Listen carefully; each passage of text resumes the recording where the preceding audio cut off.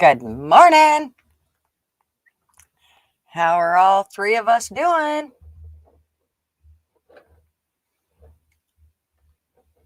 I'm, of course, trying to get all my shit together on my Friday morning as usual. Oh, there's only two of you watching. One says 3 and one says 2. Oh, and I think I sent you guys all the link. Hairback, I still don't have your email, but I think everybody knows to send it to you.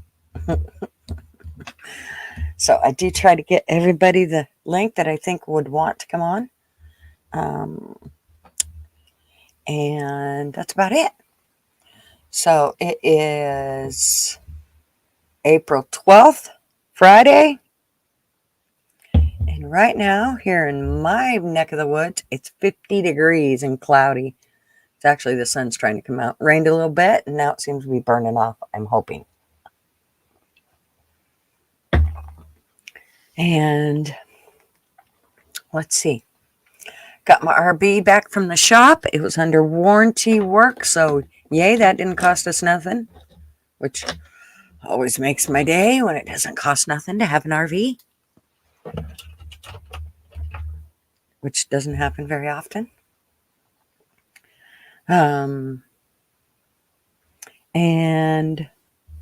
yeah, got to visit with my son this morning. So I will start by saying good morning to everybody. Looks like Kaya wins the booby prize this morning. Yay. And Hairbag is right behind her. Morning. And Captain Spaulding is right behind Hairbag. And then Arby, howdy. And Miss Mouse. And Andy. Yay. So that's who we got visiting. Good morning, all you peeps. So basically, I don't know how many here wants to hear about the news, but we'll run over a little bit of it.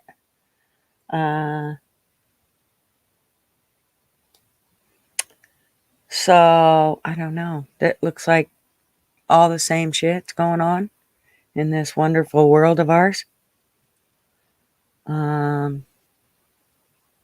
Fox News posted something regarding stay away. Iran reportedly planning to directly strike Israel. Guess we'll see how that all turns out. Mishka, how are you? I'm here. I don't see my comments from earlier. That's been happening lately. CommieTube. Yep. Ghetto CommieTube.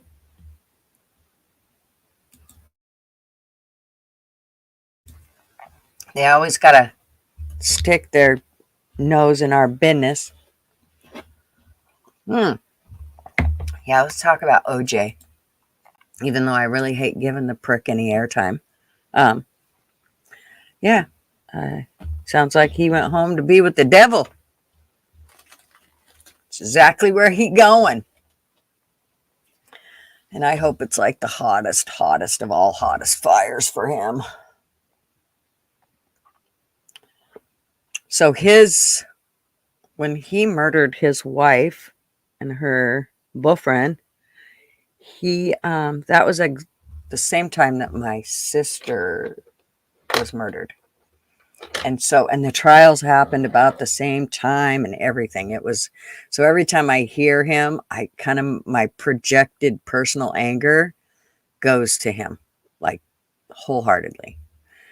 So yeah, I seen the funniest memes though. That's the other thing I was going to do, was bring up all the memes I seen yesterday. Oh my God, they had some good ones. I laughed my ass off. For you that don't like to speak ill of the dead, well, I feel that there's some that I don't mind speaking ill of the dead because they deserve it. So let me see here. I pulled up a bunch of them. They were funnier than all get out.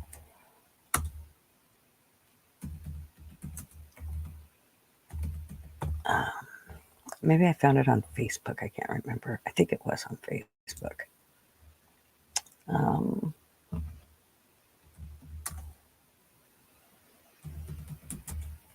Bobby had a bunch of good ones. Oh my gosh, he was making me laugh my ass off. Let's see if I can find him. Today is not the day for OJ Simpson jokes. Well, it kind of is. Okay, yeah, we're gonna have to show some of these. Look at this. That's a crack you up. Present.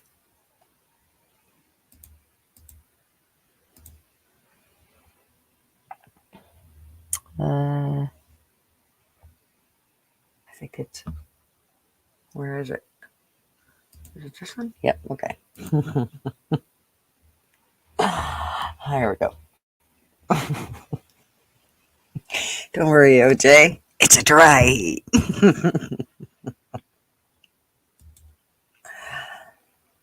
Mouse, you can come up on panel, darling, if you want to. Of course, you don't have to. No pressure. If they don't do this for OJ's procession to the funeral, that's a missed opportunity. I'm sorry. This is funny shit. Am I missing that? Okay. Let me see. What's the other ones? I thought there was more. Isn't there more? I know there's more. Okay. Wait, we'll find more. Yeah. OJ died. You're joking. I don't see him. Where is he? Are you sure? He ain't here.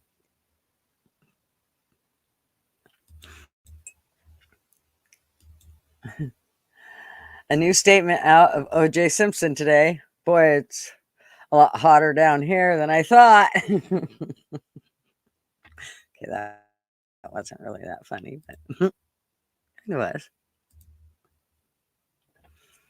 OJ was only acquitted because of Rodney King. Yeah, you're probably right. Hey, 7 watching. 6 like. Who's sleeping? No doubt. Chop chop. Hit the button. Hit the button. Good morning, Sassy.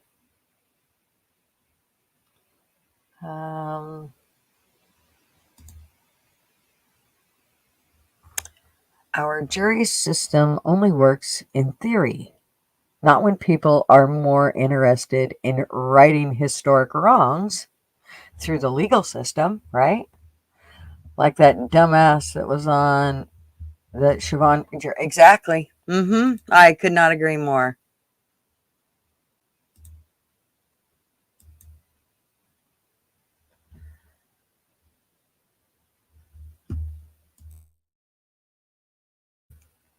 So, if any of you that I don't send links to, and you want a link so that you can come on, this goes with everybody, but especially my OGs. If you guys want a link, just let me know. And Hairbag, you too. If you want a link, if you let me know, I will email or Discord. The only thing I don't like doing is texting them because it's too much of a pain in the ass on my phone. I don't do all the shit on my phone. I'm usually on my laptop, and so it kind of makes it hard trying to do the whole copy the link bullshit. I mean, I can, and I've done it for Bobby, but it makes it a pain in the ass, and I've forgotten him, which is why now I just send it to him on Discord because I know then I won't forget him because he's in my list. So, like I said, any of you want a link, let me know. Okay, let's go on here. Right, it would be freaking legendary. I thought there was more. I know there's more.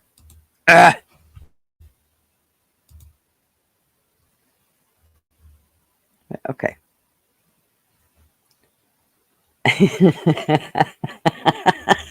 And boy, did it. Fucking Bobby was hot on this, man. He had memes flying. I should go to Bobby's page and find them all. Yeah, that's the one he killed.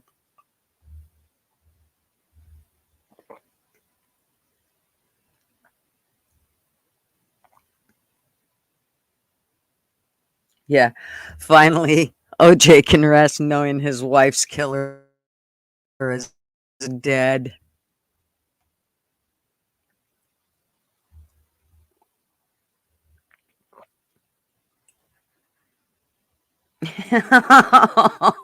That dude, I'd probably paint that rig.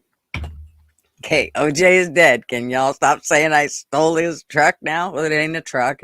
That's a fucking Bronco Blazer, but it's definitely not a truck or a pickup.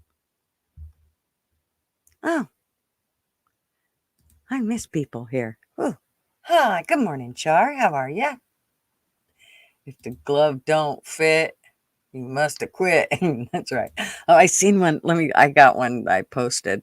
I gotta go find it. You're at work, Fly. I'm really sorry. I'll be thinking of you, but I'm glad you stopped in. So I'm awake at 4:12 a.m. Oh gosh, Kai. That's gonna make for a long day. I'm glad you're here though. I'm glad you chose to spend it with us. All of you. Oh, we got 13 coming in now. Wow. Okay. Whoever hasn't said hey, hey. um Let me see. There was a bunch more. Okay, let me take this off of here so I can go look at Bobby's because I don't want to totally.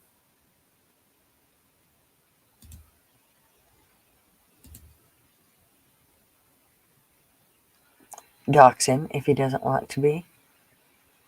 You're not upset yet. Yamaha! No worries, honey. Thanks for coming in and saying hi. Enjoy all your fun stuff I know you're digging into there. Oof. Just think, the results will be awesome, though. You're not up yet. You're laying there.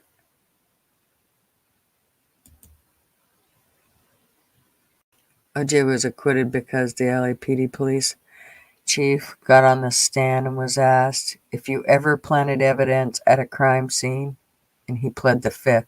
Right? You're probably right.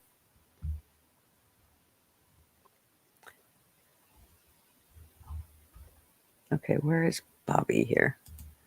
Let me find his.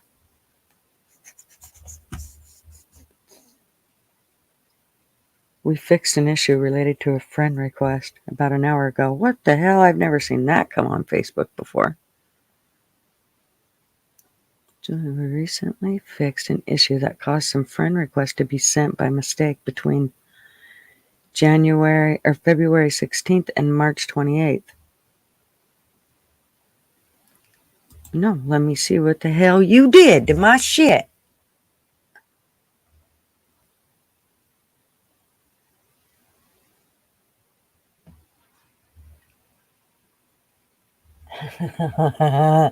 Oh, dude, my talkinese is fucking strong today, so your typinese has got nothing on me, Yama. I knew which hey you meant.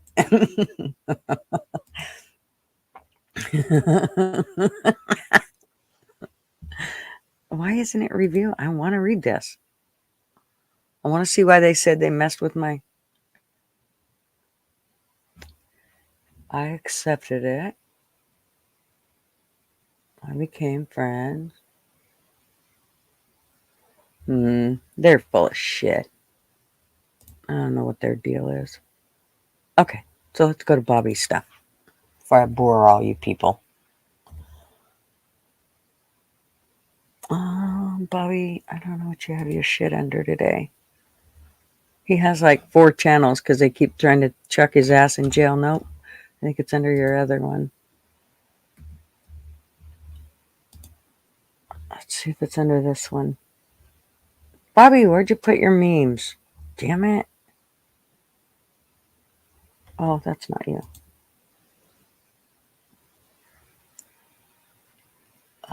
It's, what was it? There it is. You can't change your names off so far that I can't remember what the hell they are. They got to be close to Bobby. Okay, there. This was it. Okay. These are some funny ones. What'd you do with the memes, Bobby? Oh my God, slow down on the posting. Did you not post none of those in this one?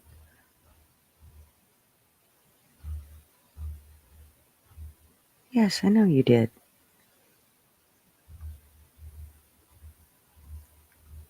Okay, here we go. Oh, this was a good one. Okay. Look it. I'm going to make it big so y'all can't see. Okay, here we go. This is good.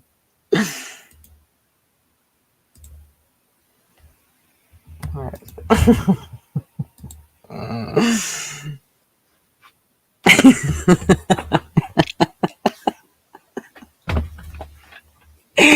If he's not Gary Disgraven, that's the missed opportunity right there.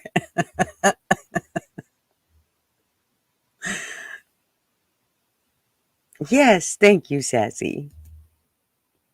Okay, this one. Which one?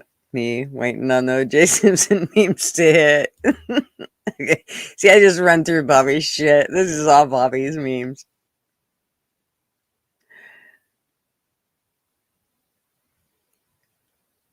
Truly amazing. O.J. Simpson's family has announced he will be buried in the same casket as the real killer of Nicole.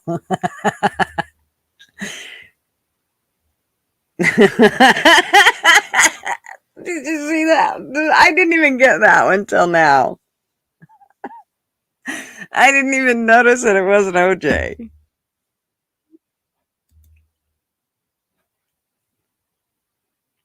Oh shit! Now we're getting into more Bobby shit. Well, authorities think.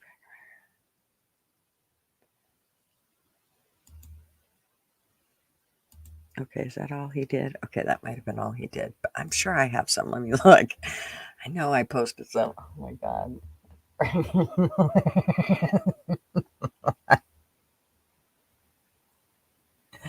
OJ did die. He did. He went home to be with his father, the devil.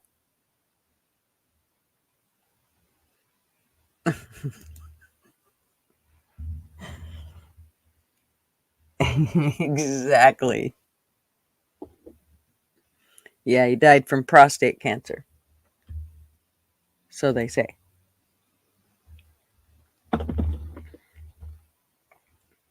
Okay, let me see which ones I've missed here.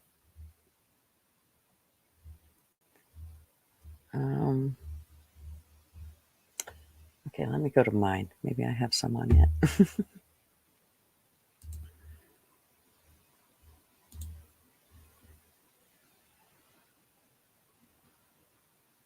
Karma then, exactly. Perfect. I mean, it took way too long. Like, way too long.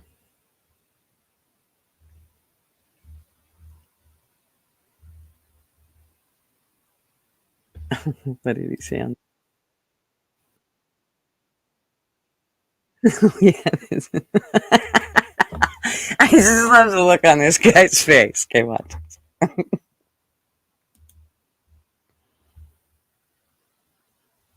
Go bigger, bitch. There, okay. Here we go.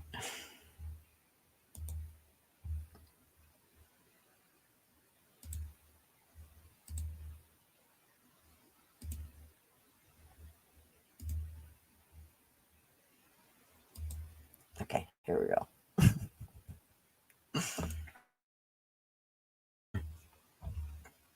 All right. Hopefully you guys can hear this. Crank it up. I know that ain't who I think it is. Wait. I know that ain't who I think it is. I know that ain't who I think it is. I know that ain't who I think it is. The devil when OJ showed up. I know that ain't who I think it is. First class in hell. I know that ain't who I think it is. Look at I know that ain't who I think it is.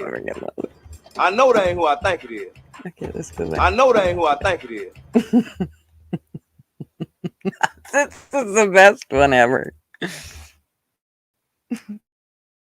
Okay. Oh, come on.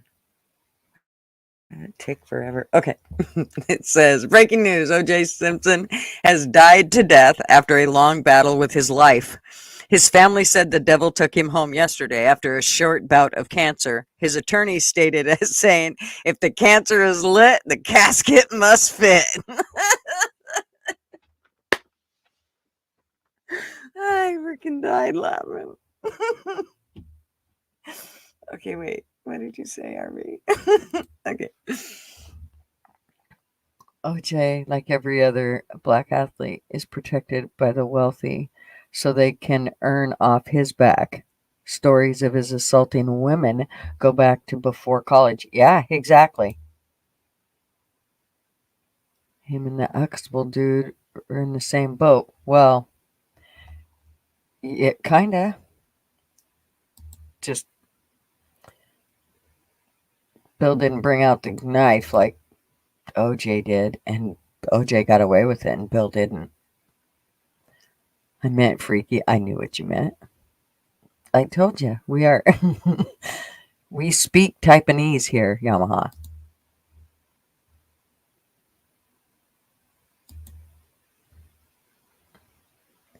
I hear it was prostate cancer that got him. Couldn't have been more fitting. I agree. Yep, I totally agree. I freaking love this one. It's fucking cracking it.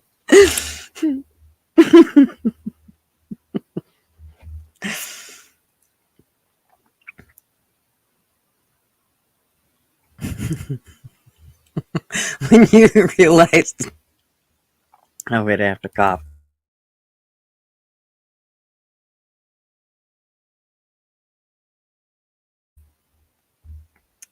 When you realize OJ was the only one raptured. You guys, can you see that one?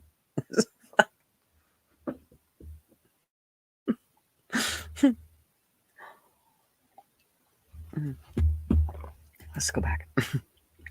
It looks like there's some funny ones here in this. Okay. So, anyways, I thought that one was good. Let's see if I posted any more. Oh, well, here's. No, but I did post this. I always have to do this just to irritate Zuckerfucker. I love this meme. Guys, watch out for the waterfall. Yeah. Give us a source. Where's your tinfoil hat? You conspiracy theorist. Mm-hmm.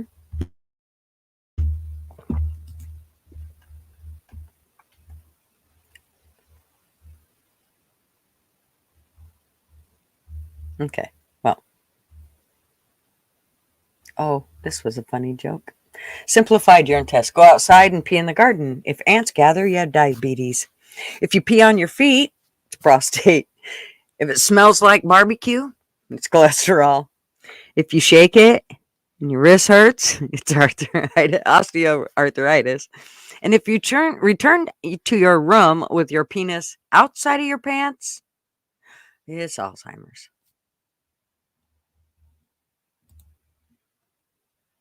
You might what? I might get up and get coffee and light a fire so the whole place is toasty warm. Yep. I used to have to do that. Now I push this little button and the pellets drop down into my stove and the stove starts. And by that time, my coffee's already made because it only takes 3 minutes in my Bun coffee maker. And then I'm sitting there in front of it, enjoying my warm fire and my hot coffee. Boy, this would scare the piss out of you, wouldn't it? Oh my god. Oh my god. Oh my God. Oh my god. Oh my God. Oh my god. Oh, dude, I'd have jumped right off the side. I don't care what was over there. I'd have took my chances.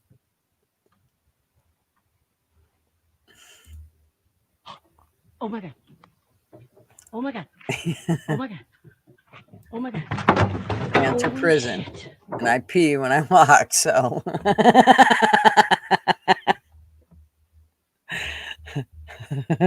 There's my granddaughter when she was little. Okay. I think that was it.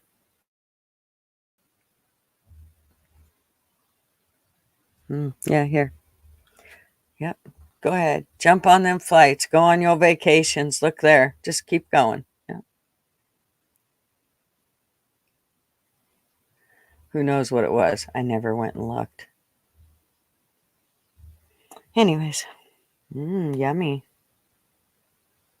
Have a tomato. Okay. I'm done. How's that? Y'all don't want to read much stupid ass Facebook anyway. So, what else do I know? He only got away with it is because prosecution didn't do their job. They never asked if those damn gloves fit or didn't fit. Oh, well, they tried to put them on. But, if you try to put on a pair of gloves where you've got your fingers spread completely out, just try to put gloves on like that. It's real easy to make gloves not fit. I know my kids used to do it all the time. And then they realized they weren't going to get to go outside, so they figured they better figure out a way to get those gloves on.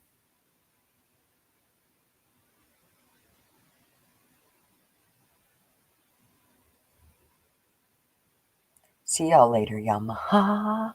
Have a great day. And keep your pants off or on or wherever. It does help, hold in anything that you might, if you don't want to pee on your toes. Leather shrink when it gets wet. Yeah.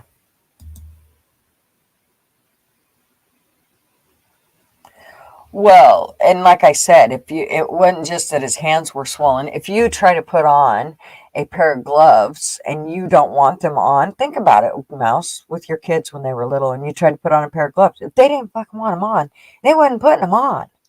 They'd just hold their hands straight out, their fingers straight out, then they didn't have to put them on. Who we peeing on? Well, nobody now. Well, Yamaha's going to pee on his feet because he ain't got no pants on. Well, I guess he'll only pee on his feet if there's a prostate issue from the sounds of it. So,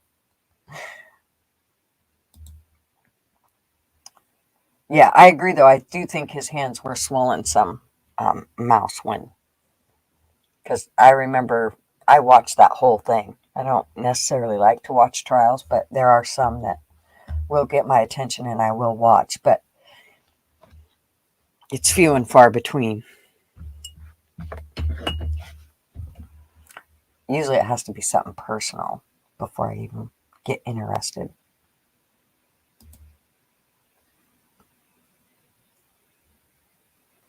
So, yeah. What else do I know?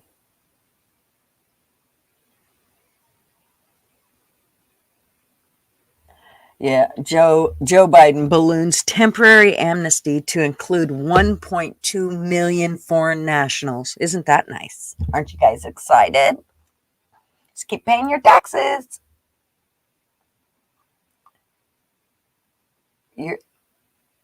I bet you're right. I bet you're exactly right, Mouse. I mean, it's so easy to do. Welcome, Pot Pot. How are ya? Glad you're here. Army Vet. What's up? Yep, coffee date.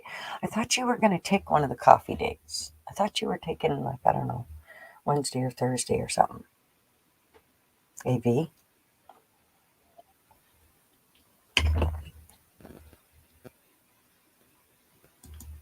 And if anybody else wants to do coffee club, and you don't have to do it early in the morning, or you can do it whatever time you want. It's like very few stipulations on why we call it the coffee club or anything like that. We just want you to hashtag. They want you to hashtag a few different places that are just like coffee clubs. I think I don't know. They're in the hashtag. They're in the description. And I can never remember them, but Mouse always does. But I copy and paste them every single time. You will lose your government clearance hanging out with y'all. Nah, it's okay. You don't want that kind of qualifications anyways. So that would mean you're on the wrong side, AV. So get your ass over here.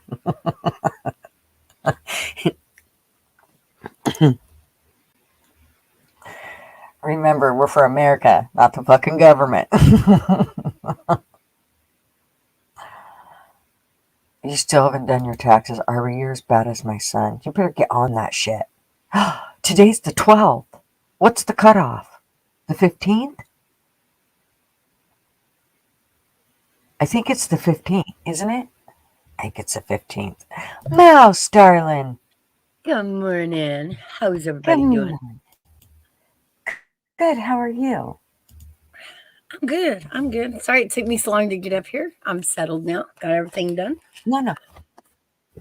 You know, you pick one day out of the week that you have to do coffee club. You shouldn't have to be obligated to do any more than that. But I love it when you come up here because it makes it much easier to. I know. Yeah, I know, right?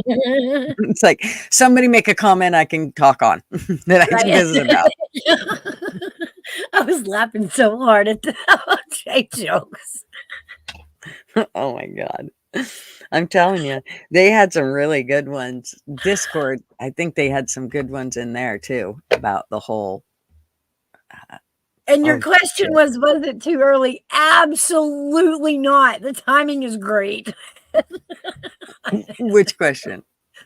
If it was too early to do OJ jokes. Oh, right, exactly. Yeah, fuck that man. Yeah, Bobby was rolling him off yesterday. Oh my gosh, he had me laughing so hard. Some of the shit he was posting. I don't know. He must have posted it on another Facebook, or maybe he posted it in Discord and I didn't realize it. But man, there was some funny shit in there. I really do like the one about because remember, guys, like he set the precedent for the slowest car chase ever. Ever. And even in today's time, if they went that slow, man, they're gonna pinch you and yank you out of that car. I think it's when everybody started to realize, really realize, especially in our age group, that the government was fucked up. Like they were really just I actually remember, staring at the TV when I was younger, going, "Wow, they gonna let him go." Like they're playing with this. And they just let him roll forever. It's like, what? And how many high-speed car chases that have they done where somebody's died, where they wanted to get this person because he ran a red light, and they'll let it go out. They'll hit him, whatever it takes to knock him out. Not OJ. He can fucking drive to China. They followed him down a 5-lane freaking highway at like 5 to 20 miles an hour, and just followed him. Didn't try to pull him over. Didn't try to block him. Just followed behind him like a weird ass parade. I remember thinking, this is so absurd. It's like he's gonna head for McDonald's. He's gonna go right through the drive-through, get his dinner. I know, right? They're just gonna let him go. They're just gonna wait on him, pull back out, get back in the road, block traffic for him to come on out. Yeah, that Rodney King thing, I remember that too. Oh Jesus. That was all in that same time frame. Oh, geez.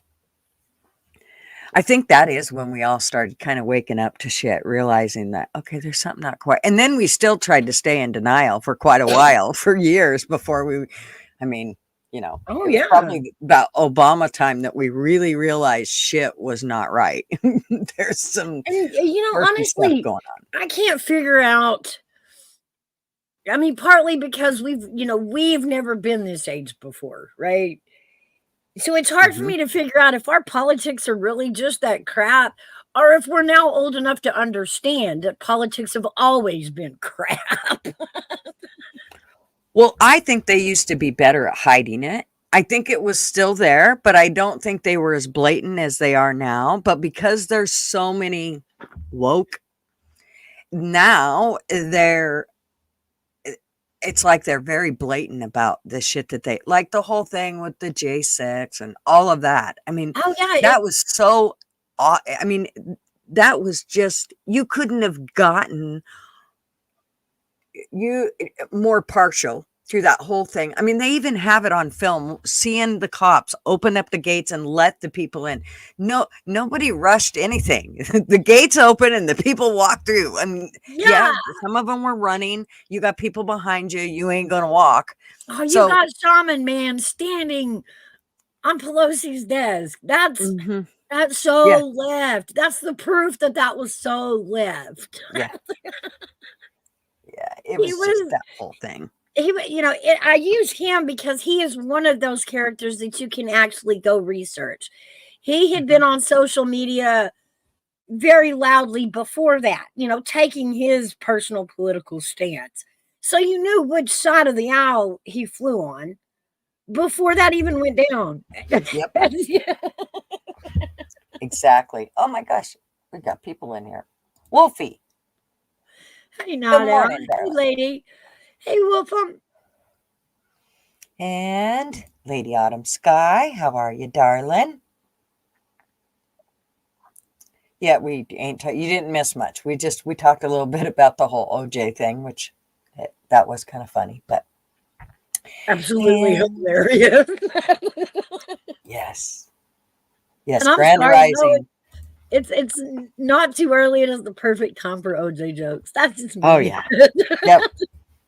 I think everybody kind of feels that way. They've been, they kind of been waiting for it to happen.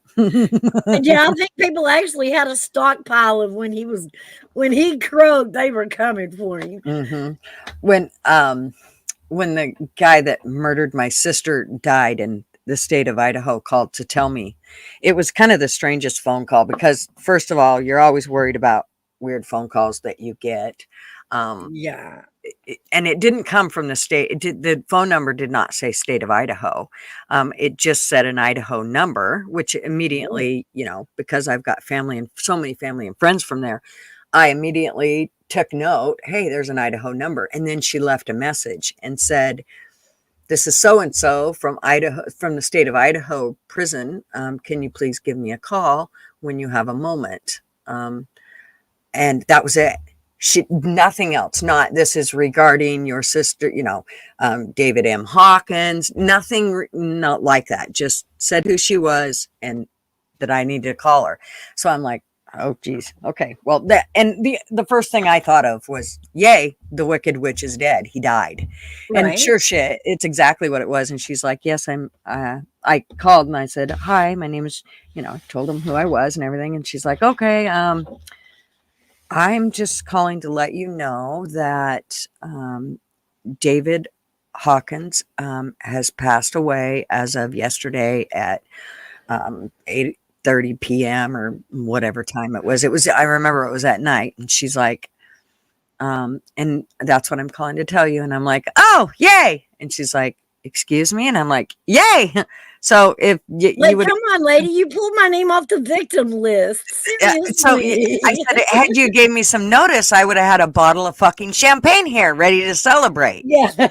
And you could tell she was totally caught off guard. I guess most people don't do that or not like that. Fuck yeah, I was excited. I couldn't wait.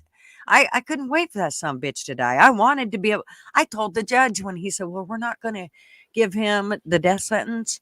We're just going to give him life in prison." I said, "Why don't you just let him out then?" Yeah, I Because can it handle it. really doesn't. I said, in all reality, it doesn't matter which side you let him on. I got enough crazies. I got enough crazy family members in prison and out of prison that it doesn't really Yeah. matter. I don't get So, needless to say, he was under lock and key until he died. I mean, like glass all the way around. Like, sounds like he was, from what my friend said, who his mom worked at the prison, and I talked with her as well. She said, yeah, he can't pick his nose without somebody seeing it. So, and it seems like that's the way he liked it. So whatever. Did it bring any kind of closure from that phone call? I wouldn't say so. It was like a moment of happiness. And then it was like, yeah, well, Leslie's still dead. And, you know, my son, my nephews were still denied their mom. And, you know, I was still denied my sister, my mom. It put my mom into the health that she ended up in. If you lose a kid, and especially one from a malicious murder like that, it can put you in a state of depression that's really hard to come out of. And I believe it was huge in my mom's health issues. So, but yeah, so it was only, it was very short-lived in that aspect. I think I would have gotten more from it if they'd have gave him the death penalty. Like if he would have really, you know, and they actually had somebody there that could have took him out. Cause let's remember that they just had one guy that they tried to take out in state of Idaho, and they couldn't seem to manage it after how many tries was it? Was it 4 or 7? I can't remember. Anyways, they tried to give this guy lethal injections. Yeah, that one. Yeah. Well, the thing about it is when you pick lethal injection, all you got to do is stop drinking water, and it's really hard to get it in the veins. But that's not saying that you can't. They save people every day that are extremely dehydrated and their veins just roll around. And so they can get in the vein in the neck and be able to administer what they need to do. These people were obviously incompetent and couldn't handle the job. Also, you know, they have the death penalty in that. The death by what do they call it? Shooting squad, whatever. They could have done that, but of course they put it in. I mean, it already passed like last year, but they haven't done anything to actually get a room ready or anything ready for this shooting squad so that they could take him out that way. And so now, has anybody actually chosen that yet? Well, I don't think so. No, I don't think so. Not yet, but you know, I mean, they put it into play a while back. It should already be ready. I mean, anything else, you know, voila, they've got it going. I mean, supposedly this whole Baltimore bridge, they're going to have it back up and going in no time at all. Well, then you ought to be able to get a shooting range together, you know, in Idaho. I mean, it shouldn't be that difficult. It's Idaho, for God's sake. Well, I've heard about it. You know, I've got into depth a little with how they would do the firing squad, and they discussed how they would I can't remember how many men. It was 7, 12, I'm not really sure, but there's a row of men, all that have a gun. Nobody knows who's got the real bullet out of the whole firing squad. Everybody takes the shot at the same time, and nobody knows who fired the God, nothing like making it like a game, huh? I'm like, why not kind of just, why aren't we loading everybody up and 7 of them putting a hole in him? It makes me think of the cup game where you put the jelly bean under one cup and there's 7 cups. Yeah. Which is the one with the jelly bean? What the fuck? It's like Just we're all stuck load on, them all up. we're all stuck on, you know, the guilt that one would carry for having the fired shot. Oh, stop it. Everybody load a bullet and take a shot. Exactly. We'll discuss. Cops do it every day. It shouldn't be that big of a deal. Right. I mean, it makes no sense to me. I don't get it. We better say hi. I forgot to say hi to Night Owl, I think. Hi, Miss Owl. How are you? Hi, Joey. And Joey? But yeah, so they've got it now that you either, you know, you boil from the inside out, or you fry from the outside in, or you just get perforated full of hose and leak everything out, you know? Right. Well, it's amazing. They have no problem doing it to people with cancer. They'll fill you full of chemo and radiation and watch you lay there and die and tell you they're helping you. But, you know, they can't seem to get this mastered with this guy. I mean, I watched my mom. She just couldn't talk before they started juicing her up with chemo and radiation. And after they juiced her up with chemo and radiation, well, then she couldn't talk and she felt like dog shit until the day she died. Yeah.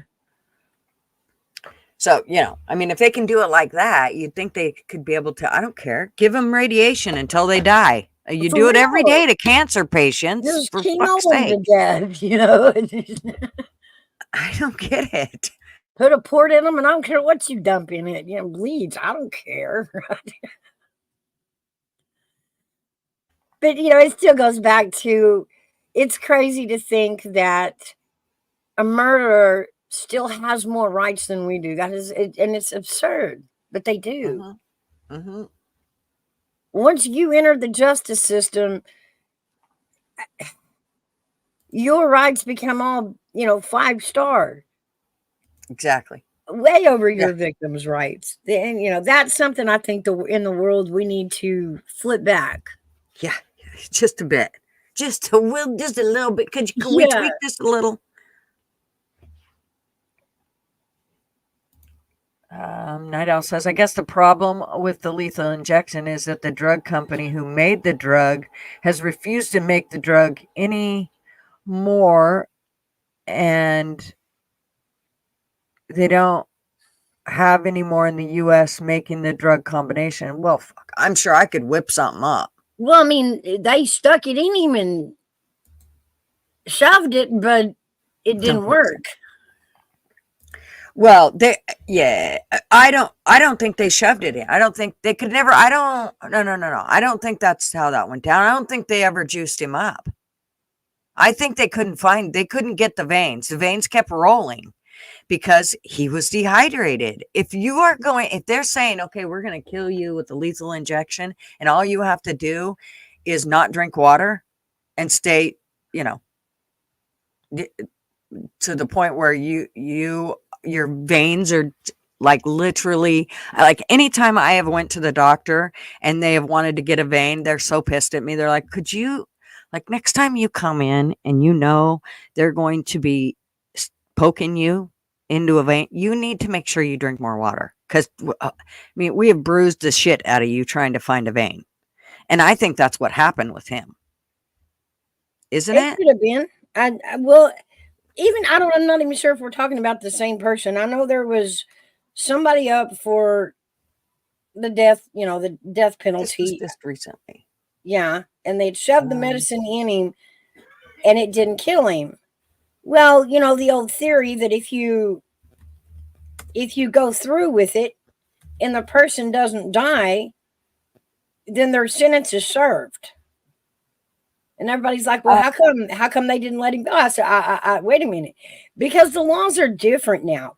When we take someone down for murder, there are a stack of charges, not just one flat murder charge, right?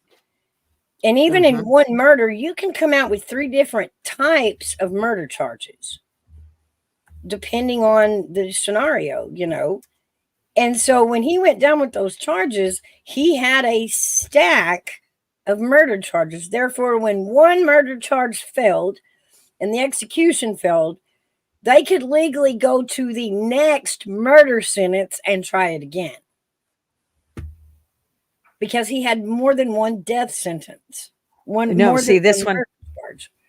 This one, his name was Thomas Eugene Creech, and Idaho halts execution by lethal injection after failure to establish intravenous line. See, his veins kept rolling.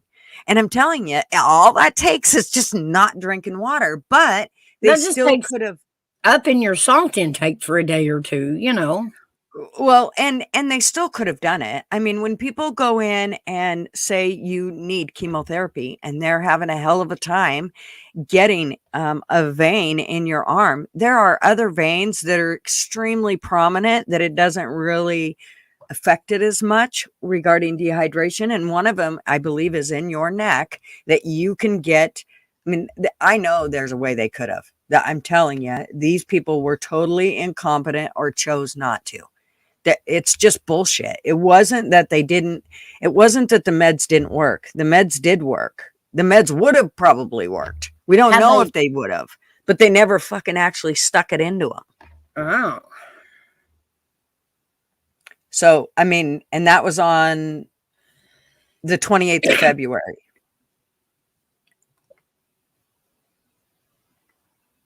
Okay. Yeah. See right here, it says he had 5 counts of first-degree murder.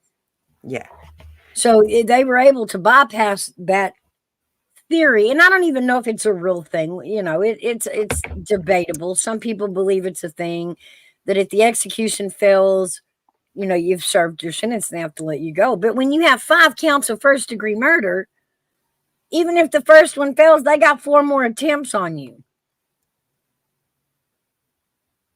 So they can go to the second charge and still use it, and on to the third, and you know they got five chances at it. Okay, well, no, here's the deal. So when you say that, it's what if you survive your execution by lethal injection or electric chair? So that's if you survive it. That's Right. if you were giving the meds, but it failed to kill you. But if they never actually got to give you the meds, then I think you're still up for your day's still coming. That's how I think that's why I think they were able to try it 5 times and not be able to get it done. And then, okay, we got to sit back and think about how we're doing this. Because, you know, we wouldn't want to hurt this poor guy. Heaven forbid, this one that, you know, murdered 5 people. We wouldn't want to hurt him. So I think that is basically, from what I read here, that seems to be what they were saying. Yeah. I was trying to see what it says. If it doesn't, because right here it says, oh, so they after 8 failed attempts. So they tried 8 times to establish an IV line.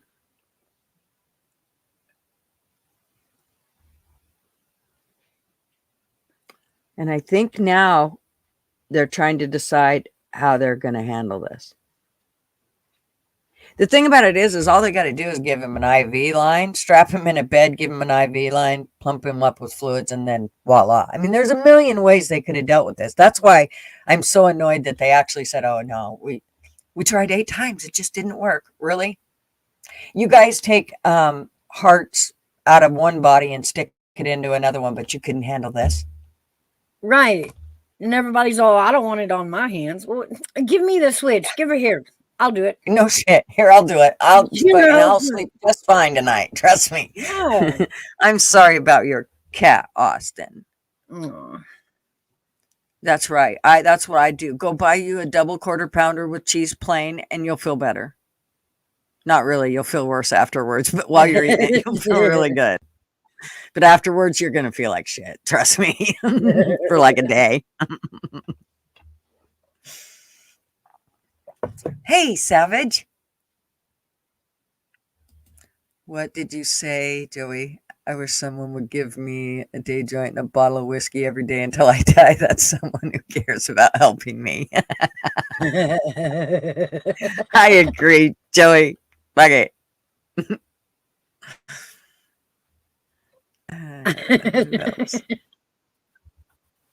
What did you say, Kai?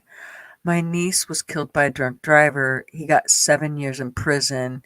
He's out living his best life now, and Emma Ford is dead. My sister and her partner separated during the grief period. Yeah, see? I mean,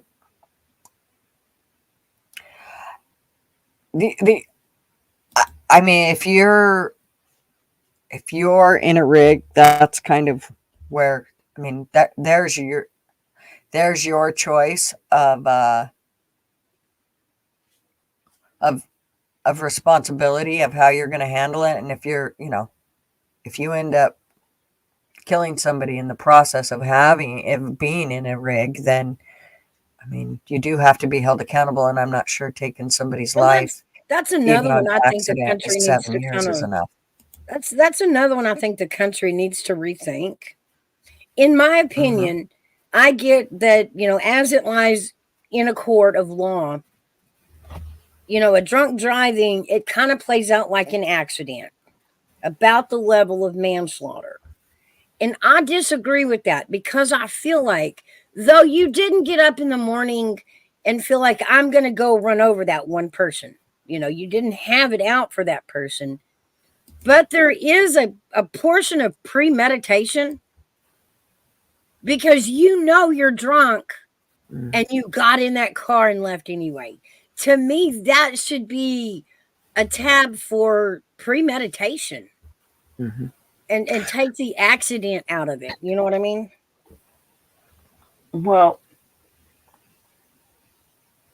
I think everybody has to be like, I am such an eye for an eye type person. Like, if my kids, like, if one kid bit the other kid, then the other kid bit the other kid back. That's just how that was. I mean, that's just how if you, and you know what? It usually only had to happen once. And then usually the kid that was biting the other kid back felt terrible. They didn't want to do it. But usually one time of doing it, and they were both humbled enough to never really go there again. They were like, yeah, that wasn't much fun. That was no fun. Yeah. I think I'll find something else to do. So, Yeah. you know, I mean, I just think that if you play it like that, for the most part, that's how I kind of raised my kids. Was, you know, if you screwed up, you usually got the same penalty as to, you know, it leveled on that same, it was on the same level. So whatever you did wrong, that's where I set that level at. And that's just, you know, I mean, no, I didn't go so far as if I caught you smoking, I didn't go get a package of cigars like my mom would have done and made you smoke packages. The whole package of cigars until you turned green and puked all over yourself. Yeah. FYI, never kept us from smoking. So obviously that didn't work. But it's kind of the same gist. It's the same. She said the drunk was her sober driver. She was 19 years old. That drunk crushed her boyfriend's legs as well. He abandoned the car and ran off. The drunk was her sober driver. Oh, which was supposed to be sober. She was 19 years old. The drunk crushed her boyfriend's legs as well. Well, you know, I actually had a niece that went through that same thing. She actually died from it.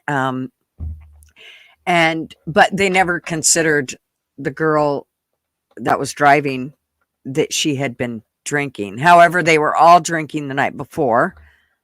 We all know that when you do that, when you drink and you're, you know, 16, 17 years old and you stay at somebody's house and you're all pie-eyed, 3 sheets to the wind, the next day when you get up, guaranteed you never slept in even an 8-hour period, and you were drunker than 10 Walson piss ants, and now you get up the next day and you get up and go drive with your friends. You're probably still not quite, you know, ready to be up and driving. However, they hit a tree and it killed her. The boy in the back was injured, and the driver wasn't injured that much. I mean, she did have a little bit of scrape, bumps and bruises, but she was fine.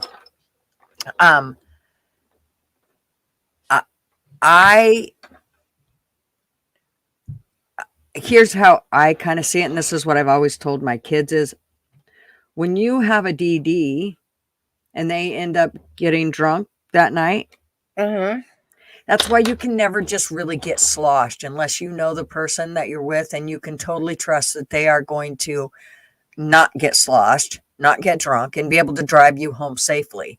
Because if you don't, and they do decide to get drunk, now you're back at square one. You better be able to handle yourself to know, I'm not getting in that rig with that drunk driver. I know I can't drive, and you're as damn near as sloshed as I am, so I'm not getting in the rig with you. Now, it's not to blame it on the one that died, by no means, but everybody does have a responsibility for their own actions. Right.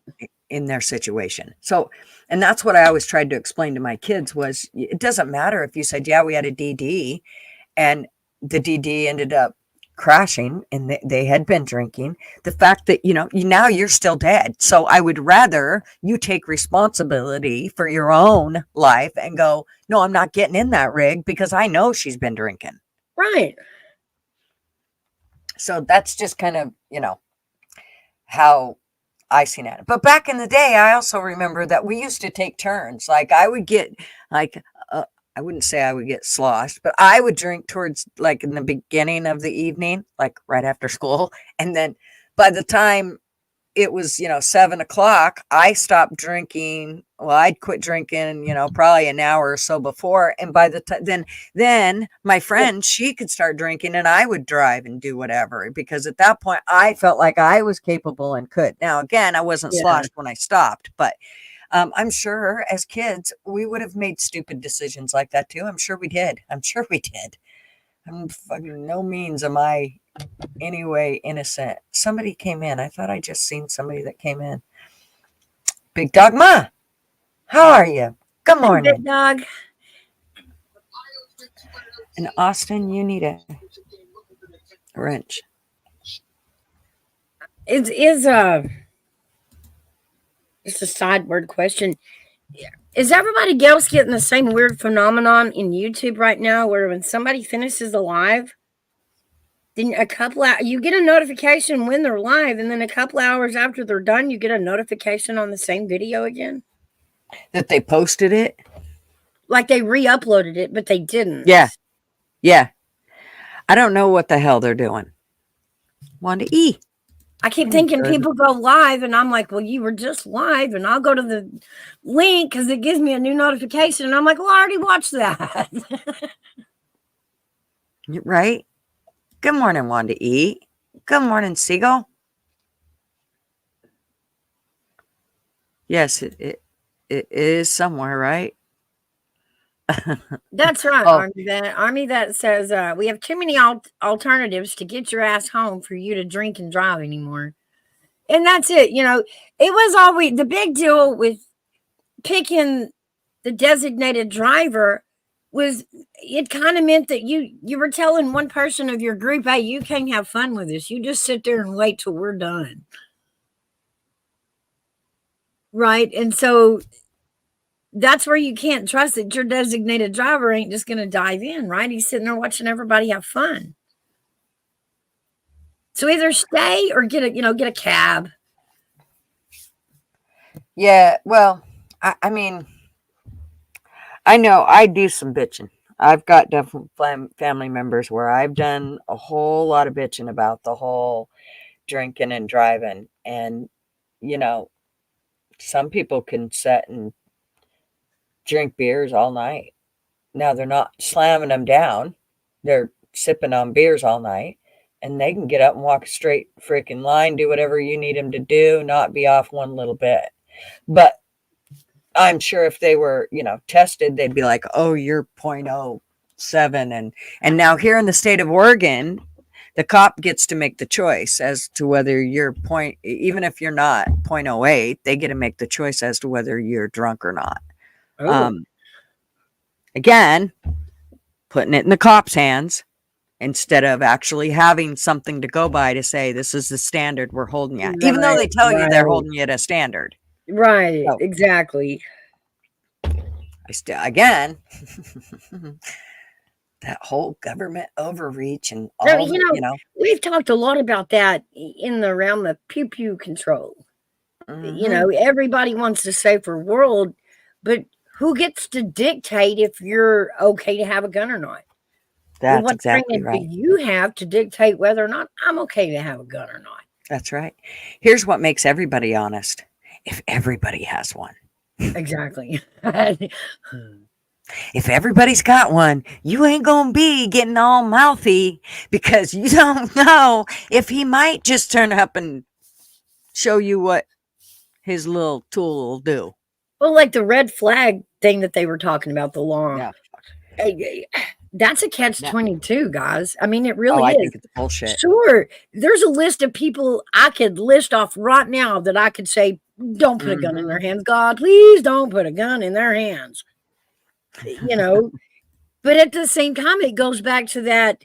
How do we decide who the person is that gets to decide? I mean, they're just as human as we are. They're just as able to make mistakes, but we're depending on their opinion of us. Mm-hmm. And so, I don't. That's the part that's kind of frustrating. And this is when I wished I really had Rick Gore here to talk about this stuff because he could, I'm telling you, he could educate you in more. He's been on both sides of the fence. He was a law officer for 30 years and he's now retired. And he can tell you both sides and it would blow you away. I think my husband left and I think he forgot his phone. He's going to be so pissed. He's at DMV. He's going to be so mad. Oh no.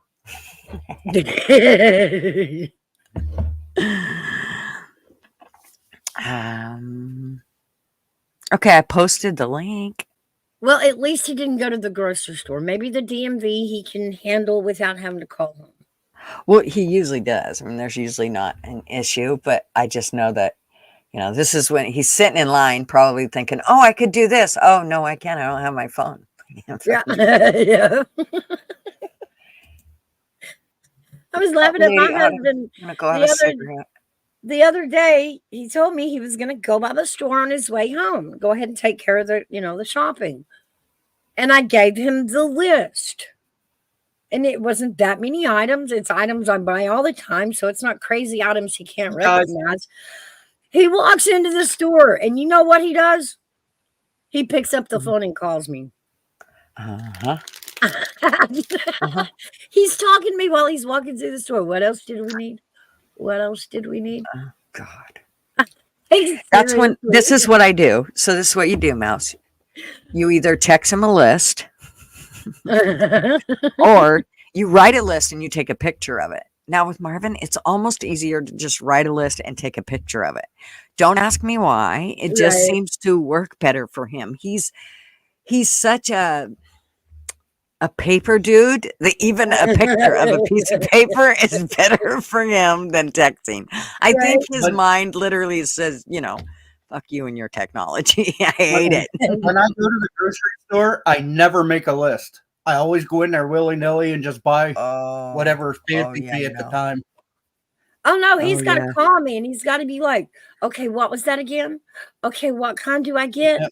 Do I get the big one? I'm seriously, dude, you watch me shop every day. You see the products I bring into our house. But at least he knows enough to call you, though, to make sure you're not going to be upset when he gets home and he didn't get the right.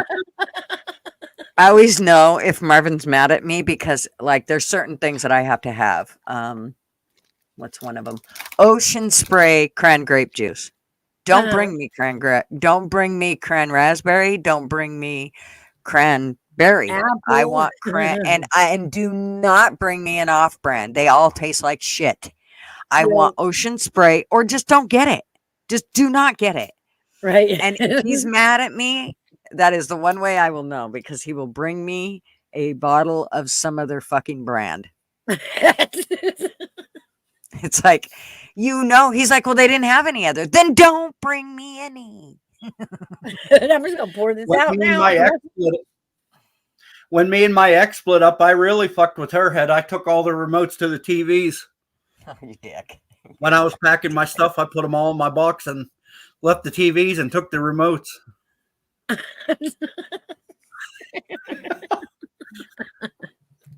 See, I've always thought that if there was ever a case like that, which there's not going to be because I'll beat him first. But if there ever was, that I would do the old trick of taking stinky fish and sticking it in the curtain rods or something and then leaving. Here, yep, you can have the house. You really want to get him hide the stinky fish in his car? Oh God! I've heard that story. I remember that story. That is amazing. Isn't that that's really getting back? That's just going. You know what? Here, yeah, you can have it. You can have it all. It's gonna smell like fish, but you can have it all. AV. I put the link up there because I know how much you wanted to talk about the Second Amendment. Let's get the FBI back in here, Army. That's right. And Wolfie, you're so right. An armed society is a polite society. That's what I try telling everybody that wants to conceal a gun. I'm like, I don't have to conceal it. I carry that motherfucker on my hip, and people see it, and they're more or less likely to fuck with you when they see that gun.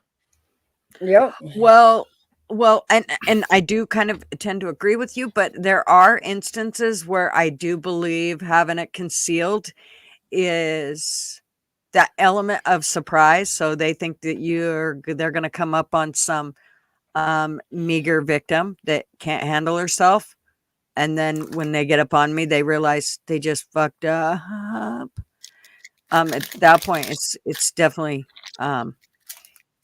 now I got the upper hand because now they're shocked and in surprise and not nearly, and I'm ready all the time. My head's on a swivel all the time while I'm putting groceries in the car, while I'm weeding my garden, while I'm watching my grandson ride his bike. I don't give a shit what it's doing. My head's on a swivel 24/7 all the time. Yep. Yep. And I never take it off. Have you guys tried the new Coke?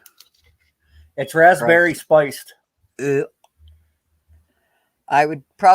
use that to clean my toilet with, but that's about all I had to use Coke for. I can't do Coke. I'm a Pepsi person. Yummy. Far better than Pepsi. Oh no, I can't. It tastes like it tastes like rust to me. What did Lady Autumn Sky say? My first boyfriend, we lived together, and when I left him, I took the wires to his PlayStation. Yeah, see, I do shit. I'd do something like that in a heartbeat. You bet your sweet ass I would. Hairbag, come up.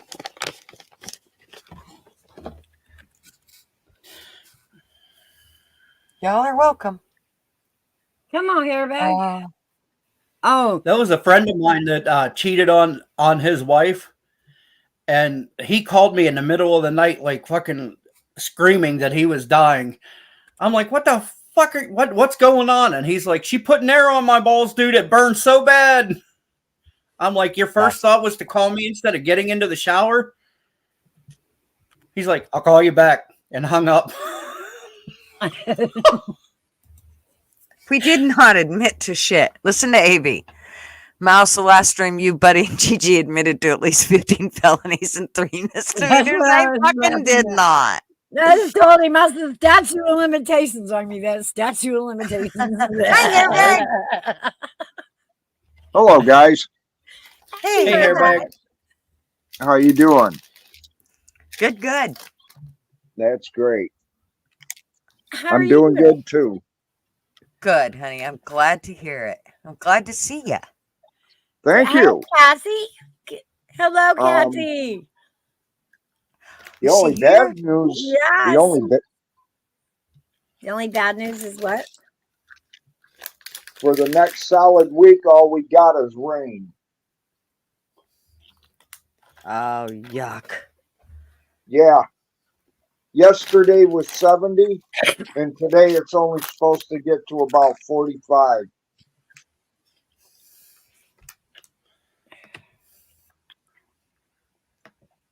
Yeah, yuck. No, it's 52 here, partly sunny, but I'm telling you, I think it's warmer than that right here at my house. It says that on my computer, but I think it's warmer. It's gorgeous out. Yeah, It's 55 and windy. It is. Hold on, I'll tell you the temperature here in a second as soon as I can get this stupid. There it goes. It is 50 here and raining. Oh, yuck. It's 55 and windy here. I just need the sun to come out for one day tomorrow, please. If anybody can help me with that, please. Hook me up with the weather, dude. I don't know. I'm glad Kat's here. Yay. Is it windy there too, Kathy? Seems like the wind is blowing all night here. Mouse, I didn't see that till now. Statute of limitation.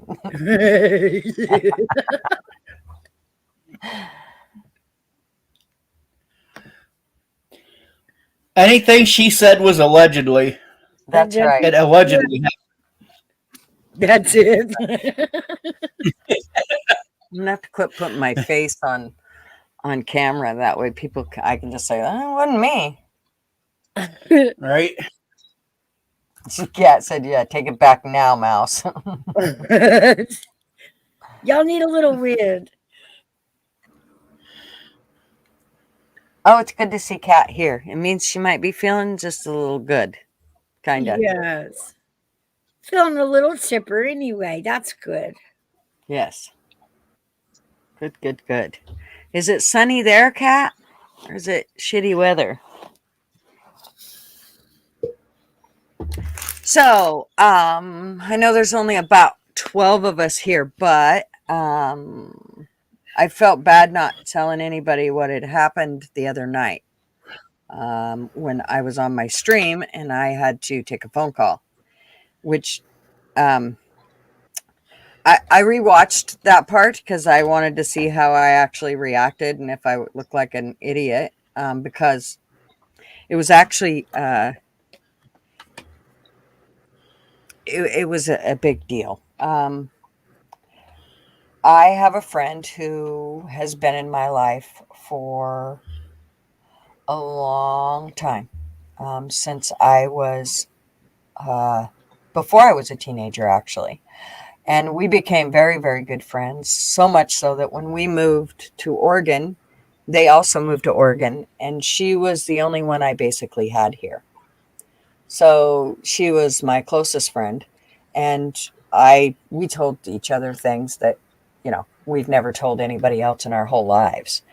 And she had COPD and Crohn's disease. And she was very unhealthy. And she died on Monday night with her son by her side, by herself. Oh, I'm so And sorry. so that was the phone call. Yeah. So I'm dealing with it. I held it together, and here's how I held it together. My daughter was like, "Mom, you didn't get off your live after that?" And I was like, "No, and here's how I handled that, because trust me, inside I was just bleh. I had to take a second. Thank God I had turned my cam off, and I took a second, kind of did a few deep breaths, and then told myself, you got about 3 hours, and then you can let loose and do whatever you need to do. But you need to hold your shit together for about 3 hours. So get back on screen and get her done." So I did. And that's how I did that. And I probably only am able to do that because I worked in a facility where even though your favoriteest resident died and you loved her like your grandma, when she died, you still had 70 residents to take care of, and you had to do it. So you just figure out a way to get through it until the end of the night or end of the day. And then you go home and you bawl all the way home. And then when you get home, you play it good because now your kids are there and you can't let them see you crying. So you had your, 20 minutes of crying on the way home, and that's all you're going to get until you go to bed that night when you can actually bawl and get it out of your system. And then, so, but let me just say that she's in a way better place. So, here's to Jackie and to her feeling much better than she did for many, many years. I mean, she was sick I was counting it back, and I think it was about 14 years that she had been in pain. So, and in a lot of pain. Her stomach hurt nonstop. So, yeah. Sorry for your loss, Gigi. Thank you. Yeah, I'm sorry for your loss. Oh, very. But I just wanted everybody to know, because I know they seen me on there and they were like, "What the hell?" Okay. She just kind of, said, "Oh, it's fine. It's, it ain't good, but it's all right." And I just kind of blew it off. But thank you all very much. But I did want you guys to know, and that way you weren't totally lost as to, I feel like I let you guys in on a lot of my stuff. And if I don't let you in, I only let you in on the good, you're going to think I'm fake. So, I do have bad shit that goes on in my life, just like I know everybody else does. So, Well, Buddy's hell, here. we all do. That's right.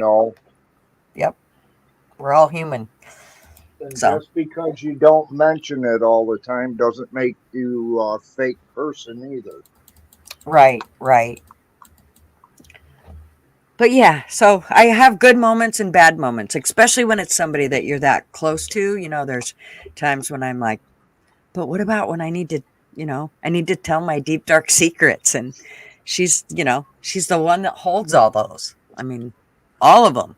She went through my mom dying, my mom's cancer, my helping with my kids, you name it. I mean, that's their Aunt Jackie. So yeah, but we're doing okay. Like I said, the only reason I'm probably doing as good as I am is because I knew this was the best thing for her. She needed to go, even though it's the worst thing for the rest of us. She needed to. Yeah, one of my So best friends died also. So I'm I know sorry. what you mean. Yeah, it's definitely a rough one. Oh, and on top of all of that, her birthday was on the 10th. So it was the day after the phone call. So the day after my live was her birthday, and she died the day before my live. So the night before my live. So yeah. Her son had felt bad. He said, I didn't want to call you last night. I didn't want to wake you up. And then I was, today I was trying to get get everything dealt with. She don't want funeral arrangements. So, but I still have to, she wanted me to decide whether, she was cremated or not, or how I was going to deal with that. And so, he's addressing that. He's an only child. So, he's doing it all on his own. And I told him, you know where I'm at, and when you need me, and if you need me, I'm here for whatever you need me for. So, yeah. So there. But I know she's watching over me. She is. You're so right, Kat. She is watching over me. She's here, and she's probably here more now than she was before. Because, what was really weird was she had kind of cut me off here towards the end, and I think it was her way of getting me ready for what she knew. Was to come. So like I would call her and she wouldn't call me back, or I would text her and she wouldn't call me back. Now, granted, this woman was in an extreme amount of pain, and she probably didn't feel up to it much. She probably didn't want to answer the phone. So, but I always wanted her to know that I was there and I was thinking of her. And so the only way for me to do that was to give her a phone call or a text and, let her know that I loved her and I was thinking of her and she needed me. I was here. So, but that was about all I could do because she kind of blocked us out. Even when I wanted her to see my grandson. And so my son went to Idaho and he took my grandson, and she didn't answer the door the day that he went. And then when he went back, she was gone that day. And so she never got to meet her great nephew that she wanted to meet so much. But I know it was because she was sick and she didn't want him to see her like that. And she didn't want him to remember her that way. So, and she also did the same thing with my daughter and my niece. So, but I do believe it was, I know. So there's a piece of me that's very frustrated with it, but I totally understand what she was. I mean, a lot of people would say she was being selfish, but really that takes a lot to keep everybody out so that they don't have to deal with seeing you in the situation that you're in every day, and you lose all that support in that process. So that can't be easy. So, but like I said, I know she's in a better place. She's with her mama. And she's doing much better now. Everything's back to where it should be. And I'm glad for her. So we can move on and talk about good things now because it's Friday and she would not want me bringing everybody down in the process. That's right. She would want you to be happy still. She doesn't want to be the reason you're sad. That's right. She doesn't. And she knows I bawl and I go, I've already bitched her out like 4 or 5 times. And, but that's just how we was with each other on a regular basis. I mean, that's how we were with each other. Well, that's how friends get to be friends. They're not fake with each other. I had a friend in a similar situation. She was diagnosed with Crohn's. But before she was diagnosed with Crohn's, she had her gallbladder removed. Mm-hmm. Which really compounded the Crohn's disease. And but it's funny though. She used to go around and she would say something to me that would just always make me laugh. And she would always tell me, "Ka, you're so country," and she would laugh. Well, she passed away, and I remember thinking that's the one thing I'm gonna miss the most is hearing her tell me that, because she always gave that laugh after it, right? Yeah. But I have a story. I hear that. It's so funny that now around the streets, Kathy will say that sometimes, and it just makes me smile because I remember my friends saying it's like, well, I do get to hear it again. You know what I mean? It's her words. It's maybe not her mouth, but it's still her words. I still hear, like, I can hear my mom giggle in the background. Just certain things. If I do something stupid, I will hear my mom say, "Well, you goddamn half-wit. What the hell are you?" Every time. That was one of her favorite lines. My grandma's too. "You goddamn half-wit." And so that or numbnuts. That was another one they always called us. "You fucking numbnuts." I can't remember the story I was going to tell now. Oh, I know what it was. So when Jackie and I were younger, we would, of course, go out and party, and we didn't drink tons. Neither one of us did, but every now and then we would get stoned. Well, one time we were still, she was of age. I was still a teenager, and she was 3 years older than I was. So, we went home to my house, to my mom's house, and I had a twin bed, and we didn't want to sleep in that. We wanted to sleep with my mom, and she had a great big fucking California King water bed. And this fucker was huge, and it was so warm in there, and it was, cold that night, and we all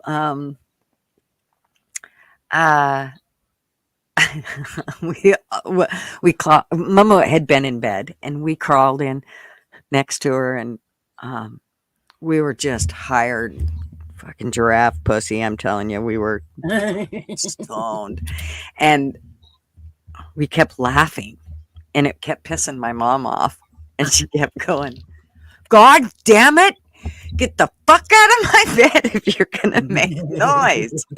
And so we wouldn't make noise, but when you laugh in a waterbed, it shakes. And so we were quiet as a mouse, but the bed was moving, and she was so fucking mad at us.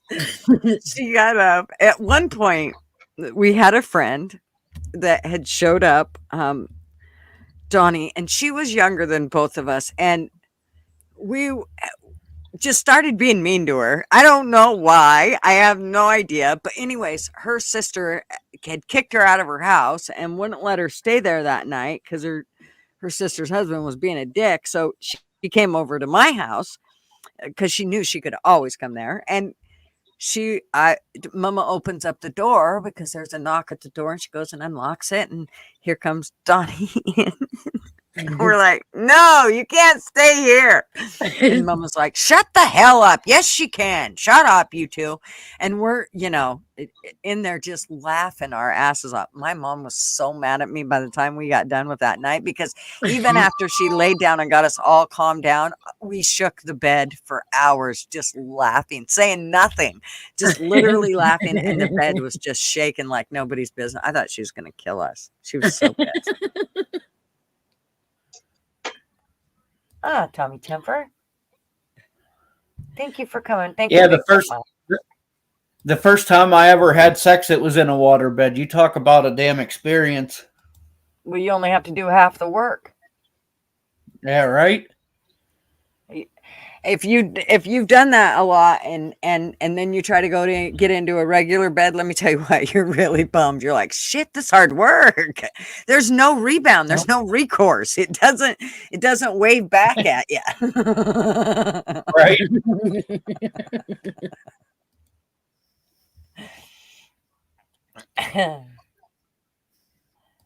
What, Tommy?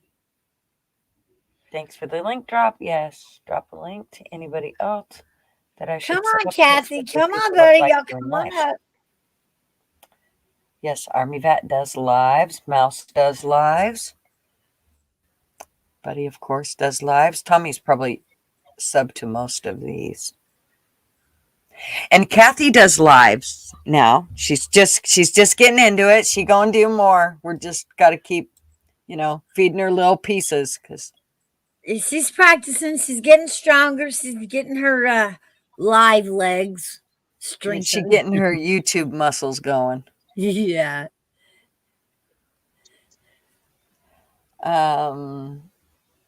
Did you put Cat down already, honey? I think so. Yeah.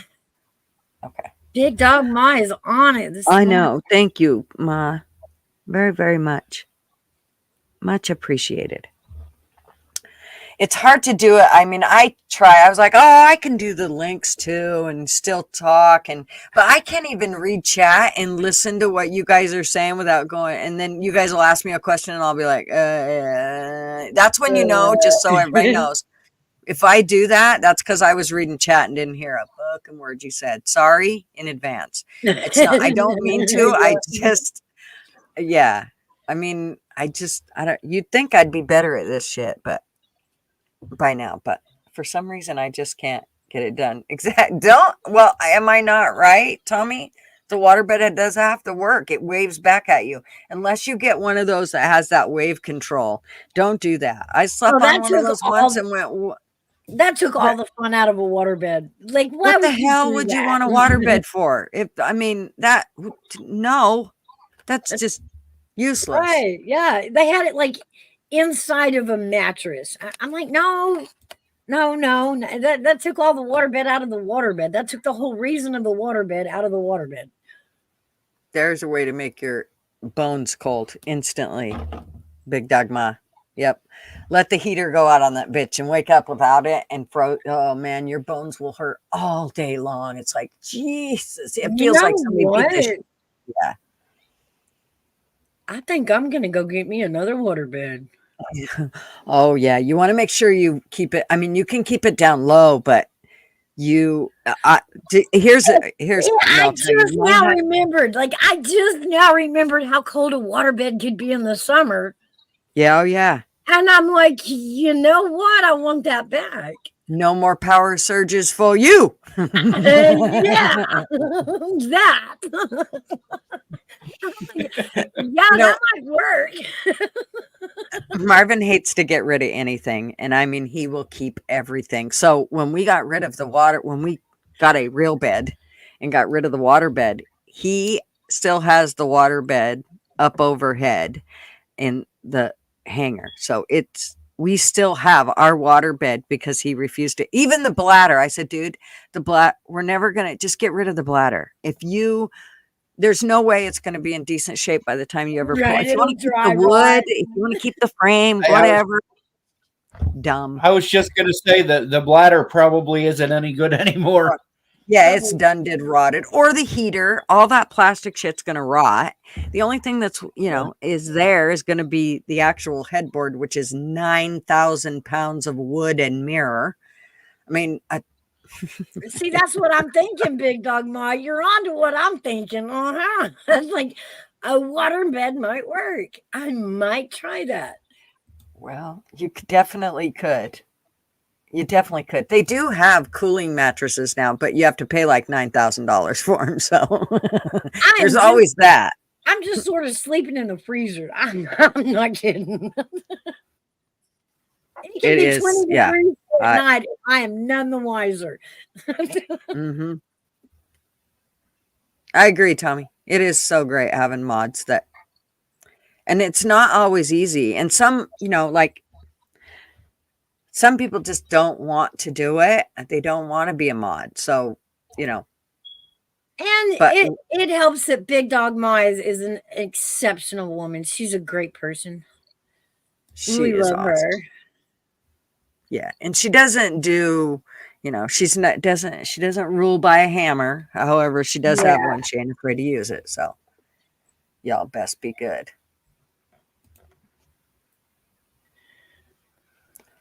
You got a cooling mattress cover and you love it, Night Owl? Okay, Austin, we'll be here. Maybe I'll look into that. It might be. I mean, I'm telling you, a waterbed. That's a lot of work. It's a lot of work to set up, and then, remember. oh, yeah, it's a lot of work. Well, you know how it is being married. There, and sleeping in the same, close quarter bed. There's always a way you keep each other awake and miserable, right? I'll just be honest. But you go through this phase where you keep each other awake, tossing and turning, or so you try to get a bed that doesn't have motion, right? And that was the reason we got rid of the water bed, was because if he got up in the middle You of the move. night, Yes. yeah, I flew off that water bed Oh, a couple of times well- because I was little. Actually, when Sean was a baby, he was a newborn. I shit you not, about 3 weeks old. Marvin came home and he was in bed because he worked graveyards, and he was in bed and Sean was laying on one side of the bed and Marvin was in the middle laying with him. And I come over and got on the bed and Sean popped off the bed and onto the floor. He was only 3 weeks old. Poor kid. Jesus, I thought I killed him. He was fine, but oh my gosh. Poor kid. That's what I said. I was small, and Mhm. just him getting up or in or out of the bed would fling me into the closet wall if I wasn't careful. Yeah. And that was the discussion, time to get rid of the waterbed. Mhm. And we got a mattress, and then it was a fight over the covers. So Mine was, I couldn't handle being cold. It pissed me off. So then I had to get electric blanket, and then, then we went through the whole thing of, well, you left the electric blanket on all night. Yeah, I like to be warm all night. Thanks. That was when I was super scrawny and never had a power surge in my life. we compromised, and we both went and got the exact same blankets, but there's 2 blankets on the bed. One on his side and one on mine. Well, we had one with the dual things, but he still would get irritated because he knew it was on, and yeah, he'd just get irritated. So, but Kathy, I see you talked about the big beanbag chair. So, anybody buying a big beanbag chair? So I bought 3 of them, just so you know. 2 of them were smaller, and they were for my grandkids, and then I bought a huge one for my son for his birthday. But here's the deal: when you buy them, you get the cover. That usually is somewhere around $60-$70 if you buy the great big one, and you're like, oh, that's a hell of a deal. Oh yeah. Well, now you got to buy all the stuffing, and you think, okay, I'll buy like 6 bags of stuffing. That should be enough. Right. Not even close. Oh, don't forget about the part where if it's the styrofoam beads. No, after about a year of sitting on them, those things flatten, and so your whole bag looks deflated. Don't do those. Just go for the foam, just like the memory foam stuff. They cut it up and you get it in the bags, and that's what you put in there. But here's the deal: if you buy it off Amazon, you'll see ones that'll say $300 for this beanbag chair. Buy that one. It comes with the stuffing, all the stuffing you need. I'm telling you that I bought one in December, and I am still trying to order enough stuffing to stick in it to fill it up. Because if you don't, what happens is it wants to flatten out, and then it's way bigger than you anticipated because it doesn't stand up like it's supposed to. It's all flattened out because you don't have enough stuffing in it. So I'm telling you that I think I'm on 12 bags of stuffing, and it's not full yet. And those bags of stuffing come by 5-pound bags, and each one costs about $20 a piece. So get ready to spend some bucks. That's why I say you're better off to buy it already stuffed. They'll send you all the stuffing you need. I'm sure it's cheaper that way. I don't know. At some point, I think I'd give up and fill it full of sand. Oh. Well, my daughter-in-law was not happy. She's like, now I have this great big thing that wants to lay in the middle of my living room because it's not full enough. I'm like, I know. Just give me time. My bank account can only buy so many of those fucking things. I don't know, Kathy. The thought of doing that memory foam in it, like Gigi just suggested, I think that might be a good idea. Oh, you want the memory foam. You don't want those bubbles. Once you lay on it, I'm telling you, it is the best thing to lay on, Cat. You just have to you just got to do it the right way. Don't think you're going to buy the $67 cover and then buy a few bags and go, there we go, looky. Woo-hoo. No, it ain't. I'm telling you, it's an investment. Right. And did I just see Mr. Bobby Bacalino in the house? You got your coffee. Well, get up here. Bobby? Hey, Bobby. Where is he? Did he leave? Yes, ma'am. You still with us, Damn it, Herb? Bobby. And the hairbag's here. Isn't he? Yeah, I'm here. Okay, just checking on you. You're Yeah, working I'm just at the making moment. a couple ham and cheese grilled sandwiches. Oh, is it lunchtime? It is for me. Good for you. Did you guys see the new trailer for The Joker 2? No. Lady Gaga is playing Harley Quinn. Oh. Oh. Well, I mean, Yeah. that's still better than the fact that Pauly Shore does a really good Richard Simmons now. Yeah. Yeah, like I'm sorry. Who I'm would have such a ever- visual person. That I whole know, visual. who would have ever thought that? But now that they want to do that movie, and Pauly Shore's doing his own YouTube thing now, or he's trying.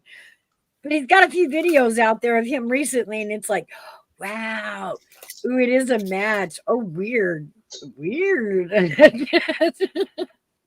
The Pauly Shore can play Richard Simmons.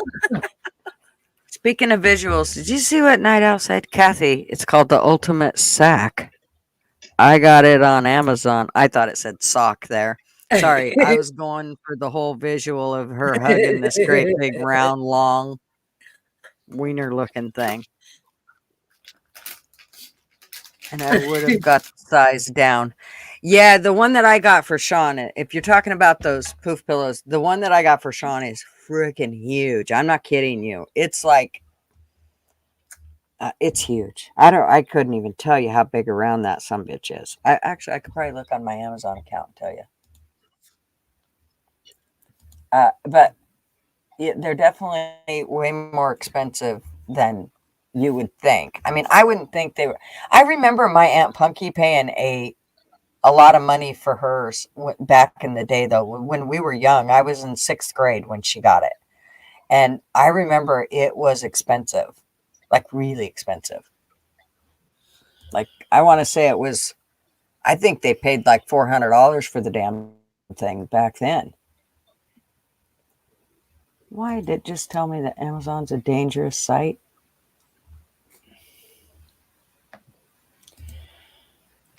What do you mean? I don't know. I just went to one site and it said it was a. I always just click Amazon. I don't do the whole link. I just go in and, Google Amazon and click on it, and it takes me up to mine. But it just told me when I clicked on the site, it said it was a dangerous site. Really? That's weird. Go use your regular link to get in. It may have been a false link. Maybe. What does that say? Big Dog. How come that comment thing won't go away? Everything keeps jumping. Yeah, StreamYard's being weird. YouTube's being weird. Have you noticed the new layout kind of in StreamYard? Yes, up the top where they changed all that. And yeah. I haven't stopped. Yeah, looking they have at pictures. They have a giant beanbag chair. It includes the memory foam. It's 5 feet and it's $169. I can sacrifice Does it it say? once. Does it say how much comes with it? It doesn't say. It just says giant beanbag chair for adults and kids, soft bean bag bed with luxurious short hair rabbit velvet and high resilience memory foam. Beanbag sofa removable adult plush lazy sofa 5 feet. Oh, it's a whole sofa. Yeah, this Well, thing the is huge. sofa. Well, see, Sean's is that's Sean's. Let me see if I can find his.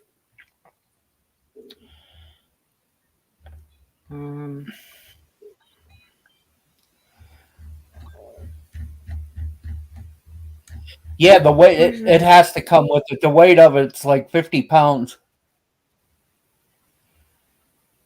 And it's Yeah. got 5 out of 5 stars. So Yeah, Yeah, and that is probably the way to buy it because I'm telling you, Yeah. the other way is the biggest pain in the ass.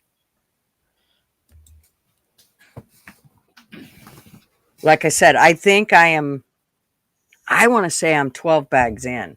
Maybe it's only 10, but I think I'm 12 bags in. At and 5 pounds a piece. you can get the medium one that's like 4 feet and it is $109.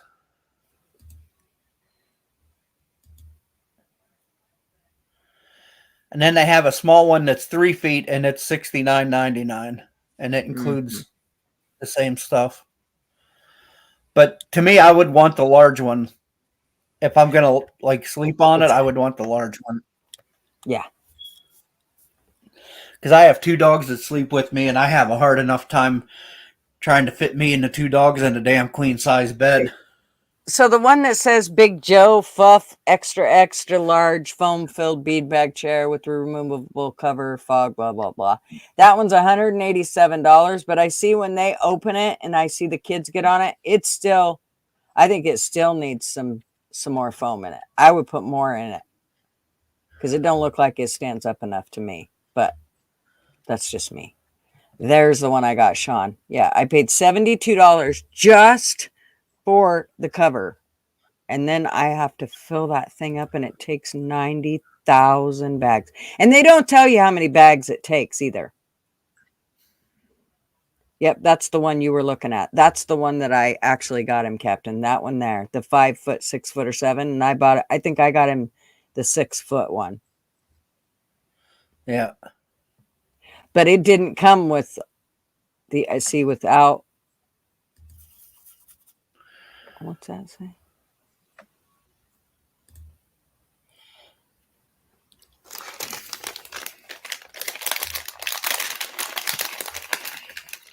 They are super cool though. I'm telling you what, when you lay in that thing, it is so nice that the material that's on the outside, oh, it's so nice. It is really nice.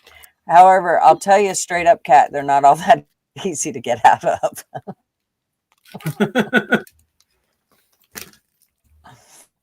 I mean, you roll out.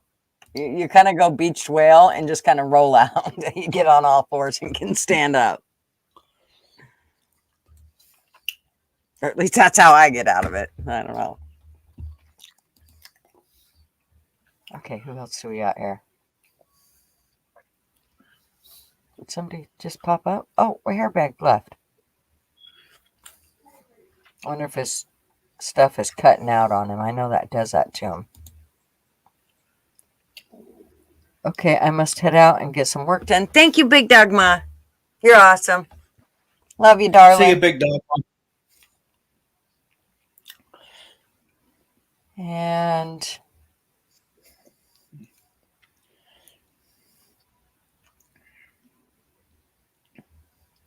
yeah, I'll bet. Every time you say Dave, I always think it's like your boyfriend or something. Al. And I realize, oh yeah, that's the dog.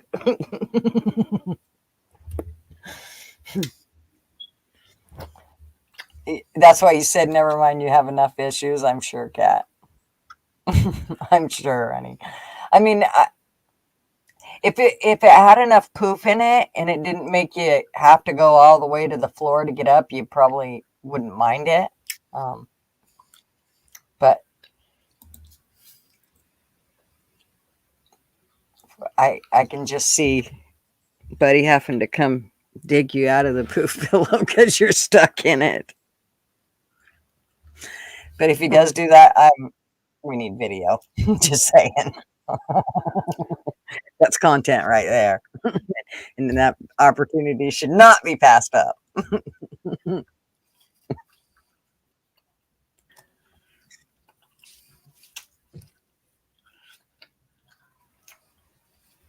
What else?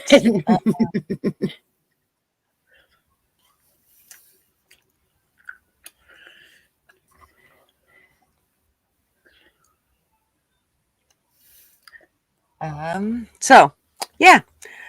What else do we got? I see Buddy was on this morning. I don't know what he was doing. I was trying to figure it out, but I didn't have enough time to watch it all, so I had to go. There was a friend of mine on Facebook asked me if I thought O.J. Simpson was guilty. I'm like, he wrote a fucking book called If I Did It. I think that pretty much proves his guilt. Well, I didn't realize that we were not all on board with that. Like, I thought the world was on board with, yeah, we know he did it now. Like, Right.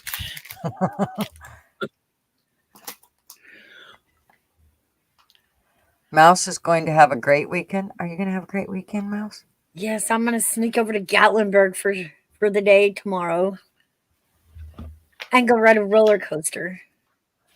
Oh, I used to live wow. in Tennessee. Do what? I used to live in Tennessee, right below Gatlinburg. I live just a little east of it. But yeah, we're gonna go up there. Yep. There's a roller coaster that's it's not like, you know, a theme park roller coaster. It's on the ground and kind of stretched along the land, and it's one car at a time, and you drive your own car on it. You can make it go faster or slower. You can control the speed, and it stretches out about a mile. So I'm gonna go see if we can hop on that for a little while. Check it out.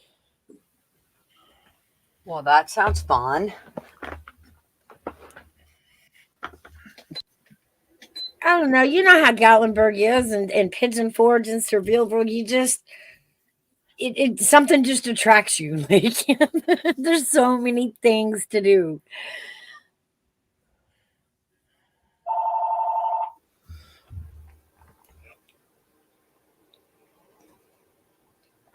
I have never been there. I've only been to Nashville.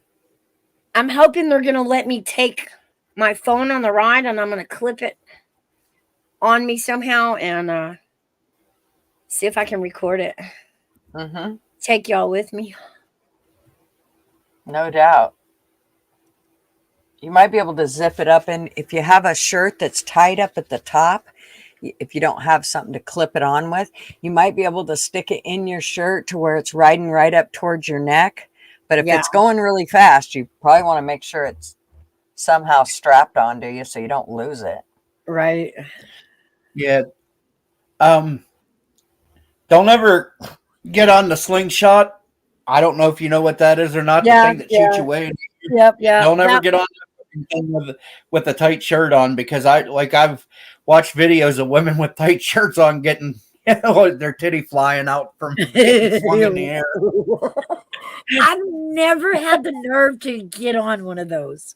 Well, it's funny because when they do it, their boobs, even if they don't fly out, you see them go up and down. Yeah. And up and down. And so, I mean, it is, it's, you know. They It's, really do. They put a camera on you for the ride. Like, there's a camera on the ride. And the worst part is they try to sell that footage to you at the end of the ride. It's carnival porn. I am not. Like, that is the worst video of me ever. I wouldn't pay $1 for that. Please burn that. If my boobs do that, I'll take that video and I'll take it home, give it to Marvin, by all means. I'm not leaving it there for them to look at. That's why I say it's carnival porn. You know what those fuckers do after the show shuts down there over there. All right, boys, get ready. Yes, All right. guys, there have there has been known to be a few bears playing out at that area. But maybe it's too early. I'm hoping if I go, it's too early for the bears to be out like that. They've had a couple of videos come out where they've been out there riding that ride. And they had to wait for the bears to cross. Because everybody was like, nope.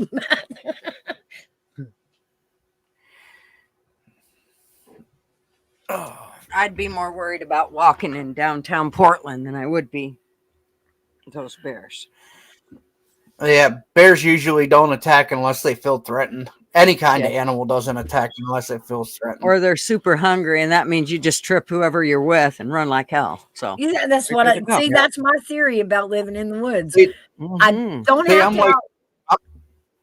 I'm like 6'1" and 360 pounds, so whoever's in front of me is getting tossed at the bear, and I'm running like hell. See, that's my theory. I don't have to outrun the bear. I just have to outrun everybody else. However, Captain, if I trip you, that bear's going to be busy for a long time at 350. He's busy. I mean, he'll probably send me a thank you card. So.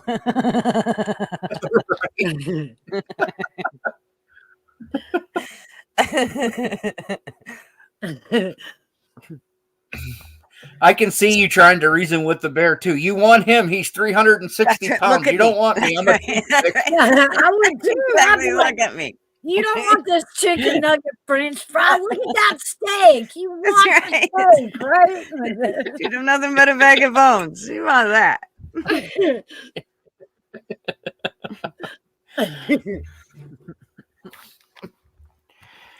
I think I'd win.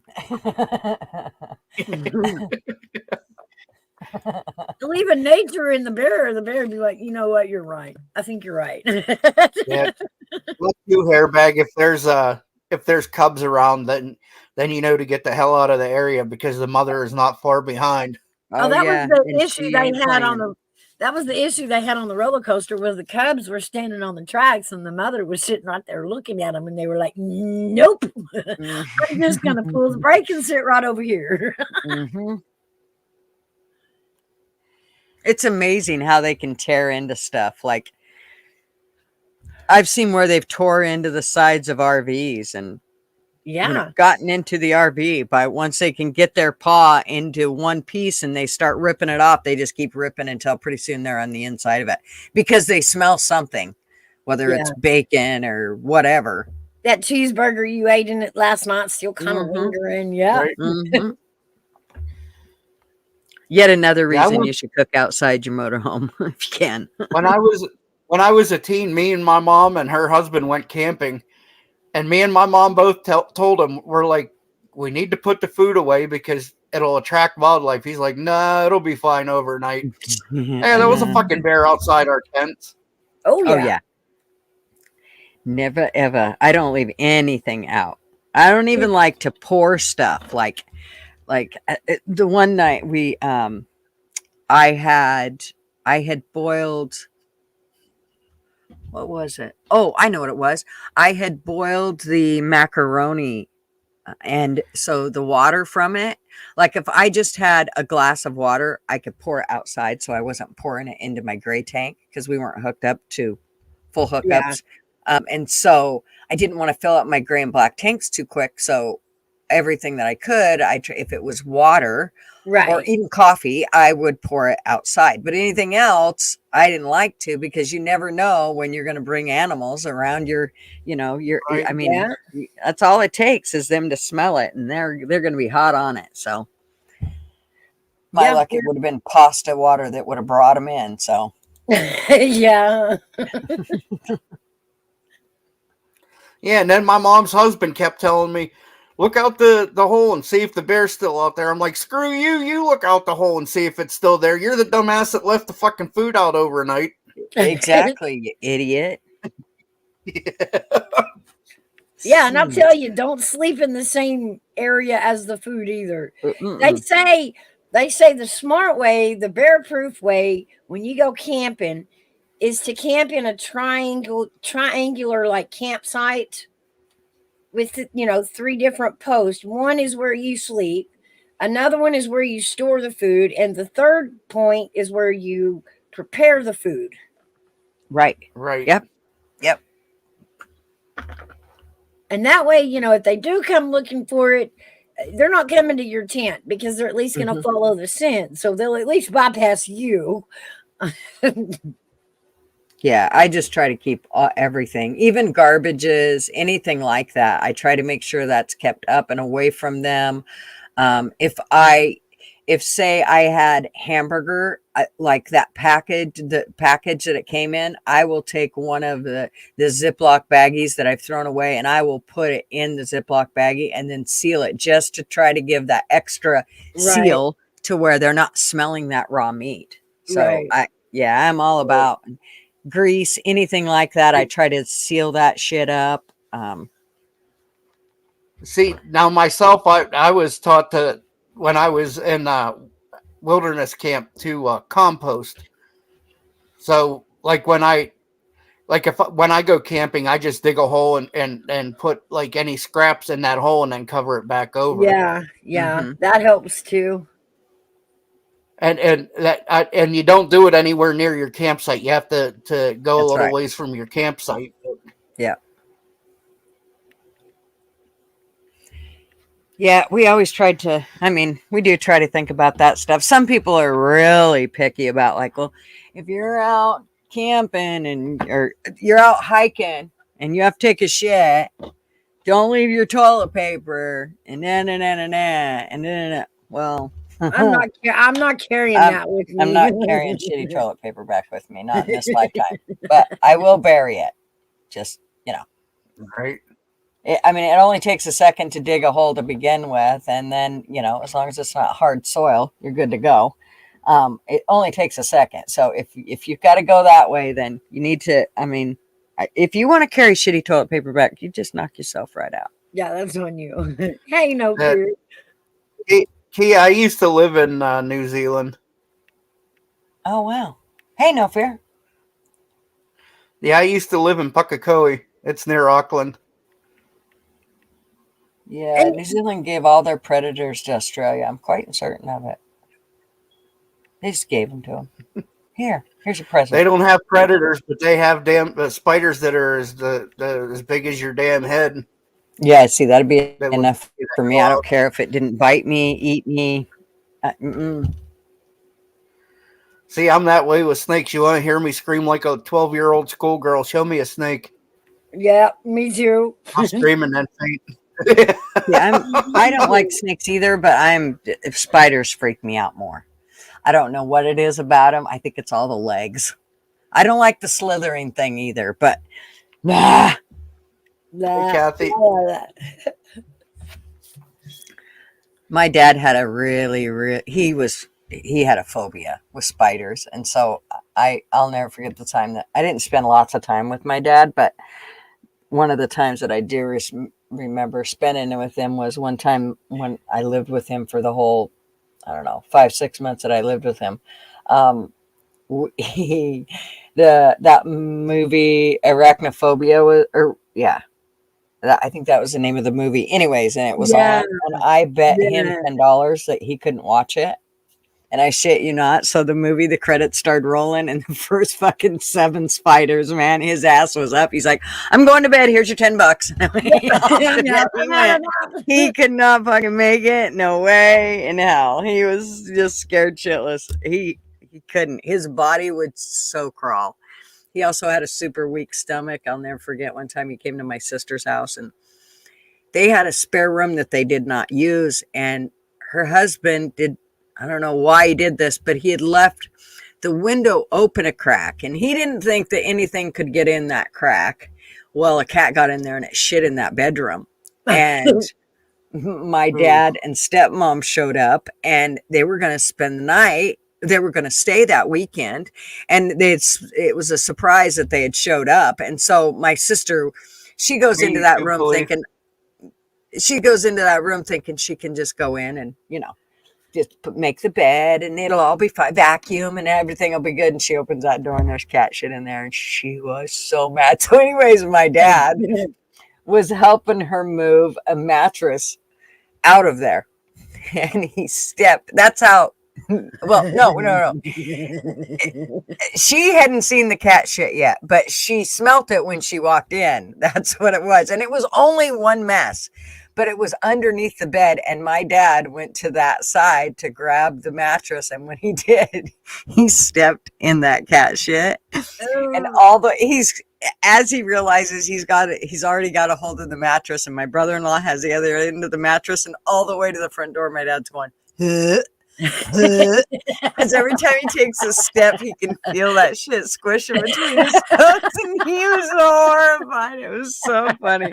I laughed so fucking hard. I told Robert, my brother-in-law, I'm like, no, walk slower. He's like, why? I'm like, because I want to hear Dad doing this shit. This is funny as shit. I never got to hear my dad do anything, so to hear him gagging like that, oh my God, it was the funniest shit. He was so pissed. He swore that I put the cat shit there or something. He was certain of it. I'm like, I didn't. There was a friend of mine asked me one time to help them move a table, and when we flipped it over, the whole bottom of it was filled with cockroaches. Oh, that was disgusting. Oh my God. I only seen cockroaches one place ever in my whole entire life, and that was in Mexico. And me and Marvin went for a walk, and it was dark. And we started walking down this one street, and it had a construction going on. And all of a sudden we started stepping on something, and you could hear it was like creak, creak. And Marvin felt something hit against his pant leg, and so he turned on I turned on my flashlight on my phone, and there were fucking cockroaches everywhere. I mean, everywhere. We had to walk through them to get out of them, and they were I was so horrified. I didn't sleep good that night. I took 2 showers. I was so freaked out. I was certain they were still in like my pants, or it was awful. It was yeah. First time I ever seen cockroaches. Last time I ever seen them, and that freaked me out. They were everywhere. We had stepped on thousands of them just walking. We would see those flying ones. I don't know if they were cockroaches or what. They just looked like flying huge cockroaches down south, really close to the Gulf Coast. There, they would. Oh, palmetto bugs. Yeah, palmetto they would bugs be in the trees. And I got one in my house one time, and I just flipped out. Ah, it's flying! Ah!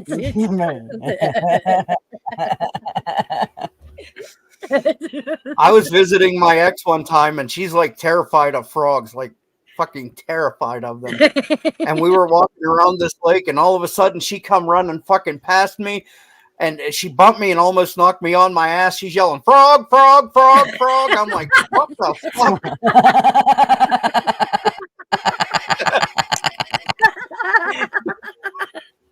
That's right. I have a friend of my husband's is terrified of cows. And there's cows all over the county. He was pulling a trailer one day, and he was going a little fast, and he didn't have the trailer hooked good, and that trailer slid off.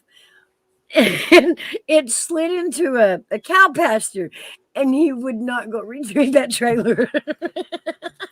Oh my God. He was calling everybody. It's in the cow field. And we're like, well, okay. Go get it. Yeah, go get it. It's empty. You can pull it back to the road. No, there's cows out there. He would not. It's funny how people have certain phobias for certain things. Like I'm a huge hiker, very avid hiker, but let me tell you what, heights scare the shit out of me. Yep. And it's only been the last probably 10 years that's came up, and I don't know why. I have no idea. The other thing is driving on windy roads. I grew up on windy roads. I mean, Idaho has some of the windiest, curviest roads you ever could imagine.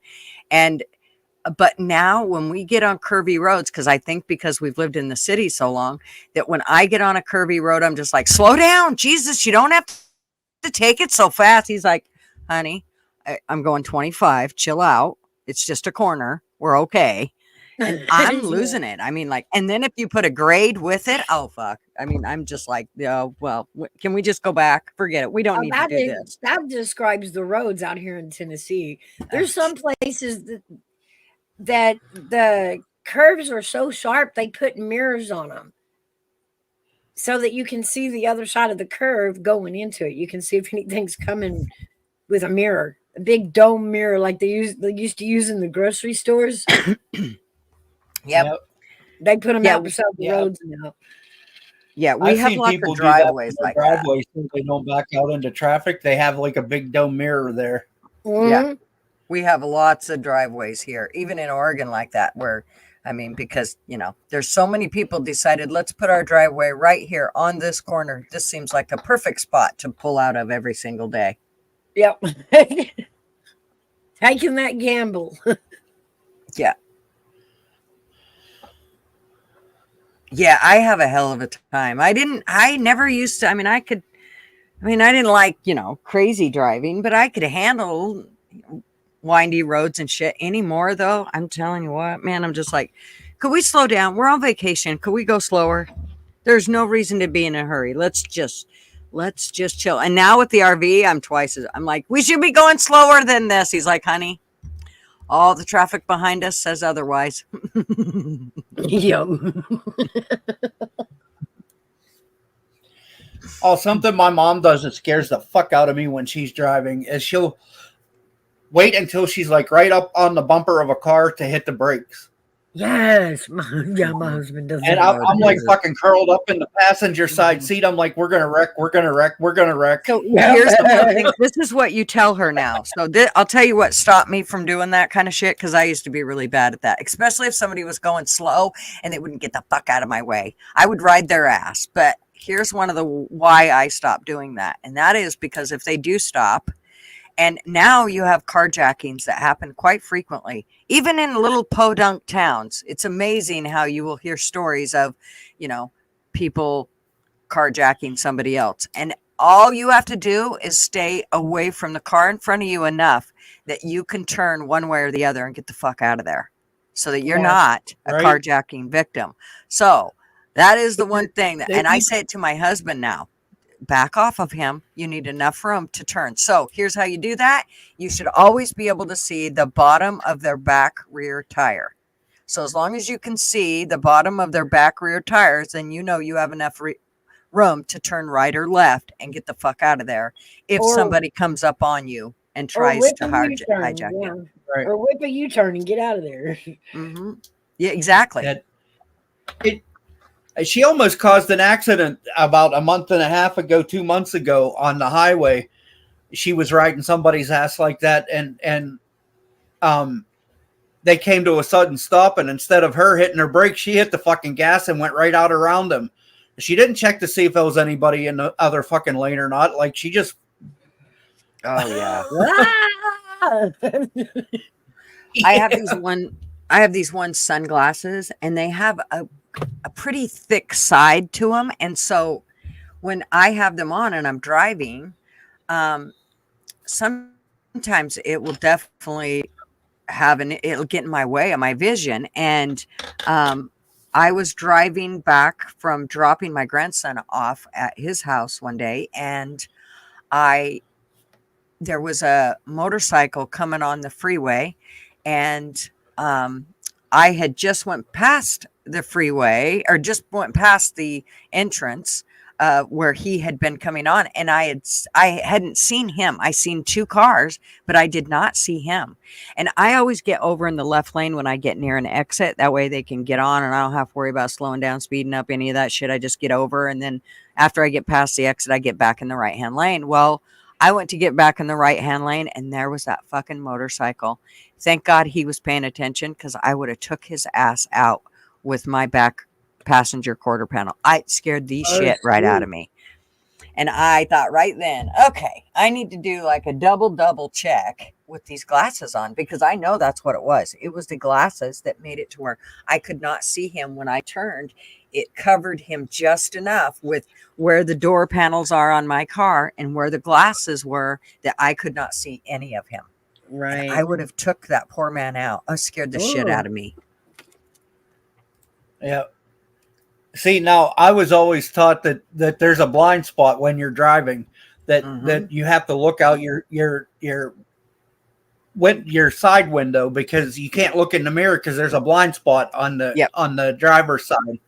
And that's what I always do. I do both sides. I don't just do one. I don't care if I'm turning. If I'm turning, going to the right, getting to the right hand lane, I always look. I never just use my mirrors. I wouldn't, even if I had like cameras, I would still visibly look with my own eyeballs to see, because once you hit somebody, you can't take it back. It's already done, now there's an accident. People are fucking shit's flying, right, and people are getting hurt and dying. Yeah, no, I would just as soon look and relook just to make sure. Yeah.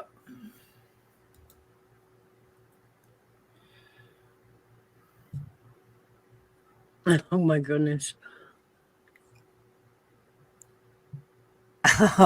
So Sassy, I remember I was in a car with a friend and she had a spider on her that she had to pull over, and we were both got out of the car screaming. So I have one. This is freaking hilarious. My sons, when they were younger, we had a field right beside us, right before they built up the housing development that's right beside us. And they always went in the field and caught snakes. And I mean, they would catch buckets of snakes. It was Sean's favorite pastime. He loved to do it. It was just, and so did Matt. They both big into it. And my kids would spend hours out in that field. So much so that all the neighborhood kids thought that the field was ours. And they would come to the door and knock on it and say, "Can we go play in the field? It's not my field. You can do whatever you want in the field." But they would come and say, and they would even ask the boys, "Can we play in your field?" And they'd say, "It's not our field. You can play in the field. We don't care." So anyway, Sean had caught a snake and he stuck it. Well, first of all, let me just say that one day I was at home cleaning the house and I get a knock from the neighbor. And I open up the door and I'm like, "Oh, hi, Myra." And she's like, "Hi, is Sean here?" I'm like, "No, just a minute. Maybe he is. I think I just heard him come in the sliding glass door." So I look, sure shit, he's here. I'm like, "Sean, come here. Myra wants you." And she's fucking pissed. I could tell. I'm like, "Oh, what's he done?" She's like, "Sean, I need you to come to my car." So Sean goes over and he steps over to her Jeep and he's like, "Why?" And I could tell he's got this guilty look on his face. And she said, "You left a snake in my car, a real snake in my car." And he's like, "Well, I didn't leave it in there, but I did put it on the mirror, but I was doing it because I was trying to scare her son." And she goes, "Well, you didn't scare him. You scared me while I was driving down the street.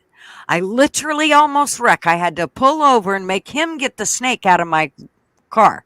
Are there any other snakes in my car?" Yeah. So she said they're driving along and all of a sudden she's like, "Did you leave that rubber snake up there?" She asked her son, "Did you leave that rubber snake up there on the dash?" And he's like, "No, I don't see a rubber snake." And she's like, "Yes, I just seen something. It's a rubber snake right up there. Look." And both of them look up and there's nothing there. And he's like, "Mom, there's nothing there." And about that time, the snake peeked its head up. She's like, "Yes, there is." She's in the left-hand lane. She said it took everything in her not to crash into everybody getting over to the side of the road.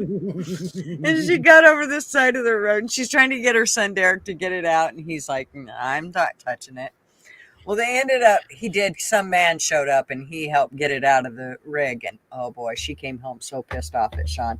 And I mean to tell you, she rode Sean's ass for a good week about that. She was so pissed at him for doing that. I was pissed at him too, but I did have to laugh. It was funny.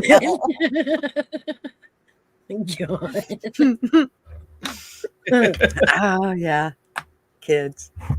Sean was the one always doing shit that did just make you shake your head and go, oh no. He was the one that would hang from the cliff.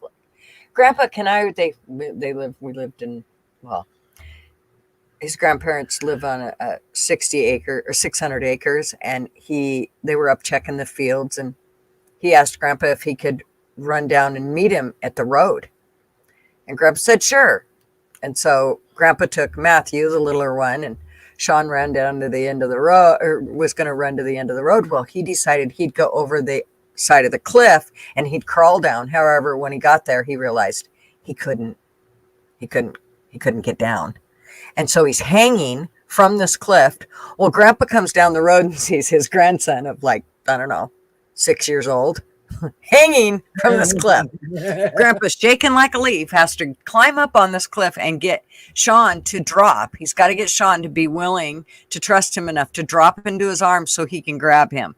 And the whole time Matthew's in the pickup going, "You's in trouble. Oh, you in bad trouble."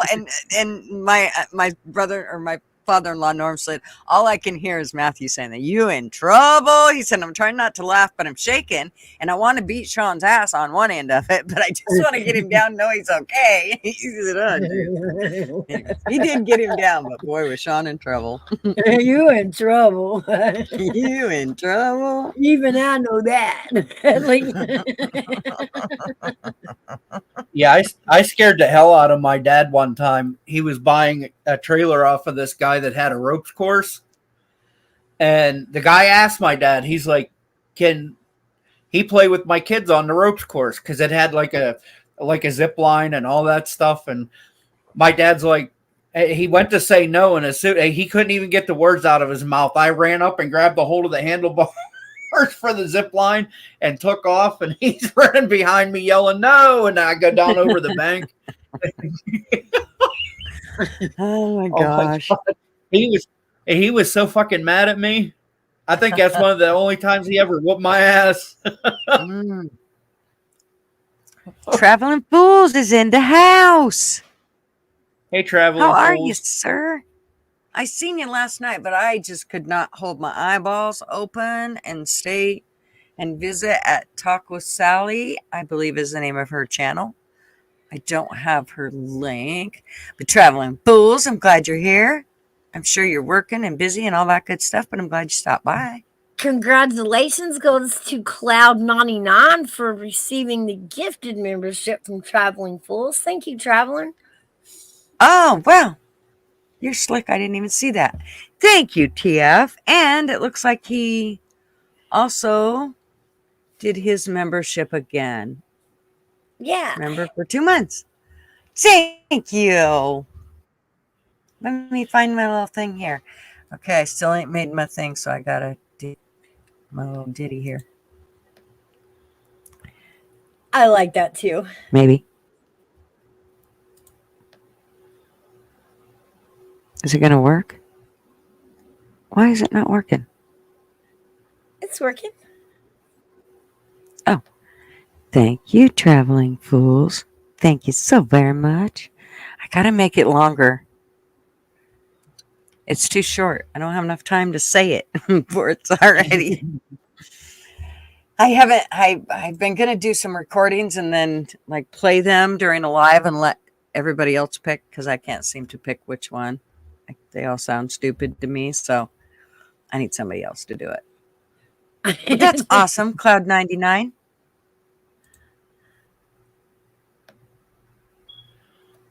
And Jen G. Jen G is an OG from way back. We never get to see her. She needs a wrench. It is a hot picture, isn't it, Jen?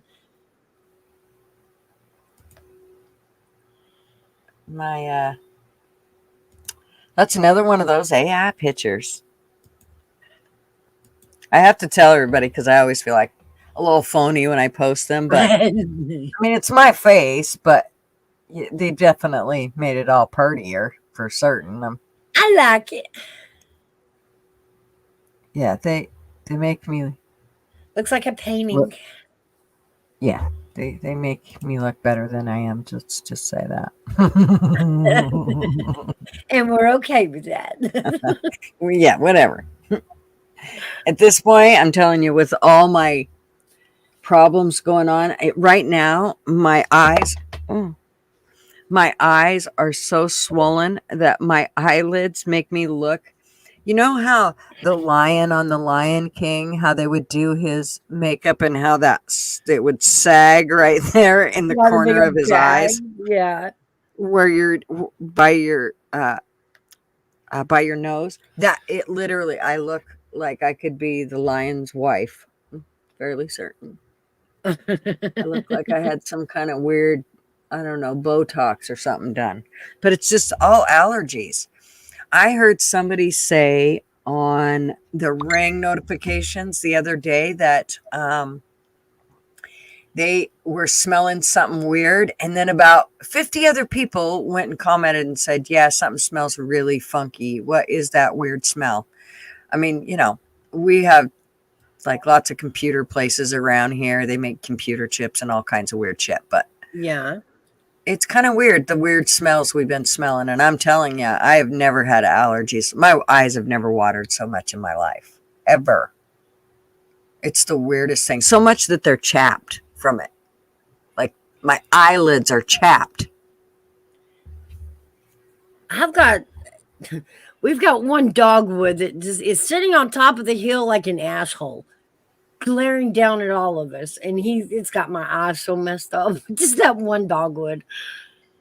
Oh, I thought you were saying a dog. I'm like, what? The dog? It's one beautiful dogwood tree, but God.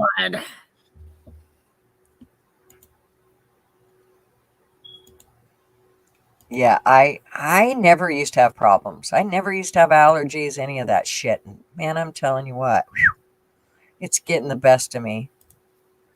Yeah, and it's turning spring. Everything's blooming and chewing and Mm-hmm. Yes, congrats, Cloud99. You got the membership. And thank you so much again, fools. You rock, dude. I know you're busy.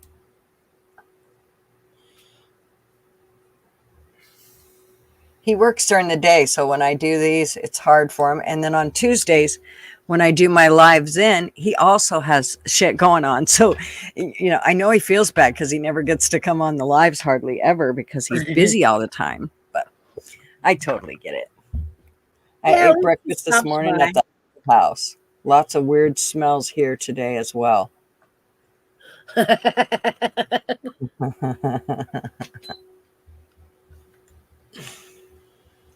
Yeah, it is real. So Marvin said that he had one of his friends from work who his allergies were so bad he had a black eye from it. A black eye. oh my goodness. And I gotta say that mine are extremely, I have some dark circles under my eyes, but nothing like they are now.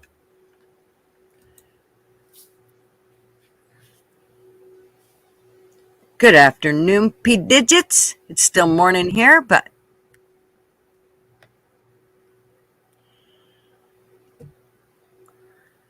Finkel is, I don't know what that means. I'm so lost. See, yeah, I can be naive, like really naive, or just straight up dumb. I don't know what Finkel is. What's that? I don't know what that means. Einhorn. You're gonna have to paint me a picture. Yeah, a black eye from allergies. I know. I mean, you should see me. My eyes water constantly. They've actually let up a little bit, but the minute I go outside, it's way worse. And if I put makeup anywhere near my eyes, oh Jesus, it's just like it's like I squirted the makeup in my eyeball. Oh, I know. Local honey helps with allergies. You know what? And I probably do need to get on that more. I would take a tablespoon or a teaspoon every day. I would just eat a bite of honey every day. And that does seem to help a lot. You're right, Pete. I'm glad you reminded me that. I need to do that. Everybody go take a bite of honey. I gotta wait for the new honey to come out. They haven't even put the new honey out here. Yeah, I try to go local, and thank God my daughter-in-law's dad has bees, so I get it pretty. It's pretty local. It's good stuff. But I have to tell you that I was a little leery about the whole eating honey after I seen.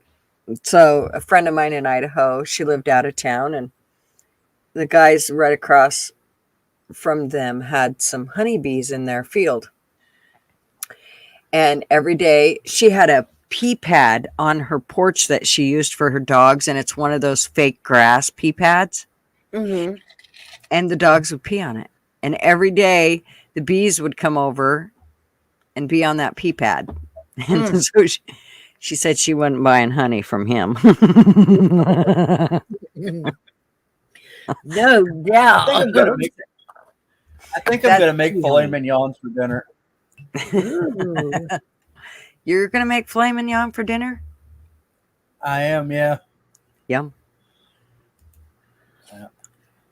Yeah, I got it at a really freaking cheap price. It was like $3.99 a pound. But you had to buy 15, like it was five whole beef tenderloins, which is what they make the filet mignon out of. But it was like five whole beef tenderloins, and it was $60 for all 5 of them. Hey, when I find I don't know, those, I never stop for like those meat trucks that'll be like, come here, we'll get you a box of all this good meat. Da. Don't do that shit. Don't do it. It's the worst. No, it's the cheapest meat that you. Yeah, it's not good meat. What? You'll check your credit card next month, and them a-holes swiped it again. Yeah, I've had them do that, and I had to chase the guys down. I called the law, called everything, and I'm like, that's theft. I only got one box one time, and he's charged me for another monthly box. I want my money back. Tia, right? Honey is the only food that never goes bad. They even found it in Egyptian tombs that was still edible. I totally believe that. And that would be a great trivia question. Just saying. And it would be. You know, it'd be one I'd know now. See where I got the beef tenderloins from, though, it's like a discount grocery store that sells to restaurants. Mm-hmm. And yeah, that was how I got it so cheap. Yeah. P Digit says we're doing depression burgers tonight. I feel that. Meldoba, how are you, honey? Coffee Club, yep. Monday, yep. For Luna. Luna's getting ready to go on a big hiking trip. She got lots of plans. Crazy woman. She a hell of a lot braver than I am. I'm telling you. There's no way. Yeah, I just subbed up Luna. Great. Yeah. Oh, I gotta make sure I give your video a like. That would be kind of me, wouldn't it? Thank you. Yeah. It's free. It's the least you can do. That's right. I'm gonna grab some coffee. I need a refill. Just one moment.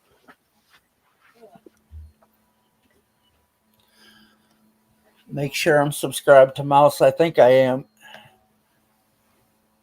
All right. Yep, I am. Thank you. We do coffee club over at my place on Thursdays. Luna's is on Mondays. Gigi's is on Friday, and then Buddy's on Saturday. So we're trying to fill in Tuesday and Wednesday, but we'll get those filled in soon.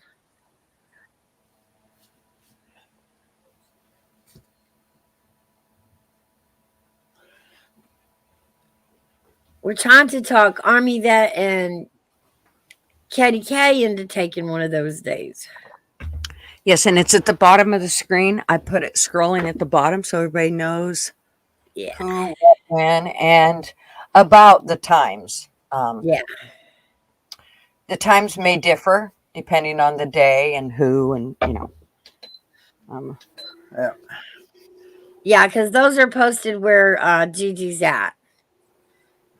well, and I put it for Pacific Standard so everybody would know Yeah. that's Pacific Standard Time. So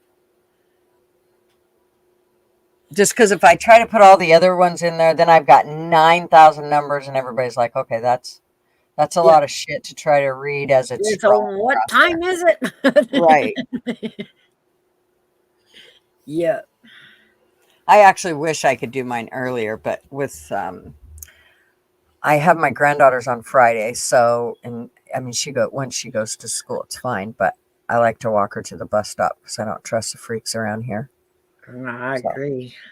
Yep, I am not. I don't Yeah, care. I pick up one of those days for the coffee club, but I'm not very reliable because of my sleeping pattern. Nah, I think we're all struggling with that. yeah, it is really weird. I know I'm buying my husband a new fan today. Last night I went to bed and he came to bed. When he did, he went to turn on his fan and that thing started doing this fucking whining, screeching thing, and it took forever for it to stop doing it. I literally got up and went out on the couch. I was so pissed. I felt bad for him because he couldn't stop it. I mean, and once it gets going, then it stops making that noise. And usually he's in bed before I am. So I was like, fucking tomorrow, I'm buying him a new clip fan. Fuck that shit. I don't blame you. iPad, YouTube is draining your shit.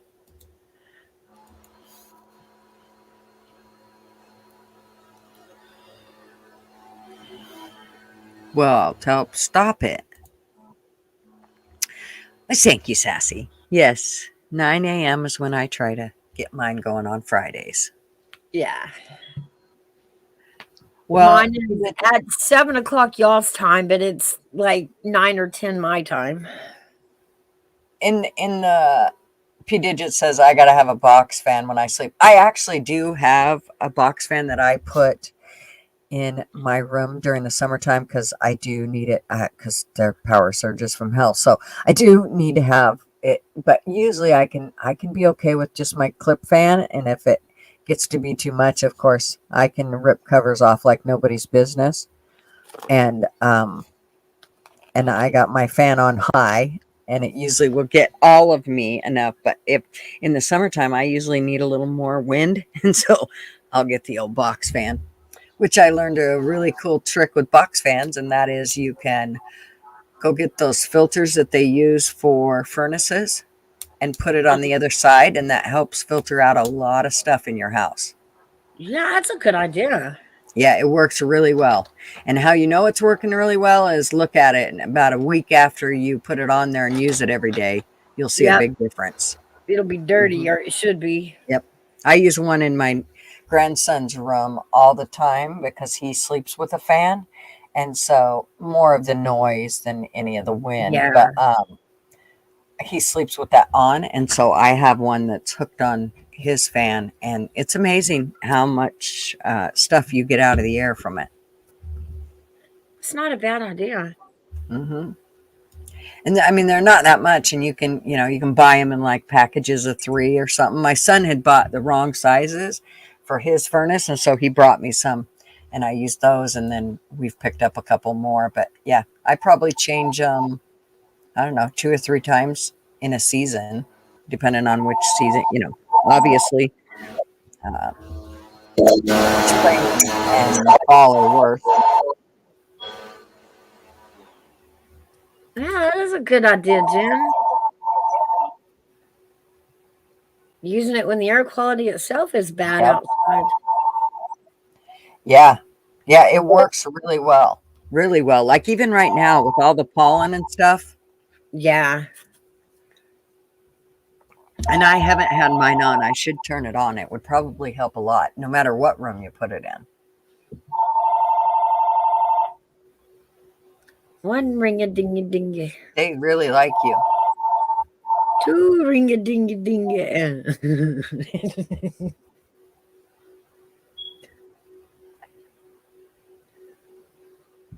Office phone ring, right?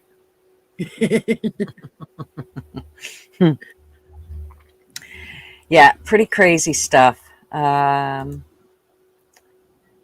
I know the other thing I was going to bring up was, did you see where they had another, like I have seen 3 or 4 ships that have hit bridges this last week. Yeah. Has anybody else? Yeah, I mean, is it we're being more vigilant about listening for it, or do they do that often? I mean, is there really that many normal occurrences of them bumping bridges out there like that? Well, it seems strange to me. It says this one was 5 days ago, and it says a New York tugboat captain has reported that a container ship lost power while transiting New York Harbor. Although they initially had 3 escort tugs, 3 more were required to bring her under control. Eventually, power was restored, and the ship was brought to anchor near, I don't know, Verrazano Bridge. But the thing about it is how come they're all losing power? What the hell's going on? No, yeah, that sounded exactly like the same story the last boat had, even down to throwing the anchor off one side. Interesting. Mm-hmm. I agree. Okay, does everybody want to laugh? I feel like they really want to laugh and see this, so I need to show it. Oh, this is. Where is it? There we go.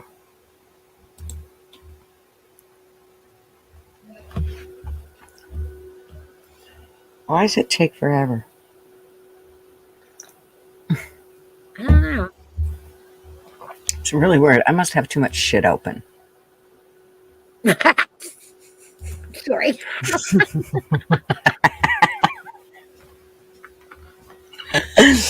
Vagina feet. And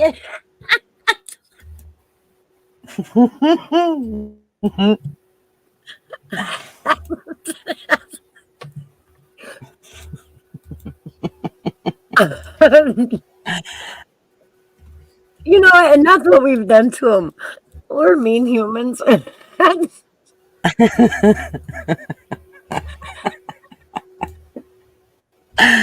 thought it was good. We gave camels bad We names. We gave them bad raps.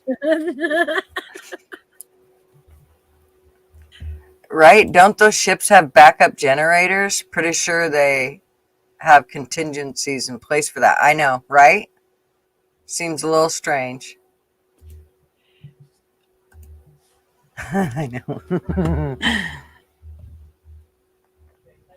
Did we see this one? Oh, this just set me right off. Okay, so this is in California, but it's only a matter of time before it's headed here.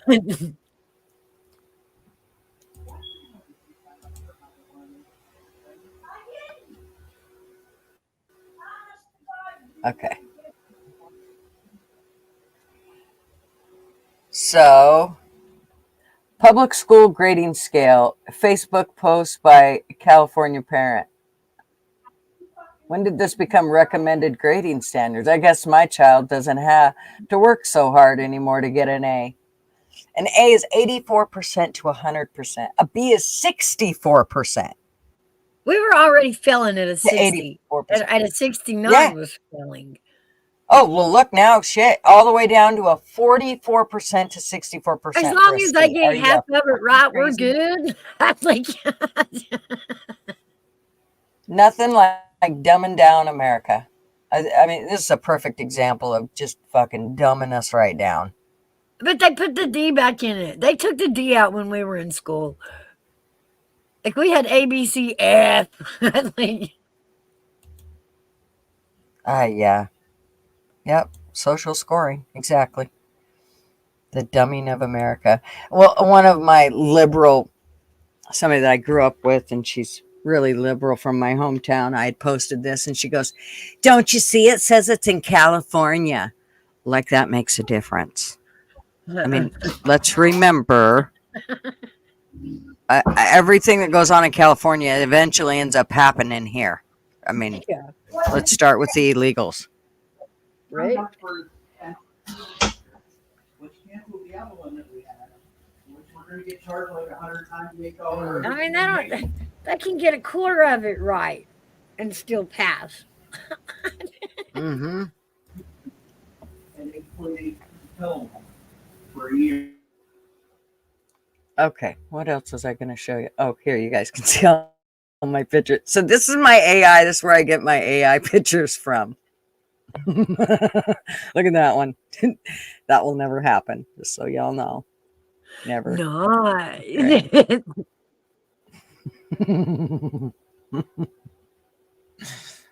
I like that one.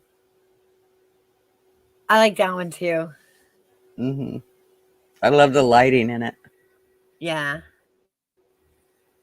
This one's kind of cool. It's hard to see my face because it's got the click to play over there, but it's actually a cool one. There's my colors. There you go.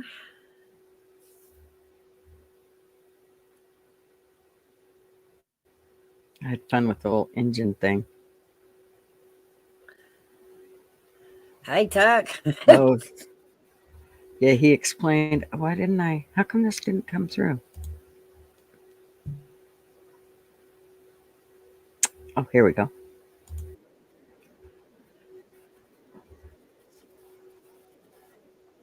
I'm kind of liking him. Didn't think much of him before, all that. Now that he's out of Fox and Elon's got him over on X, I'm liking his stuff. Mm-hmm. He's intriguing.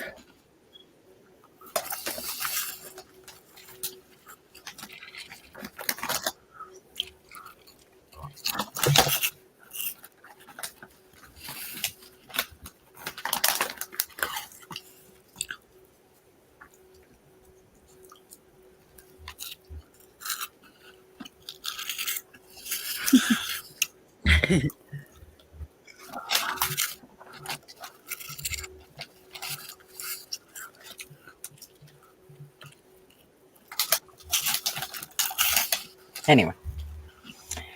Yeah.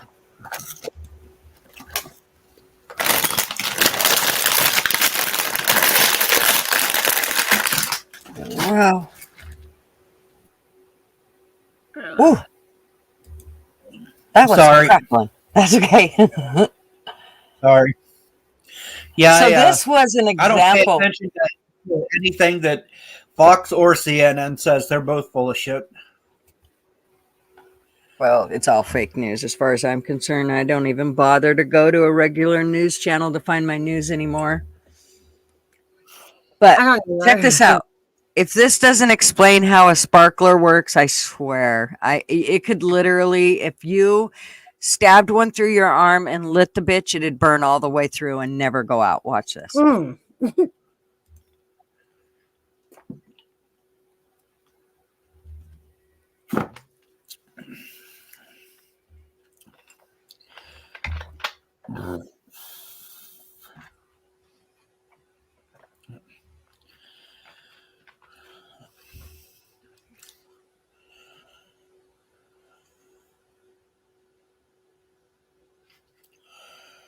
I thought, oh, it'll scramble it or something. I don't know what it did to the inside of it, but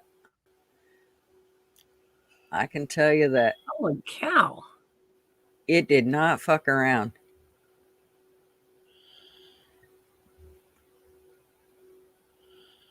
Oh yeah, it cooked it. You can see it seeping out of it, Yeah. and it's cooked. Yep. Yep. Yeah, right there. Oh, those are bubbles. That's Wow. bubbles. The smoke. But see, it went all the way through. I'm telling you what, man, them sons of bitches. You could probably weld You could buy weld with those. I'd say so. So what it makes me think of is a welding rod. It always has me too. That's what I've Mhm. always, yeah. It's not fully cooked, but No, it's cooked a little. No, it kind of scorched like you'll see the brown, but it didn't really. It was kind of weird how it didn't. I figured it'd come out scrambled. But it didn't put it out either. No,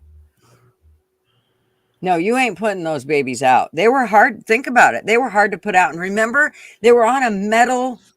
They were Yeah, on that a metal piece of stick. metal that got hot as a bitch. Yeah. It would burn you in the process. Yeah, here, kids, have these. Play with this. This is a good idea. This is why we're hardy people.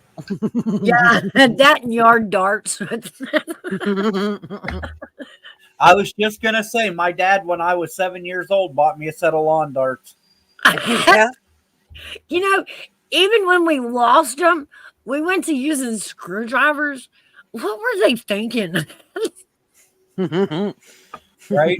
And you remember the glass balls that would clack together and the fucking Yes. tip and fly off and hit somebody in the eye. And if you had no rhythm, you cracked your knuckles. Yes. Did we all see this one? This one will make you fucking sick. Here we go. What's she saying? What's he saying?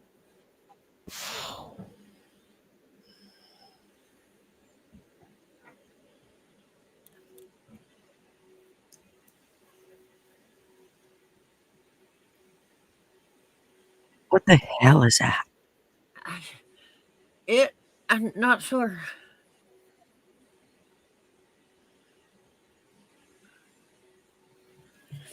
I think it's me. There's a vacuum cleaner running here.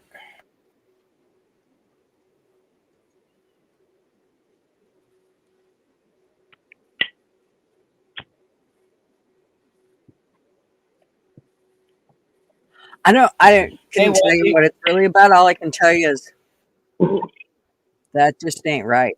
Good morning, people. Good morning, Wendels. How are you? Oh, man, it's like nearly 5 o'clock in the morning here. Good morning. And did I wake you up with my No. I have my, all my stuff goes on silent at about 9 o'clock at night, so I don't hear friggin' people's friggin' stuff dinging and carrying on. Yeah. No, the cat flap locked itself, so the dog couldn't get itself out by itself, and it's just been annoying the crap out of me. I thought, fine, I'll get up. And yeah, I couldn't get outside to go to the toilet. That was probably why the dog was annoying me. Well, we've just been I'm looking kind of not over quite with it. we've been looking over all kinds of weird shit. Right here, this is this guy that got caught stealing somebody's shit. Listen to what he says. Hold it? Yeah. Okay. Yeah. All right, no problem. You don't do that to people's cars. Okay, let's start over because I want you. You're taking my tire? Yes, sir. Is that what you're doing? Yes, sir. Holy Is shit. that right? Yes, sir. And why is that? My tire's gone. Your tire's gone, so you're gonna just take other people's tire? Something like that. I don't think you're gonna take it. I'll tell you that right now. I'll tell you you're not gonna take it. So you're picking it up, you're gonna hold it? Yeah. Okay. Yeah. All right, no problem. You don't do that to people's car. Okay. Okay? You don't do that to people's cars. So I just want to let you know. I just want to let you know that I have police coming on the way. All right, cool. People don't do that. Go into other people's cars, just take it. You're trying to distract me from getting away, sir. You know, I'm just telling you. People don't step people out like I'm that. just telling you that right now. Way, sir. See this? Yeah. I got cops coming right now. Oh. I don't think you get far, but go ahead. Well, yeah, dude. That's why I brought my truck here. I get the Mhm. Yeah. If I wanted to just steal your tire, Yeah. I would put it in the shopping cart. Yeah, I think you just tried that though, right? I'm not trying to steal your tire. You're not trying to steal my tire. No. Okay. I was gonna take my rim off my Yeah. truck and then put it on your truck, Sure, buddy. borrow it, and Yeah. then bring it back. Oh, okay. That's what it is, huh? I wasn't going to steal your tire. I was going to steal your pickup. That's right. We'll see. Yeah. We'll see. That's why I drove my truck here. Yeah. If Okay, I wanted to steal buddy. your tire, Yeah. I would have put it in the shopping cart and just Yeah. left with it. Okay. You don't think I work my ass off for my You don't truck think I too? work my ass off? Yeah. So why you take my tires? For sale, isn't it? Yeah. So it's not Yeah. you use it every day. Yeah. So you there's just take There's it? actually some thought put into this. Oh, is that right? Yeah, it's totally Okay, thought. good, guys. I see that because Yeah. you already brought your jack and everything else. So I know. that's good. What are you doing? Sir. What are you doing? I love how he's just so nonchalant. Yeah, I am. I'm gonna steal your. First, he changes his mind. He admits that he's stealing the tire, and then he says, "No, I wasn't gonna steal the tire. I was gonna put a tire on your I was gonna rig, leave you and then my I was flat gonna one." borrow your rig."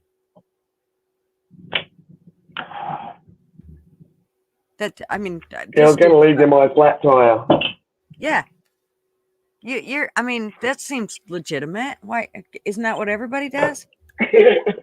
Car. Okay. Apparently. Blows me away. Good me morning, everyone in the panel. In there. I'm sounding like crap because I'm literally just not like waking up. And I thought, oh shit. I seen Gutter's friggin' email and I thought, I wonder if she's still streaming. And I come on just in time to see a sparkler going through an egg. That was wild. Yeah, was that not trippy? Hell yeah. I still say we could use them to weld shit. I don't know. I guess that'd be another experiment. If you took two of them together, and in fact, I think as kids we did this, we would take two of them and they would burn together. They would stick together. What the hell, I'm up. I'll just start for the rest of the day now. Yeah, and then parents file a $9 million lawsuit against Portland Public Schools Latino Network. Lawsuit states a 9-year-old girl was gang raped in a bathroom by two boys. Holy shit. And they didn't end up getting any. What was it? Let me see. What does it say here? Parents of a girl who was 9 at the time are suing PPS and the Latino Network for $9 million for the failing to protect their daughter. The lawsuit alleges the incident happened during a program run by the Latino Network through the Sun Community Schools program called Schools United Neighborhoods. According to the lawsuit, the two boys coerced the 9-year-old into the bathroom and locked her in the bathroom stall while they took off her pants and raped her. The father of the one boys reported that he and his son and the other boys were suspended for 1 day. Oh my. That's insane. Isn't it? Because clearly, the type of action it was, they would have known exactly what they were doing. Of course they did. Oh, just. And that brings me to another point, or a couple of points, really. I noticed this morning when I first hopped on the internet just to sort of put something on to send me back to sleep after these rotten dogs wake me up. There's been another school shooting, I see. Or was that old news that I caught? Where was it? I think it was at Dallas. It was like on one of them live streams. 3 hours ago. I wonder if the cops will do like they did in Uvalde and just fucking sit outside and wait for all the kids to end up. For real. Well, see, I sort of thought of that because, like the parents suing the school for not keeping their daughter safe. What happens to all the parents of these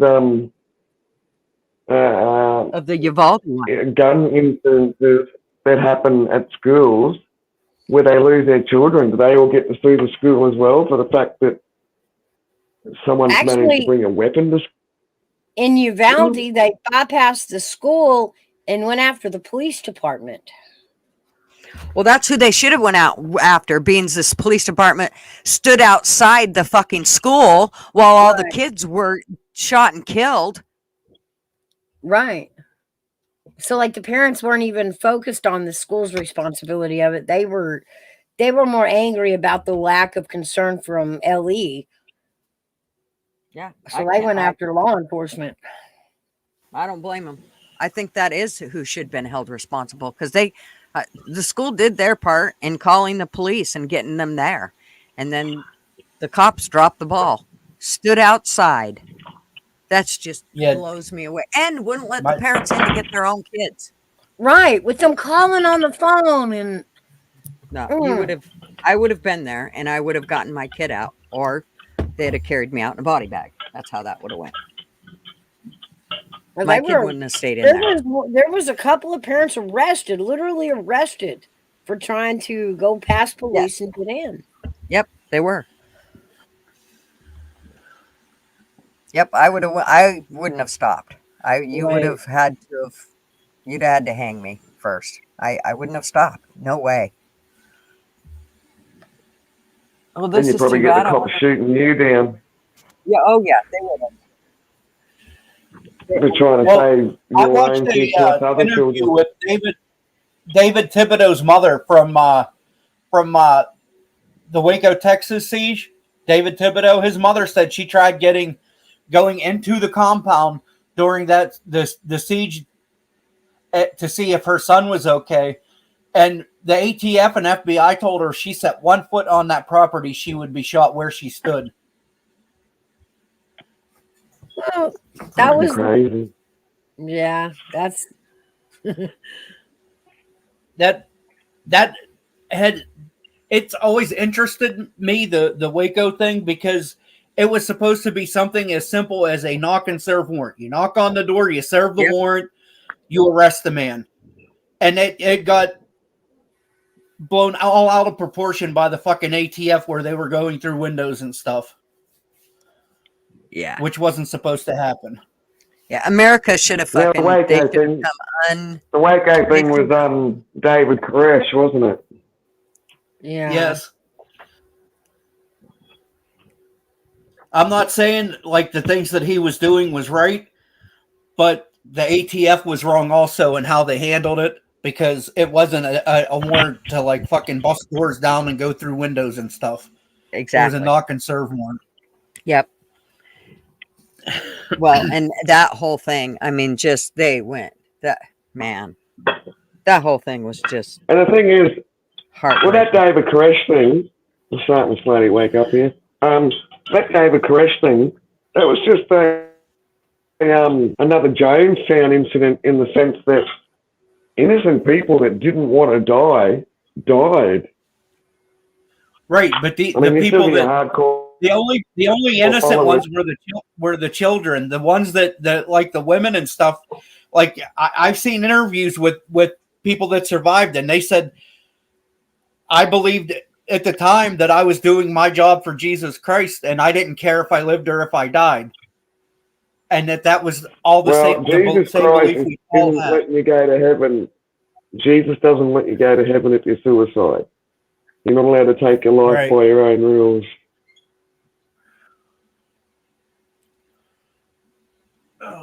Well, I think Yeah, in it's just saying crazy. that you're right. I think that Jesus probably doesn't let you go to heaven for suicide, but I also think it depends on the frame of mind you're in. I think there's, there's circumstances where they were falsely led, and so no, I don't. for sure. I mean, and I don't agree with the choices that they made, but they were falsely led to believe that they were Definitely. that they were That's what doing the right in the thing. Bible they call a shepherd misleading their flock. Mhm. And that's Yeah. actually in the Bible. Beware of shepherds misleading their flock. Yep. In other words, pastors and stuff teaching the wrong way. Yep, I agree, Jen. You would think that America would have a clue. It was I that should have know. woke us up then a lot. You know, you've got the highest amount of school shootings in the world. Mhm. Yep. And then you And- still get these people going, but we deserve to have a gun. It's like, yeah, Well, you deserve to have a gun, but you know it's what? not- Do like we do in it's not the gun. Australia. I will no. I believe that we should have our freedoms, and I believe that it's not the gun's fault. Not one of those. Not Well, we can have one guns of in the guns Australia. didn't do it. Well, you We can have guns in Australia. We just don't let the crazy people have them. Yes, you do. You guys have shootings. We just don't get to hear about it. I'll guarantee you We there's shit do. We that goes do have on. shootings. We do have shootings. But And- oh yeah, no, there is stuff that goes on, So, but including the with minute that you licensed take weapon them, holders too. the problem is you guys in Australia have said it on several occasions that, it's a pain in the ass to go get a gun now. A lot of you don't even own one because it's such a It pain in is. the ass to go get one. You shouldn't be like that. You should be able to protect Oh, yourself. out where I live, we got them pretty commonly. But I live out in the country. My Like belief, I live my belief is areas that and if you're going to own a gun, you should have to go through a safety course and things before Well, you can purchase a firearm, so you know what we the got hell to you're do that doing in with it. Australia. Something deadly that you're In dealing with. Australia, in Australia, we have to do a course. We have to have guns locked up a certain way. If we don't have our guns locked up a certain way, we lose a lot. Well, that kind of defeats the whole purpose of protecting yourself. Let me just a minute. Let me go unlock my gun. Give me Yeah, just wait. 1 minute. I got I know you want to slit my throat with that knife, and you're probably going to get to because I got to go unlock my gun. Because if I didn't, I'd go to jail for it. right. That and makes you're- no. I don't. I mean, I think that there are things. Number one, I think the safety is your finger. I don't think you should have to. You have a button on your. If you know how to handle a firearm, you know not to pull that trigger. So having the whole safety thing, and the other thing is I think kids should be taught from a very early age about firearms, very early age. Well, I don't think. No, I don't think. My mom taught I me don't at think 7 years people old. doing enough 7. practicing.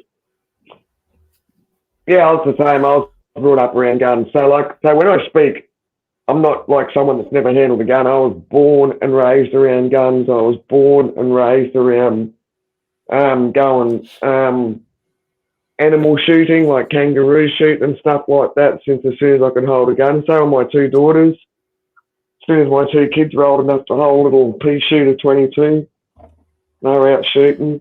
So yeah, I'm not speaking from like some city slicker point of view, that's for sure.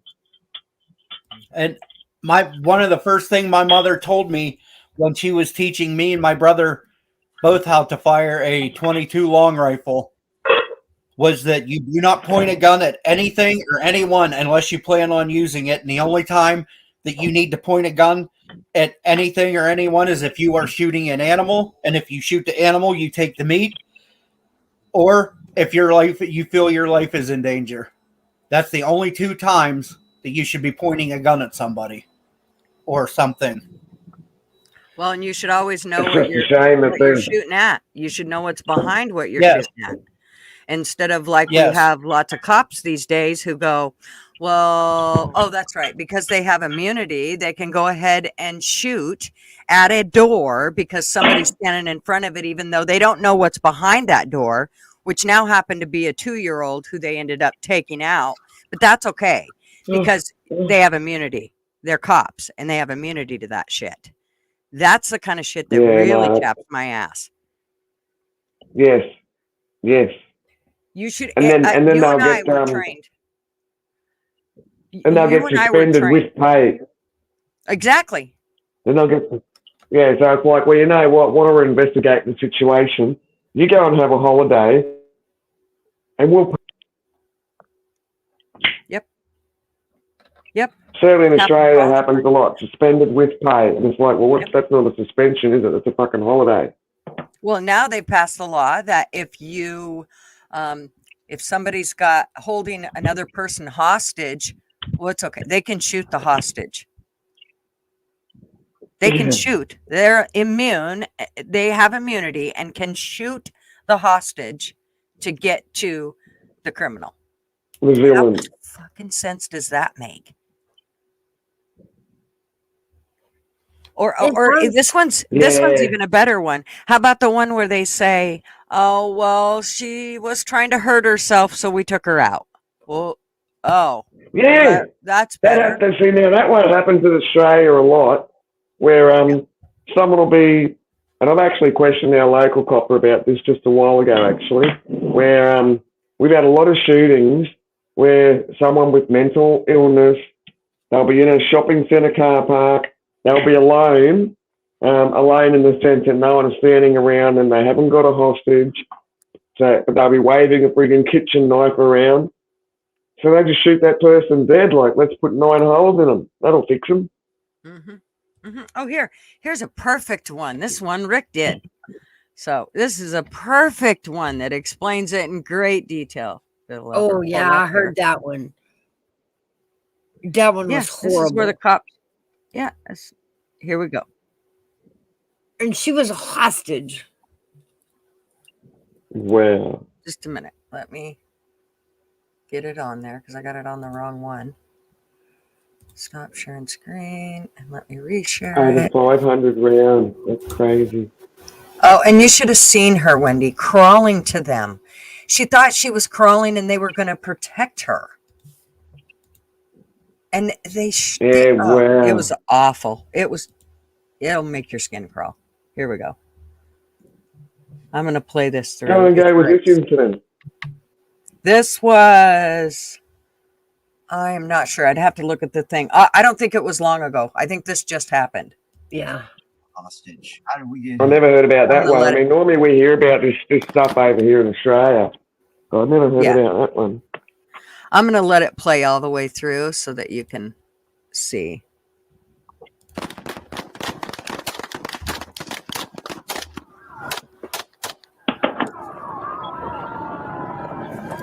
Passenger, get out! Passenger, get out! Get out! Get out! Get out! Passenger, get out! Get out!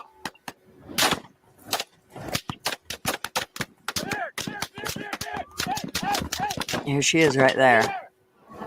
Come to me! Come to me! Come to me! Come to me! Go! Walk! Oh, and obviously they started shooting at them. Blurred her getting multiple shot by the police. They blurred it. They hid the video for 2 years. Oh, 2 years. They're calling her. How many times she was shot, who shot her, or any information. Earning a hate. This is They're calling her to come here. Yeah, they told her to come here, and then they turned around and shot her ass. Like repeatedly. All right, we're going to watch this. Rick does some really good analogy, which is what I want you guys to see, and he won't copyright me. So this is the 15-year-old who was shot and killed. And look, there's different sides to this. And the media is making out, and the cops are making out that she may have been one of the people shooting at them. Conflicting reports. No evidence.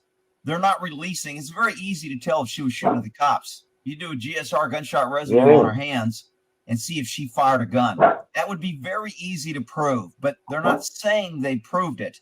They're only saying she could have been the one that shot. Therefore, it was justified that they were out of control and rabid dogs wanting to kill innocent people with no disregard for a kidnapped 15-year-old by her crazed dad who killed her mom. This is the epitome of what our law enforcement has become. This is not an isolated incident. The cops hid this, and the government hid this for 2 years. They didn't want it coming out. Why? Because now there's loss of interest, loss of evidence, loss of officers who's retired who don't want to testify, reports and video has been altered or deleted or accidentally lost. Just outrageous what we're allowing our government to get away with. I wanted to give a couple of the news footage on how they're showing this, and they're not holding the government accountable whatsoever or asking any of the tough questions. I mean, she looks like she's on her hands and knees there. She is. First of all, they didn't release it. They hid it for 2 years and end up finally having to release it. And when they release it, they blurred, they cut audio, and they didn't release at all. Let's just listen to the news, tell how great the government cooperated in full transparency. Old girl ended up dead in a highway shootout that involved law enforcement and her father. This video shows Savannah Graziano making her way out of the passenger side of her father's truck after he led deputies on a high-speed chase. As she moves toward police, this horrific end began to unfold the day before on September 26, 2022. Police had issued an Amber Alert for Savannah, believing she had been taken by her father, Anthony Graziano. Graziano had killed his estranged. So believing she had been taken, he killed her mom. So did she go voluntarily? I don't know. Was she shooting the cops? I don't know. All of that should be irrelevant, but the media and the cops are trying to keep that in the forefront because they know most people don't question the cops because there's this propaganda of back the blue no matter what they do. And it's just so wrong that we're allowing our government thugs and cops who have become bloodthirsty animals and no respect or regard for safety of innocent people. Even if she did shoot and even if she wasn't abducted, she was unarmed running from a vehicle that was being shot at by crazy cops. And they shot and killed her too. Outrageous. Police got a tip about their pickup truck the next day from a gas station clerk. I think it's the girl and I think it's the dad. Deputies caught up with the truck on the freeway near Linwood. I just can't believe they did this. 100 miles an hour east. Police say someone in that pickup fired multiple shots at deputies. Shots fired, shots fired. The bullets hitting Someone fired several patrol cars. Deputies reported shots fired from both the driver and passenger windows. So deputies reported from both were planning this narrative that she was actually shooting. And even if she was, when they shot her, she was running unarmed and hiding and trying to get away. The law says cops must use minimum force necessary. A witness also told investigators he believed someone was shooting from the passenger side. Was it the driver or was it someone else in the car? It must have been someone else because someone was still driving the truck. So this is what we call tainting a jury pool. This is what we call talking about a case. See, there's not going to be a criminal case. Did you see how they said that? Well, it must have, because the other one was driving the truck. So he's just making you think that you can't shoot and drive a truck at the same time, which we all know that's bullshit. Because this girl has I can drive. I can steer a vehicle on her when he. behalf. Her mom's dead by her father, and the cops killed her father, so she doesn't have a mother and father, and they killed her, so she can't testify. Meanwhile, the cops run around and say, we're heroes, we're scared, officer safety, when they have over 50 cops firing 500 rounds at an unarmed girl and they kill her. Crazy. And now they're justifying it. And there'll be people saying it wasn't the cops' fault. Driven by Anthony Graziano, carrying Savannah in the passenger seat, eventually exits the freeway and loses control. Recordings show deputies call to Savannah to get out of the car. Passenger, get out! Passenger, get out! Get out! Get out! Get out! Passenger, get out! Get out!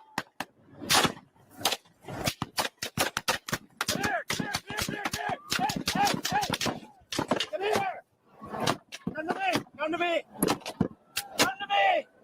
This is what you call lack of fire discipline. This is what you call reckless endangerment of everyone on the highway. I'm going to show another video here from police activity. And these bullets are shooting at, probably over 100 innocent people driving by. And the cops will be writing you a ticket tomorrow for not using a blinker, saying it's for safety and they're keeping you safe and you need them and they need more police. Outrageous. The number of cops that show up here. What are all these cops doing when they're not here shooting innocent teenagers? Where did they come from? Did they just morph into being? What are they doing when they're not shooting innocent, unarmed teenage kids? Come to me! Come! Hey! Look at them all just freaking getting me on the vehicle, shooting the freaking crap out of them. Anyway, let's get to another video. So in most of the news articles, they kind of hide over the fact, she was 15, shot and killed as she ran toward the deputies who ordered her. If she didn't run, they would have been charging her with refusing to follow orders and resisting arrest. Yeah, that would have been it. So you got to listen to the cops. Even if they tell you to run to them so they can shoot you, you must listen to them because the cops are always right. Yeah, okay. Father 45. Remember, they had a helicopter following this car, not to mention the 50 or 100 deputies following them. It wasn't like they were concerned about this car getting away. It was going to run out of gas. Something was going to happen. Cops are supposed to de-escalate or keep people safe, not force a situation to kill everybody. Anyway, that's what cops used to be. Nowadays, it's just to kill everybody. The Guardian was one of the few that said the cops refused for nearly 2 years to release the footage. And again, when they released it, they started blurring and cutting audio and deleting things that made them look bad. Remember, the cops were able to delete things that made them look bad, and this is the video we're getting. This is the best they could make themselves look with this video. Here we go. Dispatch, Michelle speaking. How may I help you? Hey, Michelle, this is I'm calling from store 200 at the Pilot Travel Center at Kramer Junction. Hi. Hey, I just called a little while ago and reported, you know, the Amber Alert that was on for yesterday? With a little girl and her dad. What's the address you called for? So he already called once. This is the second call, and they don't know about it. 25 Highway 58. Okay, I see your call. What's going on? I'm sorry? I see your call. What's going on? I think it's... So you see the call, and there's no notes on what's going on? Multiple people are calling, and they still don't know what's going on. Perfect. The girl, and I think it's the dad. They're going... So the Amber Alert was issued, shows the girl, shows the father, shows the truck, and you have citizens calling in thinking they're helping. The people that called in, you got this kid killed. Congratulations. You helped the cops get to shoot and kill somebody who was running from a vehicle unarmed. Good job. Way to work with the government. Towards Barstow right now.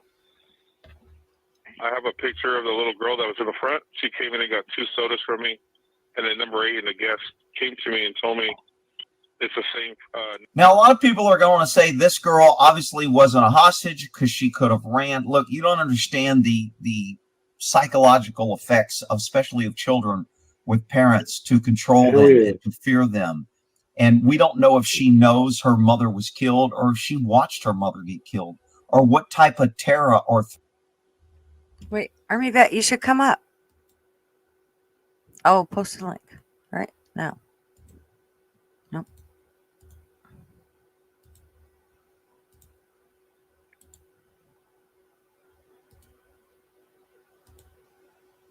Okay. Threats this dad had over her.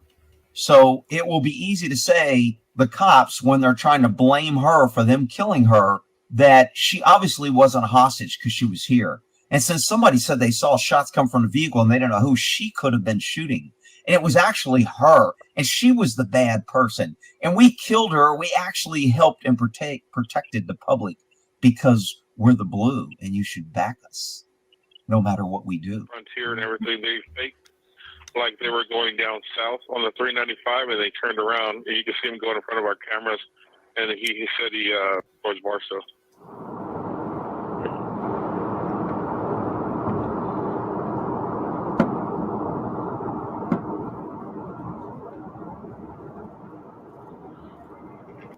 So what they're saying here is evidently there were shots fired right here when you're hearing it. The boop, boop.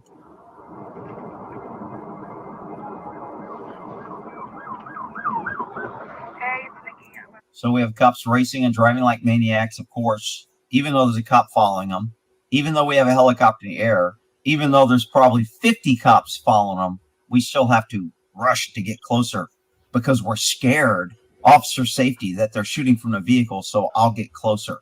Perfect. Look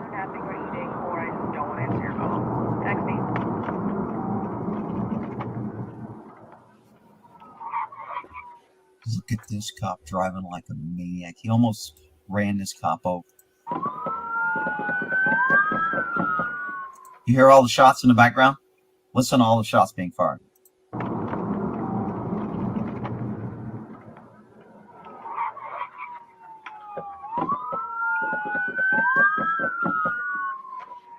It sounds like automatic fire, but it's just the multitude of cops firing.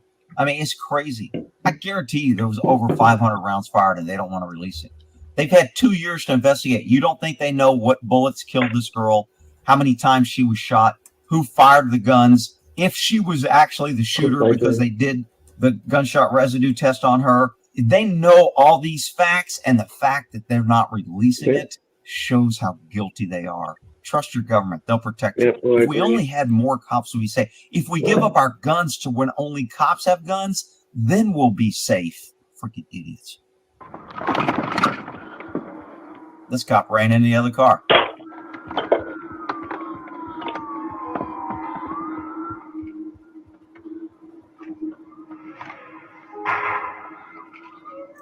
This cop's telling the other cop to get out of the way.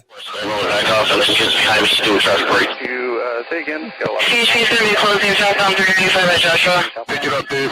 Pick it up. Units 42. Just be advised of the age if he does end up exiting and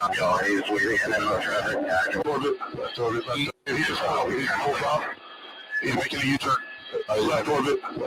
He's exiting at Main, but he's using the on-ramp to exit and go wrong way. Watch these deputies. Innocent people. Cops. Innocent. Innocent. Innocent people. Innocent people. Who cares, Rick? They got to shoot him. They got to shoot her. Officer safety. Hey, you guys, he's going to lose control here as he goes up that embankment. Do we have units? Cops. Cops. Well, it wouldn't surprise me, and you'll never know if the cop is if the freaking dad actually said to the daughter, "Get out of the car because they're going to kill me. You need to leave, babe." Yep. This is and these are the things that people don't understand. They don't. If you, well, anymore. It used to be if you weren't looking, you wouldn't find videos like this. Now you really don't have to. You have to literally be blind not to see these videos constantly. I mean, they're everywhere. That you don't. I mean, it doesn't matter what the algorithm is saying. It's hard for the algorithm to even hide all these videos that show all the incompetence that's coming up. And these are people's lives. I mean, this destroyed an entire family, and who knows who else it destroyed in the process. How many people seen that girl get shot? Do you know what that can do to a person's psyche forever? Oh, yeah, trauma. Yeah. And that's been one good thing. I was only actually having this discussion the other day that CCTV and the fact that we've got cameras on our mobile phones everywhere has been really, like, it's been bad, but it's been good because now police have to be accountable for a lot of their actions because someone's going to catch it with on their phone camera. Well, and the thing about it is it makes everybody accountable because anybody can be videoed. So correct. Really, again, just like everybody being armed, it keeps everybody polite and honest because they got no choice unless you want to be seen as that, I mean, and some people that are just that way, they're going to show that side. They can't hide it forever. And that's why it's good to have these cameras around because it does keep everybody honest, even if it means you're picking your nose and you get caught doing it. Or they catch you doing something so extravagant as this, which is just crazy to me. I still can't even believe. Every time I see a video like this, I go, am I really watching this? And like Rick said, this is the part they gave to us. Think about the parts that they took out because they were trying to make themselves look innocent. Like it wasn't a cop's fault. There's lots of stuff that they have omitted. I don't know how they can think they're innocent when you can see that girl's like crawling on her hands and knees. Army's, hey. You got my mic straight? My mic straight? I'm using another computer. All right. Well, I'm glad you're here. Yeah, they making so many mistakes, GG. I'm right. Oh, they screwing up.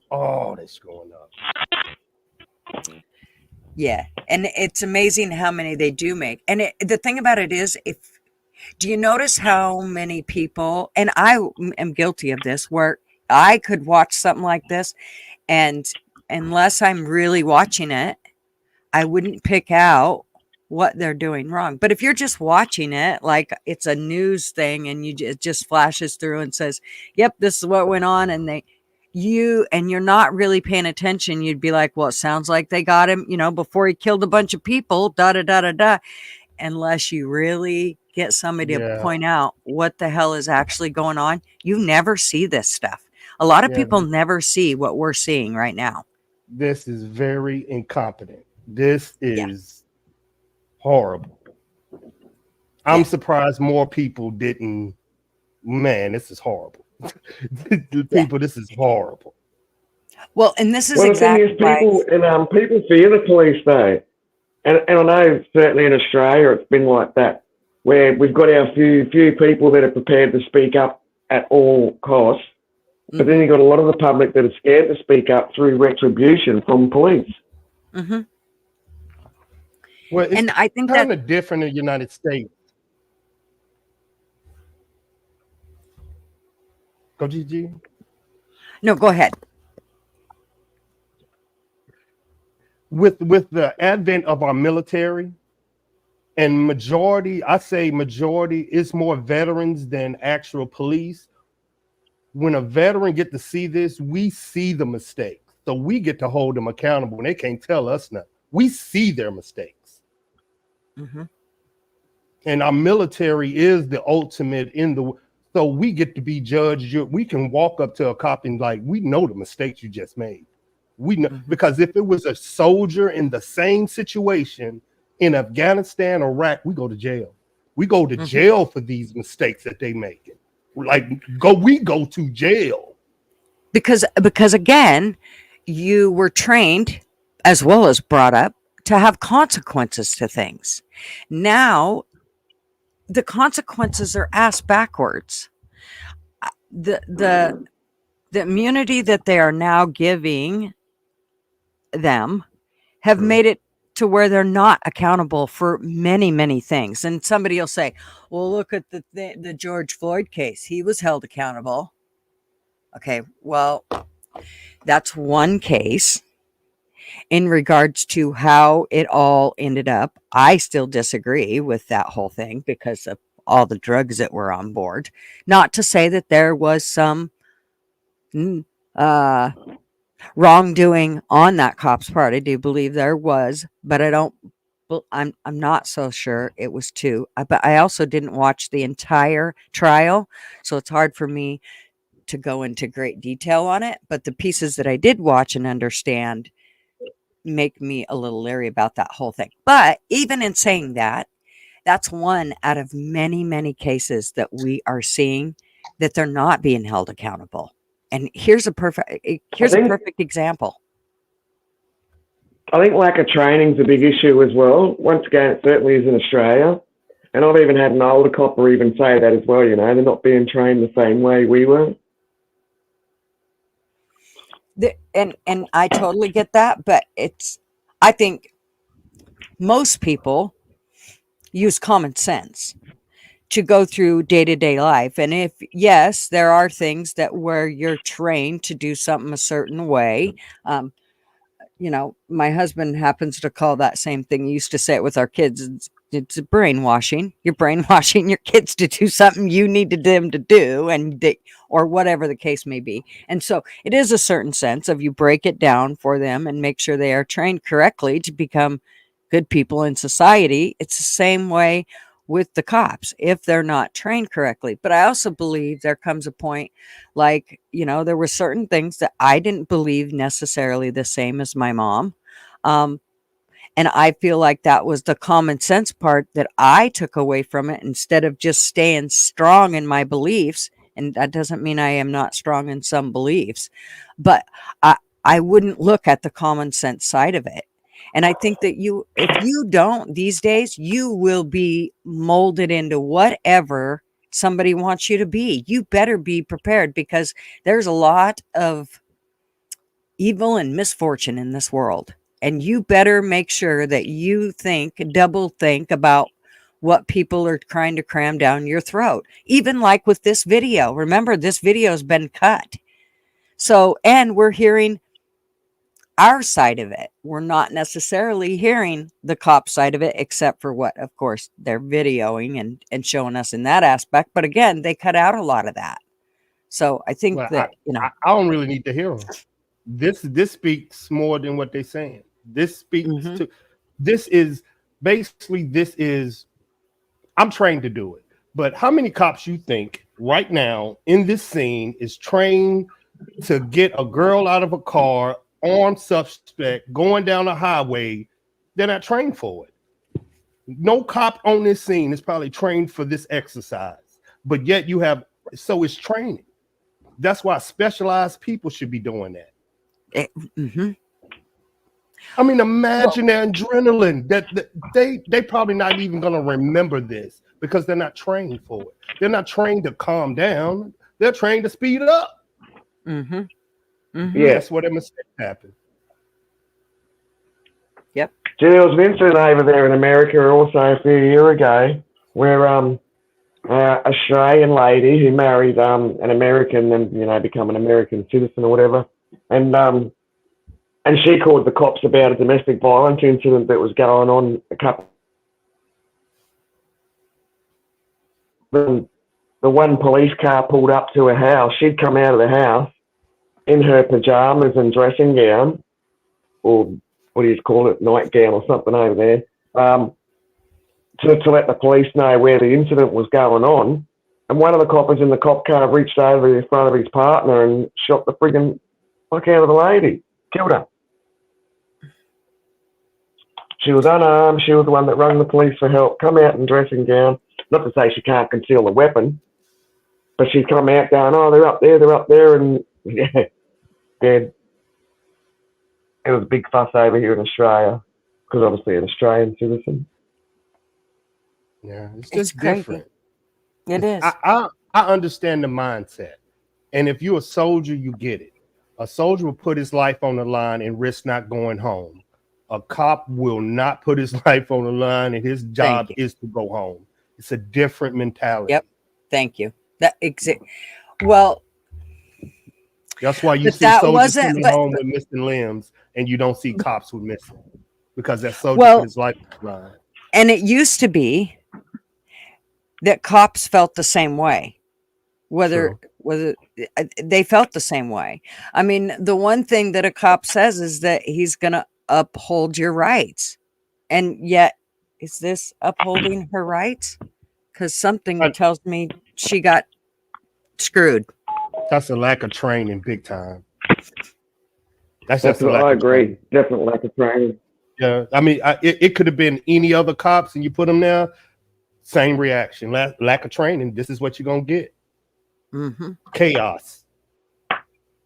Hey, Nuke. All right, we'll start it again here and see what. And here's where they start shooting their 500 rounds.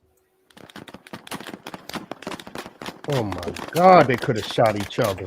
Not to mention, Look at these all the cops are shooting these rigs. cops. These Look cops. right I know. Why couldn't these cops shoot each other? I mean, you can see I know, in the that's video what the I'm young looking girl at. was like Oh, kind of half crawling on her hands and knees. Obviously, maybe a dad told her, like, go out on your hands and knees because they're going to shoot the fuck out of me.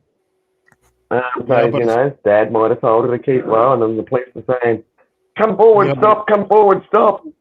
Like, But come on. most soldiers know you don't shoot the target. You have to see what's behind the target, and they're not even looking to see them cars back there. And they partners. That's cross. Oh my God, these mistakes. It's the first thing that we ever trained our kids with. You got to know exactly where every single shot is going, all the way through to the end. And if you cannot, you don't make the shot. Look at the building behind them. I mean, man. Yeah. Oh, you see? Oh my God. We go. We might need to tell cops to start. And there's the using other more- side of the situation where we had an incident here in Australia recently where a few coppers were shot and lost their lives through the same thing, through lack of training. And they're only young coppers too. Yeah. And one of the coppers was like a really nice copper. The kind of copper where I've had him come to an incident at my place just over theft and stuff. And I'd just be foaming at the mouth, and this one particular cop that died in this ambush, he was just a really nice copper, the kind of copper where you wish all coppers were like him. Yep. Jen said it right. Situational awareness. You should know everything that's going on. I mean, it's amazing how it's really easy to get tunnel vision.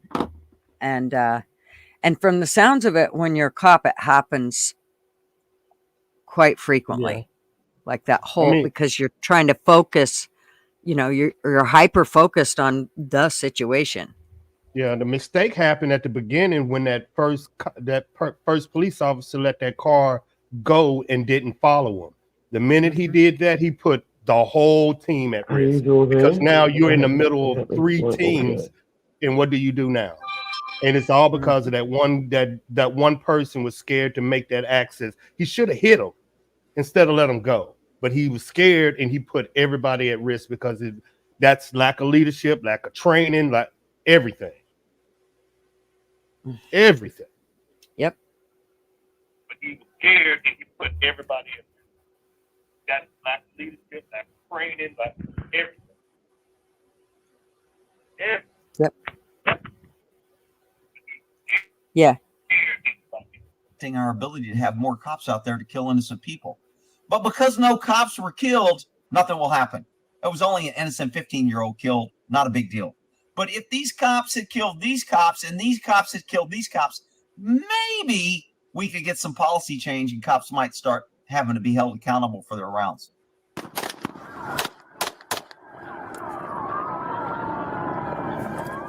Innocent. Get out! Passenger, get out! Get out! Get out! Get out! Passenger, get out! Get out! Oh. So this cop almost runs to her, but because of the barrage of gunfire from these cops and the cops probably on the hill, he took cover and protected himself. Officer safety. I mean, she's only a 15-year-old girl. You wouldn't expect him to like help a child, would you? I mean, they're cops. They have to worry about officer safety. Dude, you got a vest. Use it. Come to me. When Come, she was come. here on the ground, laying down, she was safer than standing up with the hell of gunfire. And because the cop ordered her to do it, she listened. She was programmed that when police tell you to do something, you should always do it without thinking, because back to blue. They're always right? They're always for you. Back to blue. Come to me! Come to me! Come to me! Come, come, come, come! That should have been a ceasefire called. I'm assuming there is some blood splatter, maybe a head exploding. There is massive damage on her from multiple gunshots that were aimed at her. It wasn't an accident. And that's why they blurred it. Otherwise, they wouldn't have blurred it. They don't want you to see what they did, period. Oh, no, Rick, I'm sure they did it because it's for the victim and her family. Her family's dead. You killed her father, and he killed the mother. Stop shooting her! He's in the car! Stop shooting. How is that a command? Oh, Stop shit. shooting. How do you not stop shooting once you see you shot her? Once you see the cars in the background, you should have stopped shooting. But I mean, okay, but even when you overlooked all that, you've seen this poor girl, you've just seen her be shot, and everybody continues to shoot. You can't tell me that every single one of those cops right there could not see her. They could. I promise you they could. And if they couldn't, no, I mean, nobody on the other side can say stop. They don't go. You can't hear it. I mean, anybody that ever shot a round before, you know you can't hear nothing. You damn sure can't hear it 10 feet away. That's true. So that's why I'm like, it should have been over the radio. And the fact that nobody was saying ceasefire, like 3 cars came up behind him trying to get the girl, and none of them ordered over the radio ceasefire. Nobody. Like nobody. Crazy. It blows me away. Remember, this wasn't the media. This was government not wanting you to see what they did. And how can you not tell when someone's that close here that she doesn't have a gun? Wow.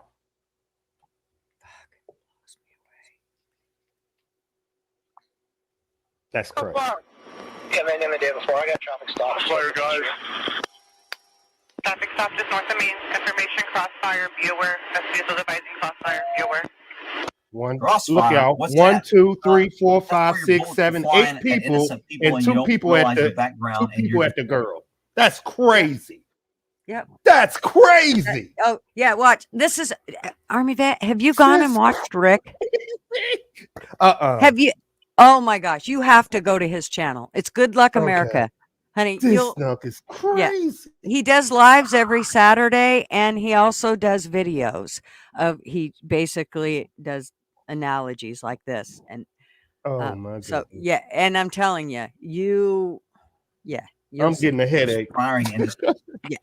Watch. Yep. Criminally, because you can't get sued and you won't be charged by the cops and you have Mm. immunity and why should you care? Just shoot as much as you can when you can. You get days off and you get to tell stories about what a hero you were. And you'll have idiots out there run around back the blue because it's so dangerous. Anybody think any of these cops are in danger? Yeah, AT, we got multiple units of stop traffic. Full units approaching vehicle. How many did Come on. That's hero syndrome. 4, 6. That's hero syndrome. 10, 12, 14. Hero syndrome. Yeah, look right here. Look how many's here. Got a girl. Got a girl right there. There's not. Anybody gonna get the car and put her in there and leave? Okay. Well, listen to what Rick says right here. I think he says it right here. One report from government released on how many cops fired, how many got days off, how many cops, the number of rounds they fired, who hit the dad and who hit the girl. None of that information is available after 2 years of investigation. Because if we keep saying it's an ongoing investigation, then the stupid, pesky citizens that are always yelling back the blue will forget about it. And we get to hide what we do. Outrageous. This is just kind of chaos. They're trying to get the kid out. You can go watch us on Police Activity. I'm kind of bumping through it because it's. Oh, he must have said it there. Now, the cops will show this video at their next conference saying, "We want to thank all the proud deputies who tried to give aid to the poor 15-year-old and save her." That'll be the headline. Yeah. Strong.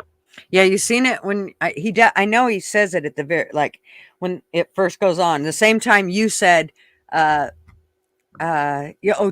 over to the victim and how many over to the pickup. So yeah, they didn't give a shit about her. They didn't care that they had just killed that girl. Wow. Absolutely amazing. Yes, there's Rick's channel. Thank you, Wendels. All right, I'm gonna hook it up. And yeah, you will definitely enjoy his channel.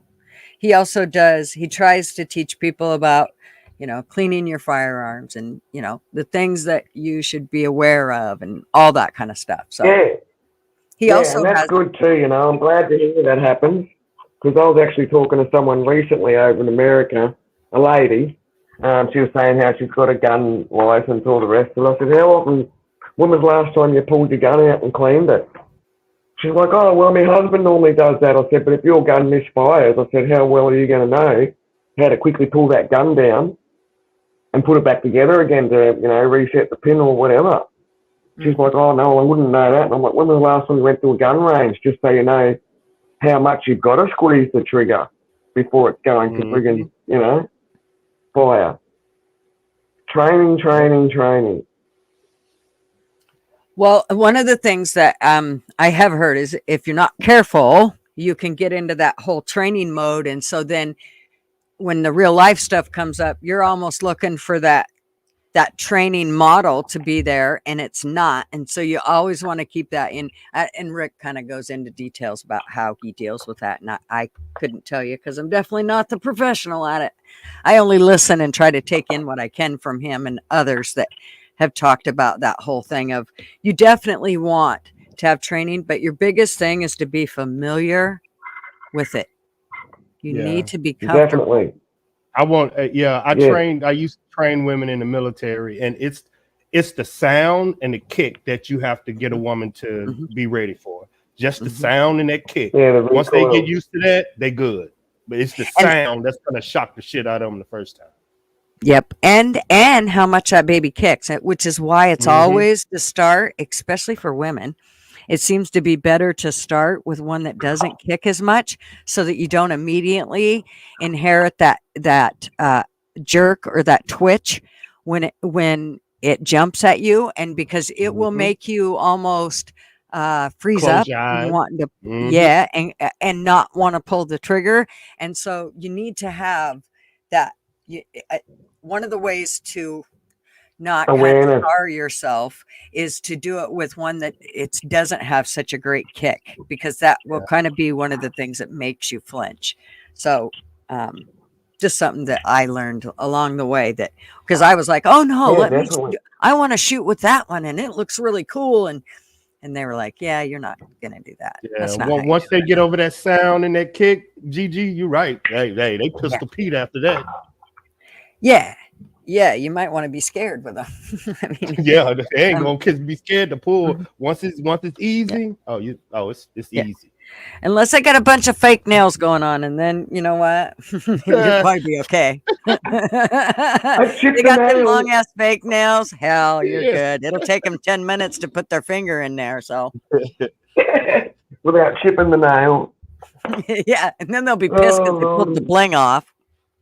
But that right there, Oh. when all of them on that screen, when all of them went to the car, that's called hero syndrome. Everybody wants to be the hero Yep. because nobody went to that girl, and that was the first thing that I looked in a combat situation. Who went to the victim? Nobody. That's fucked up. I'm Paul. Especially once you realise the victim doesn't have a gun, and the first thing you should be doing is trying to friggin' keep her alive. And they would have seen that. Like, look how close that girl is there to that cop car. What they can't tell is she doesn't have a gun in her hand, and that she's clearly not shooting at them.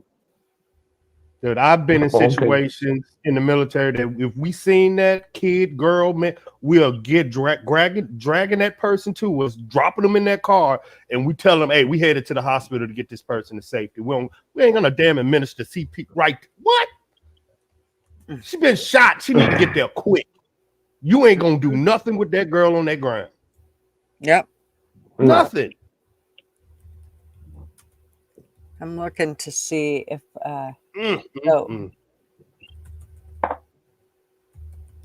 Rick also has a website, and it's called thinklikeacop.org, and that one has so much information.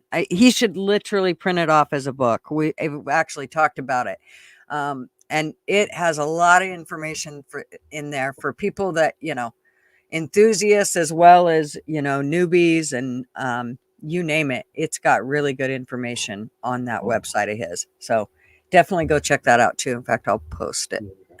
Because I know it's a difference. Because I've trained with some of the best in the police, and I've trained with regular civilian cops like that. I wouldn't trust them, but the trained ones, the snipers, they good, they loyal, they gonna do their job. But these dudes that's never been in a high risk situation, I'll be terrified when they roll up. Well, Rick, actually, how he became to the other side and realized how dirty our entire government system is, from the top to the bottom. He was actually a cop in California, and over time, he would see lots of shit take place. The whole stick together, that whole fucking mentality. Yep. And he was like, this is not, I'm out. So he took his ass back to Texas and retired. California is no joke. That's no joke out there. Yep. So he definitely has a whole different outlook on how, a lot of people. Yeah, Rick was a cop in Vallejo. So he was in it. He knows. He was in it. And he was the one that would be like, all the cops would be like, well, no, we're going to get our story straight, or this or that. And Rick would be like, no, fuck you.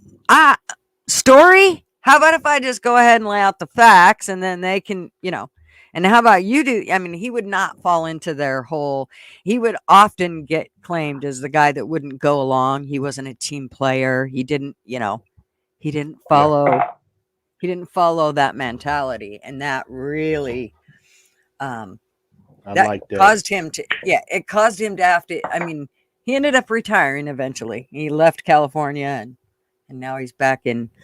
And he's been doing, I mean, when you look, he's been doing YouTube and exposing all the bullshit for about, I don't know, 14, 15 years, I think. Jen G's probably got. And the thing is, when you've got an ex-copper doing that about what are meant to be allegedly fellow friggin' like-minded workers, then there's clearly something wrong with the system. When you've got an ex-copper reporting how police officers are friggin' navigating the friggin' situation.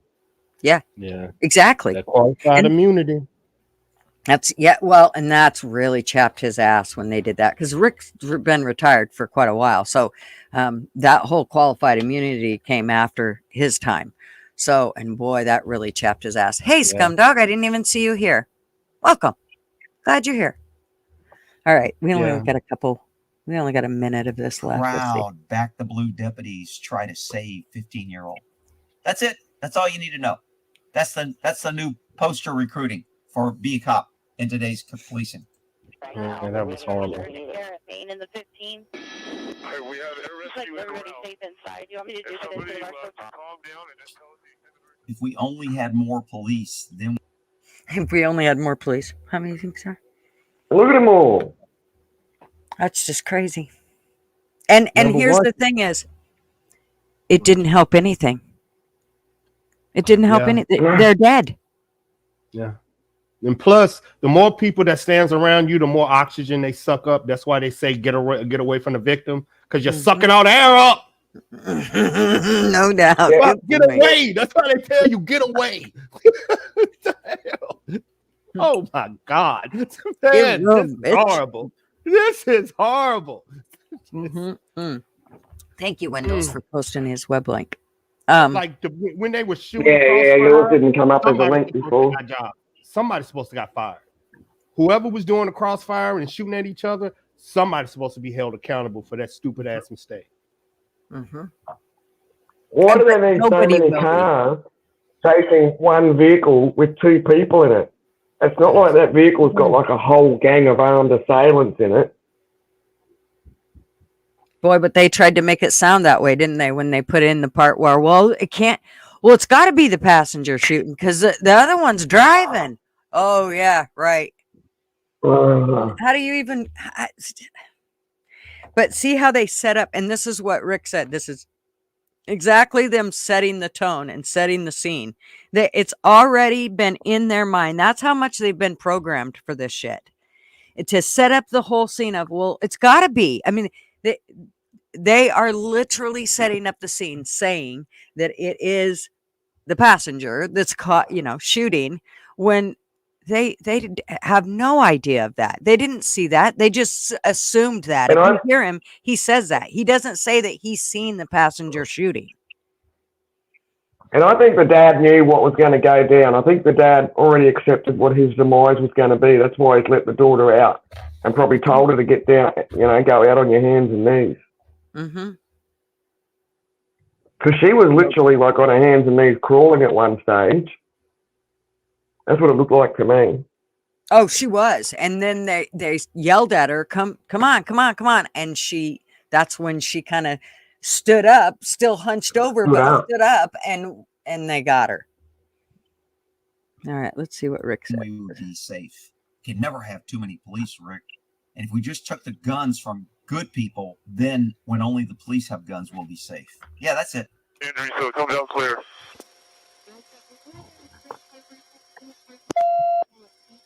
Gunshot wound, I'm assuming. Attempting life-saving procedures.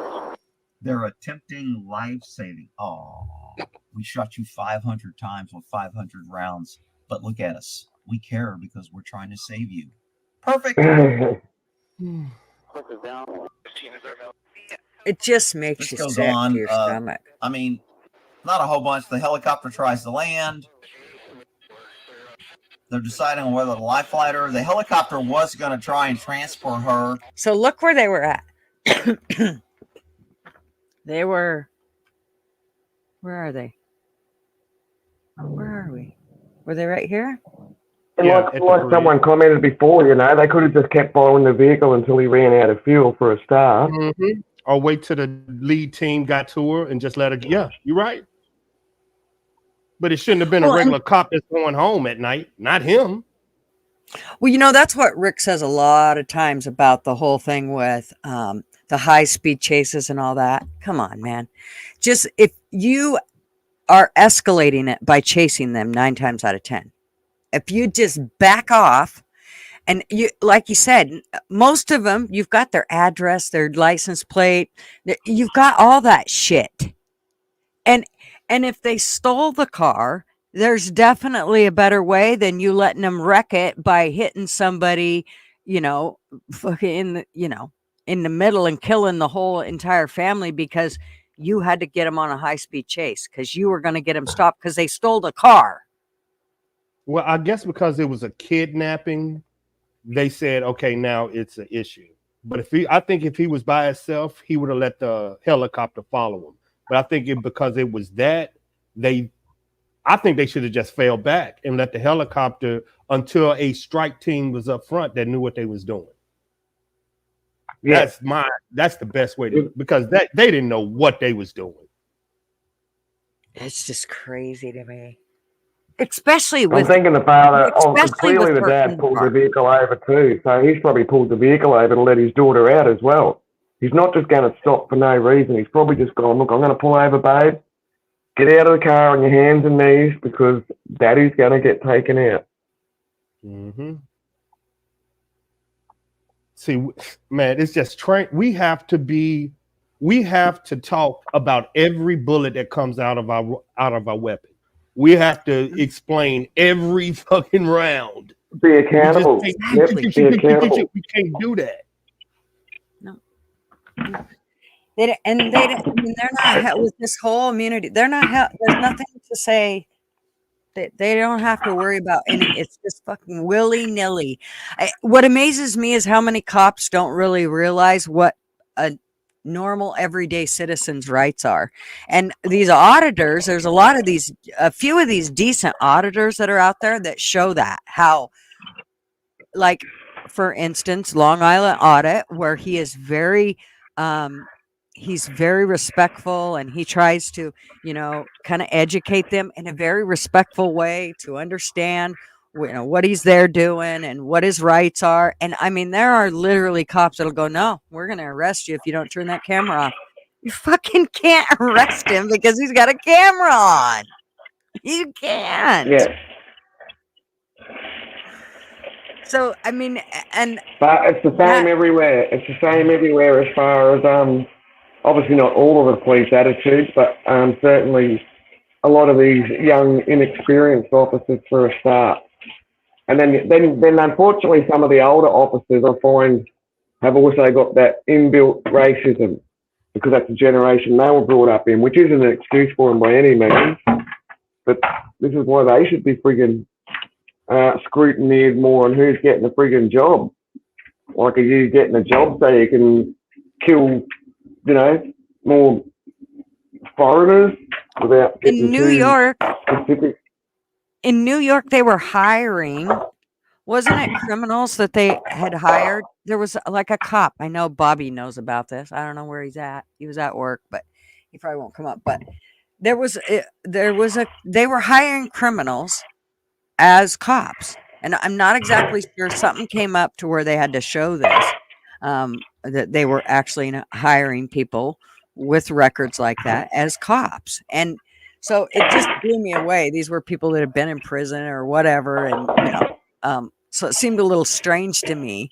But Jen, what about Daniel Shaver, who was shot and killed in a hotel hallway in Arizona some years back by the police? Yeah. He was crawling on his belly, hands up. I did a story on begging for his life unarmed. Yep. Wow. Yeah, I seen that in a hallway. Yeah, I seen that one. I did a story on it. I seen it. Yeah. I'm trying to think Fear. if I remember it. He was in a hallway and they was ordering him to walk down the hallway, and he was crawling, and then they said your hands, and then one hand went to the right and they shot him. Fuck. That simple. Yeah, it was bad. It's still on the internet somewhere, but I seen it. I did a story. See, what could he be? And I'll just I'll just say that one sentence. We thought he had a weapon, and that's it. Yeah. This is exactly why Rick says you do not have interactions with police. Don't. If you see a thing going on and you think you're going to walk over and have a little conversation with, think again. Just walk on. If they come to you, you don't have to answer your door. Don't. Just don't. There are and I know that sounds paranoid and all of that, but you never know what's going to go on in that process, in that interaction. And I'm sorry, this day and age, it's not worth it. Here, you can start dumpsters on fire all day long in the middle of Portland. But if you disagree with an LGBTQ person, oh, hell, you could be behind bars. You're right. Yeah. I'm laughing, y'all. My bad. I'm a new subscriber, but that's funny and true. So there was one I was watching on the internet recently, on the YouTube or whatever, where it seems to be this new thing. So I only just learned about this recently, where the latest craze, if that's what they're calling it, is getting people swatted. And then someone rang up and gave this particular address out for a house to get swatted because they were having a YouTube war. The coppers actually went to the wrong address, and the fella that come outside the door wound up getting shot to death. And the coppers didn't even come to the right house. It wound up meant to be a single-story house or something like that. No, the coppers rocked up at a 2-story house, and yeah. Crazy. Yeah, see, that's exactly why. I'm not. Yep. If they come to my door, I'm going to the middle of the house and I'm sitting there till they go away. That's just all there is to it. I'm talking to you through my Ring camera. I ain't even gonna lie to you. Oh, I ain't even talking to you. I ain't saying hi. I ain't saying boo. I ain't saying fuck off. I ain't saying but then nothing. you're probably at risk of them kicking the door down and then have them make an excuse of, we thought she had a weapon. Well, you know what? My Ring just shows that, I mean, it would behoove them to just knock on my door, and when I don't answer, just go. GG, I ain't telling you. GG, I ain't telling you to do kick this. your door in there. But do you know what's the #1 surveillance company in the world now, as of 2023? Ring. Oh God! Yep. As of right now, they are getting all the cyber internet guys, because now they're bounding like the Ring camera with Israel and everybody else. So now they're think about how many people own the Ring camera in Amazon, and how now the police are now regulated to go to Amazon and get your Ring camera without you knowing it. It is crazy. Mm-hmm. What's the Ring camera? Is that like one of them doorbell camera things? Yes. Yes. The police now, as of 2023, can backdoor Amazon Ring cameras and get information without you knowing it. And this is the deal: is we do this because we are trying to keep our homes safe. Mm-hmm. This is the whole idea that we do the Ring cameras, and then this is what they do to you. They use it against you. Mm-hmm. Now, Ring camera has become the biggest snitch in the world, because now your Ring camera tells what your neighbor is doing, who's coming around, when he's coming home, everything now. So there are other ways that you can and should probably think about monitoring your home with video, and there are many other ways. Well, I've actually got a Wi-Fi camera that still hooks up to the internet, and I can look at it on my phone as well. But I can also move the camera up, down, side to side. Mm-hmm. I can zoom it in. I can actually talk two-way on it. Mine's actually quite an old. Do you got it behind a firewall?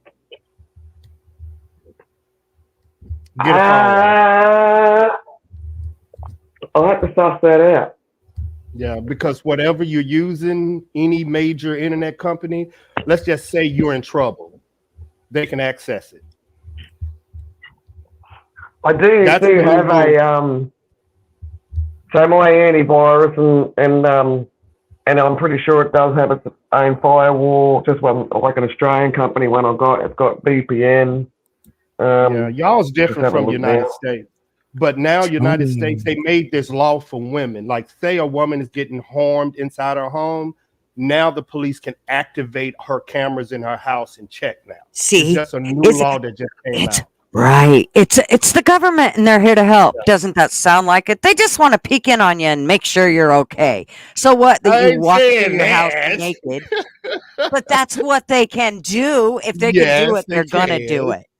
Yes, they can. Remember, but I'm they're just saying that's dirty. a new law. That's a new law that just think it's called what is exigent circumstances, something like that. Like if something going on in a home and they don't want to come in and you got cameras, they can turn them on automatically. I will protect myself. Thank you very fucking much. I don't need any of their help. FYI, just so everybody knows, I'm right here on the wave saying I don't need your help. GG crazy. So if I, or not if I, when I go over to America, Gutters, and we go do this friggin' week RV tour, You what? we're not going to be, when I come to America and you're like, oh yeah, we'll go away somewhere for a week in the RV, we're not going to wind up like some friggin' news channel statistic. Well, let's hope not. Yeah, if we we want do, to see you it'll walking be really around. good. Yeah. It'll be really good if we do, dude. We'll make sure it's good. Okay, just keep that in I'm mind. happy. Put on an outfit. I want to see That's something. right. Okay. Make sure you get your neon outfit out. We want to be bright. Bunny rabbits, everything. We want to see a show.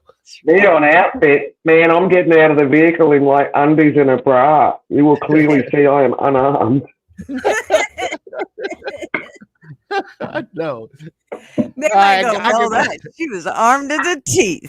I know. I ain't even gonna say nothing. I'm gonna leave this one alone. I'm gonna get in trouble. I'm gonna leave this one alone. Oh, come on. Oh yeah, I've got a deep voice. Yeah, you're probably wondering with the deep voice. I am a female with my deep voice. Born and raised. Hello, G. That's right. I am gutter girl, not ghetto girl. Exactly. There's a difference. I'm trying not to go there with GG. She's crazy. I know. Yeah. And I have a tendency to drag everybody right to the gutter with me. I went to work at this. I only worked at one nursing home ever, and it was the last facility I worked at, and it was a nursing home. And when I went in, they really liked me and everything, and they were all excited to have me there. And I had been referred by one of the nurses that they had hired, and she was the head nurse, and so she really liked me, and we worked well together. So I went to work there, and within the first month, the executive director said to me, I never cussed at work, and I sure as hell never told dirty jokes at work. And now you got me cussing and telling dirty jokes. And she said, I think you're a bad influence on not just me, but this whole damn facility. I'm like, well, I don't know. But when I came into this place, y'all were really quiet. People walked around here like everybody here was already dead. And so now, I don't know. What do you hear now? And you could hear people laughing and joking. And she's like, okay, get the hell out of here. You're right. It's good. So, and she never would have said hell or damn or shit, nothing like that. But it wasn't that she cussed. That wasn't made. It was that she finally kind of let loose a little bit and wasn't so stern on everything. And it made all the residents who we were working for there much better. I mean, they loved being there, and they laughed and they joked, and even, I mean, you're there. If they're in a nursing home, they're probably on their way out, and you're their last stop. So the least you can do is make it fun on their way out, for Christ's sakes. Come on. I mean, you don't have to be obnoxious, but just a little, just a little laughter. A little bit risque. Well, and a little laughter risque. goes, risque is good, but a little laughter goes a long ways with old people. I mean, they just love Oh, hell yeah. I mean, Yeah. I one time I went to work, and this is when I worked in assisted living, which was my favorite place in the whole wide world to work. But I went to work one morning, and I worked early, and so I always got dressed in the dark, and I'd have all my clothes out and ready to go, and I would just get up, take a shower, pull my hair back, throw a little bit of makeup on, and off I'd go. And I had got dressed in the dark, and I went to work, and about I don't know, an hour into it, I had went to one of my residents' rooms, and she's always sat up to take her pills. She wouldn't just sit up, she'd stand up, and then she would sit up after she got done standing up when she took her pills. Just one of the things she'd do. And she stood up, and she looked down at my shoes, and she said, "Do you always come to work with two different shoes? I'd never noticed that before." And she was somebody with the driest sense of humor you ever seen, and she could barely lift her head up. So the fact that was the first time, she's like, she always looked at my shoes. I started laughing, and I was like, "Oh shit, I have two different shoes on." And it wasn't like a white shoe and a white shoe with a little bit of something on it. No, it was a dark purple shoe and a white shoe. It was so fucking obvious. So when I went down to the dining room, by that time, it was breakfast time, and my administrator was already there. And she come walking up to me, and she said, "Is everything okay today?" I kind of giggled at her, and I knew what she was saying. I said, "Yeah." And she goes, "Was it dress weird day today?" I said, "No." She said, "Well, what in the hell are you doing?" And I said, "Well, I get dressed in the dark, and I don't want to wake Marvin up. And so I got dressed and came to work, and I didn't realize it, but Sarah told me I had two different colored shoes on." She's like, "Well, after you get done passing meds, if you want to go home and change your shoes, you're more than welcome to." I said, "Are you curious? Are you serious?" Everybody here has laughed their ass off. And I mean, every resident had noticed it and laughed. They thought it was the funniest shit ever.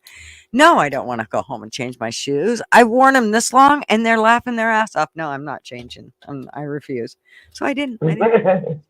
I kept it all day, and they thought it was funny. And yeah, I love doing stuff like that with my residents. They were a bucket. Definitely.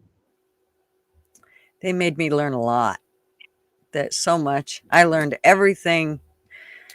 Most of what I know in my life came from the residents that I took care of for almost 25 years. So they're the ones that taught me all of it.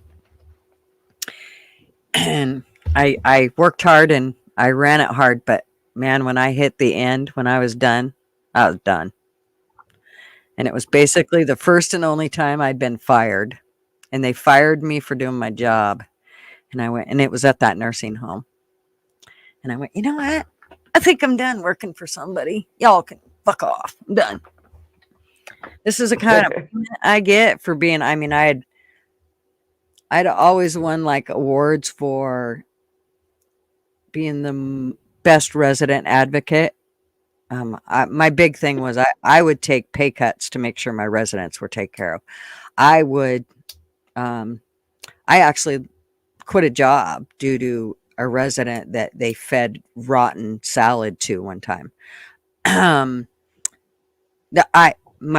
My residents came first, and that's just, I don't care what it is. If I'm fucking cleaning a refrigerator, the refrigerator's coming out clean.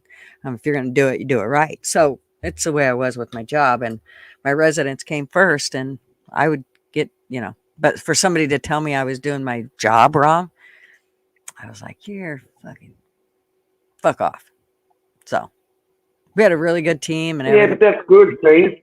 That just means that you actually give a shit about your clients. I think we've got to call them more clients these days, not residents or whatever. But yeah, it's good that you give a shit about all the people you're working for and caring for and working with, and that just seems to be a bad thing these days. Yeah. Well, and we always called them residents because it was where they lived. So, and it was the one thing, it was kind of actually how I explained my spew to people when they came to work for us. The one thing that I would say to them is, if, you're coming in here and you are looking for a job and you don't consider every single one of these, including the grumpy, stinky ones, your grandparent, then I probably don't want you working here. Just an FYI. And 9 times out of 10, they'd go, wow, I really kind of like you. I think I want to work here. Those are new. When I knew I had the right ones. There was some, though, that would just go, are you serious? I didn't just come in for a job. I don't want to marry it. All right. See ya. No reason for you to say you have no idea how many times I'd clear the pan. I mean, and of course, that was before when we had a bunch of stipulations on how you had to hire people. And that kind of that changed how I hired people, because they put all kinds of well, you can't say that to them. Why? Because it hurts their feelings. So sticks and stones. Fuck. Grow up. Gigi, I like you, Gigi. You kind and you don't give a fuck. I like that, Gigi. It gets me in a lot of trouble. It really does get me in a lot of trouble. But on the other hand, usually I weed out people that really want to be around me and people that really, they don't. And I'm okay with that. It's okay if you don't want to be around me. It's, not everybody's for me, and I'm not for everybody. And I'm okay with that. But man, the ones that are for me, usually we run hand in hand.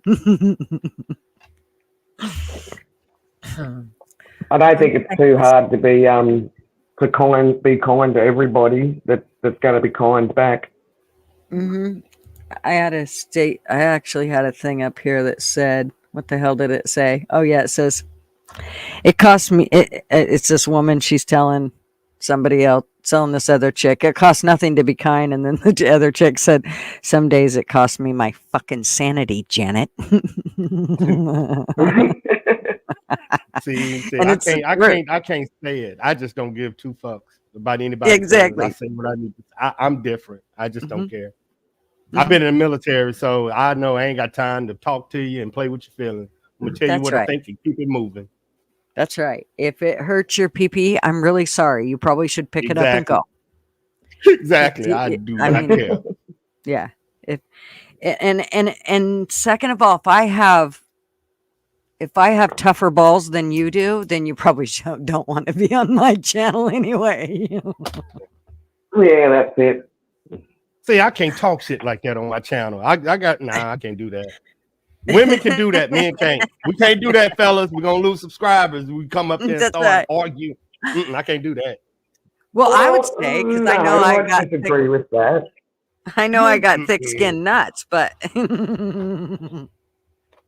I think if I do it, these women will come. What is he complaining about every day? I don't think I can get away with it. I don't think I can get away with it.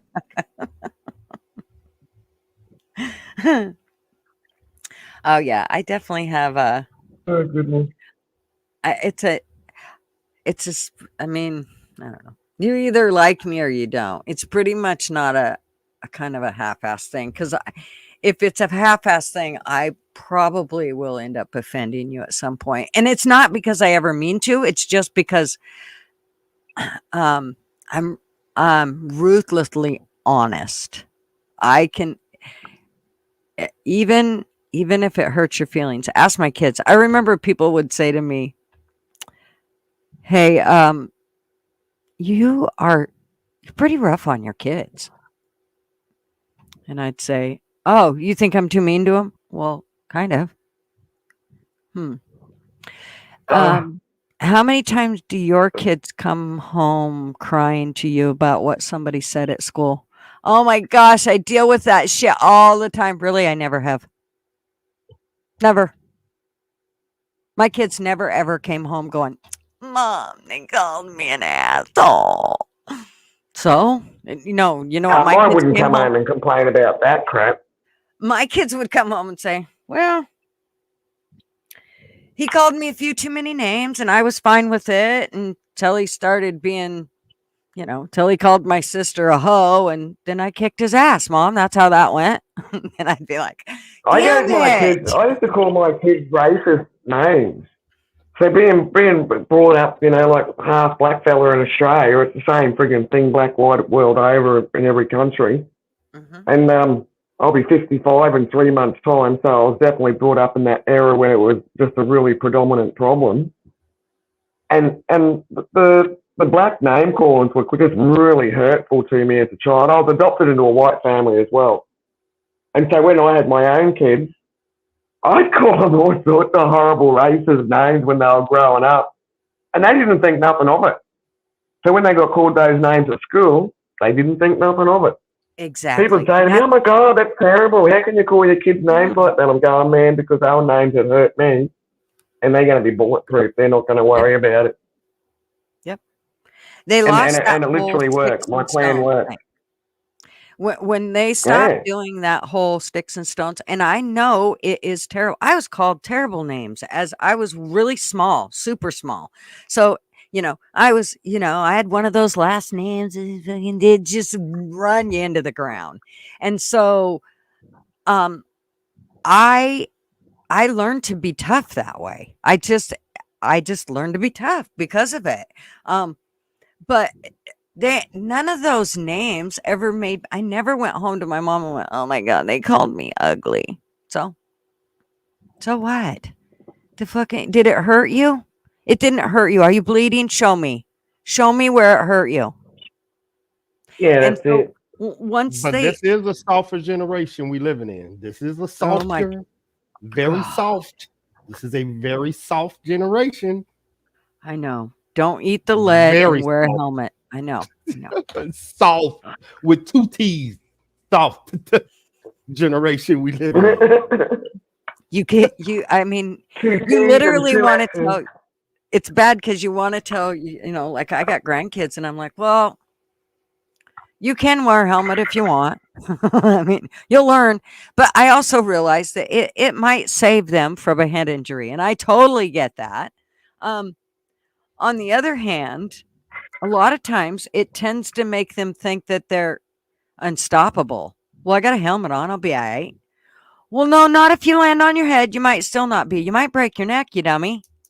So you might want to think about that. So if you pillow everything up, they never get it. They do. I mean, so you do got to let them fall down and hurt themselves. I'll never forget taking my daughter in the first time when she was a toddler, and I took her into my doctor, and I was a very young mom. And so I took her in. I'm like, oh my God, doc, she's falling on everything. And look at the bruises on her head. And oh my God, she got a scratch on her leg. And he's like, yes, she gonna do that. And I said, well, I know, but look at her poor head. And he said, yep, those are called those are knowledge bumps that build calluses. And eventually that shit will not bother her. And she's fine. She's not dropping from a 3-story building. She's fine. So stop worrying about that shit and worry about her sticking shit in light sockets. Think about that kind of shit. Okay. My first one was accident prone really bad, and that's when I discovered that she had bad eyesight. So maybe pay a little bit of attention to lots of accidents. Mm-hmm. And she got into me, she found me friggin' dog worming tablets one time and ate a whole heap of me dog worming tablets.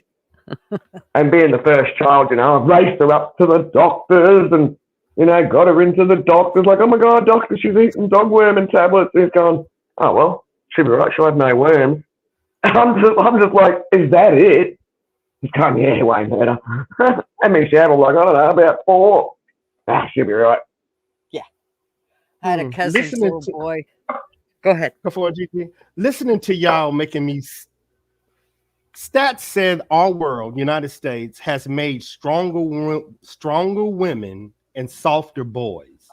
Listening to y'all, I kind of believe this shit. It's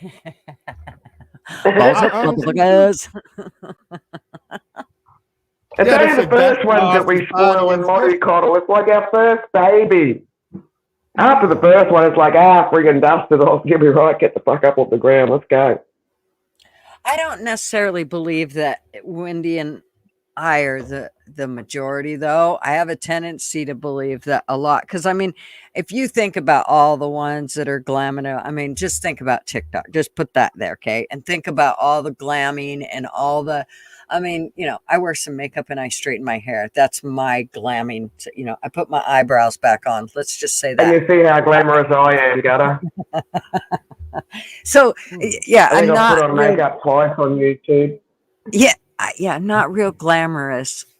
and I don't. That's not. But I don't believe that a lot of the majority of women these days are that way. Now, I think the majority of women are probably meaner, but I'm not Yes. so certain that they're tougher. And if, like I said, if you look at most of them got,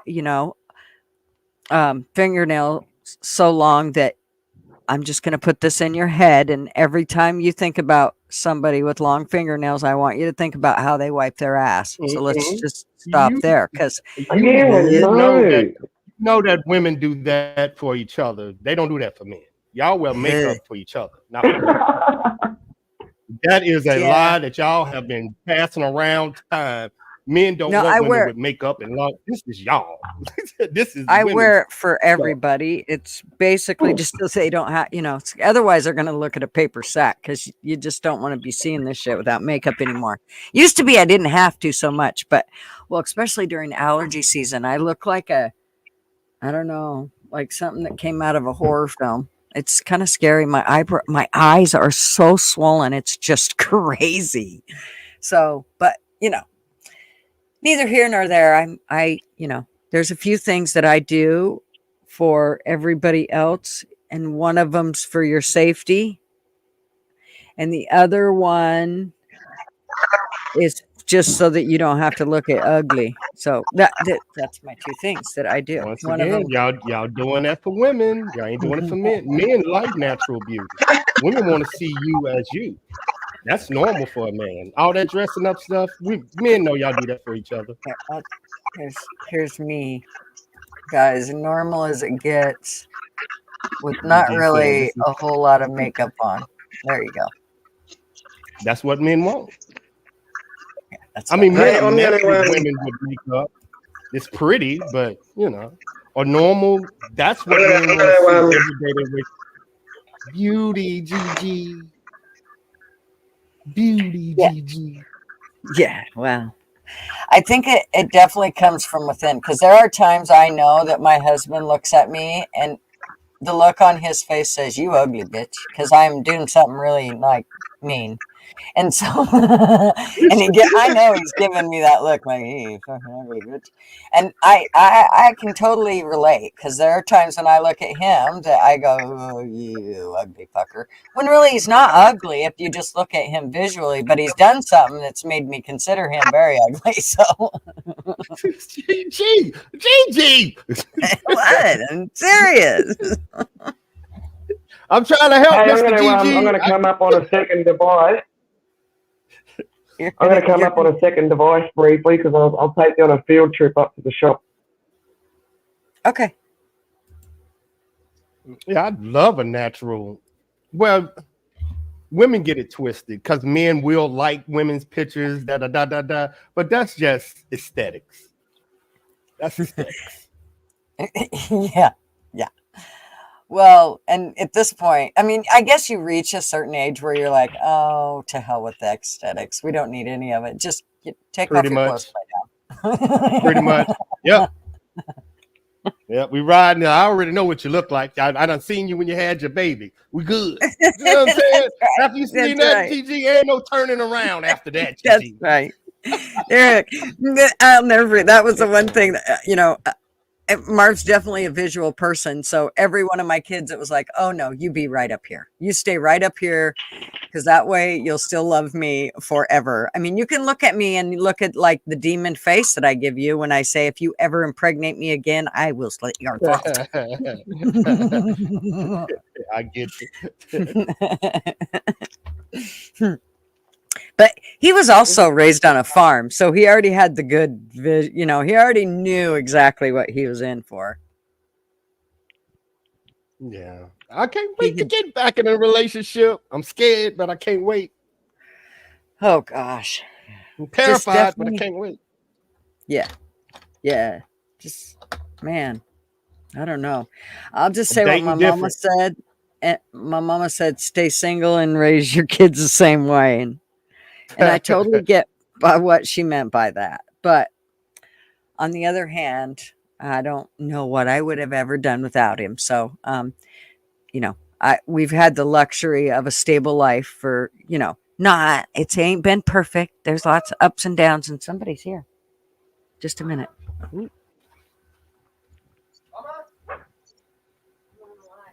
I wish I was married. Well, hey, let me stop that. I don't wish I was married. Let me chill. I'm not live, so you can talk. My youngest baby just showed up, Matthew. Hello. Hey, Matthew. We talking about relationships in 2024. She don't get it. Yeah, I had a drink. They dangerous out here in these streets. So my son, he just leaned over to say hello. You smell that and then tequila. Oh, wait a minute. I got to take you off. No wonder he sat there and went, they're not saying anything. Just a minute. Okay. Can you hear me now? There we go. See, he's having a drink. He gets it. No, this guy's actually. Oh, that's water. Oh. There's Wendell. There's Wendell's. She's from Australia. And then this is Army vet. Airborne. Oh, nice. He's pretty awesome. Howdy. Hey, Mom. I need a hug. Okay. Your mom gonna get me to lose my security clearance, so I gotta hide my face. Yeah, smart.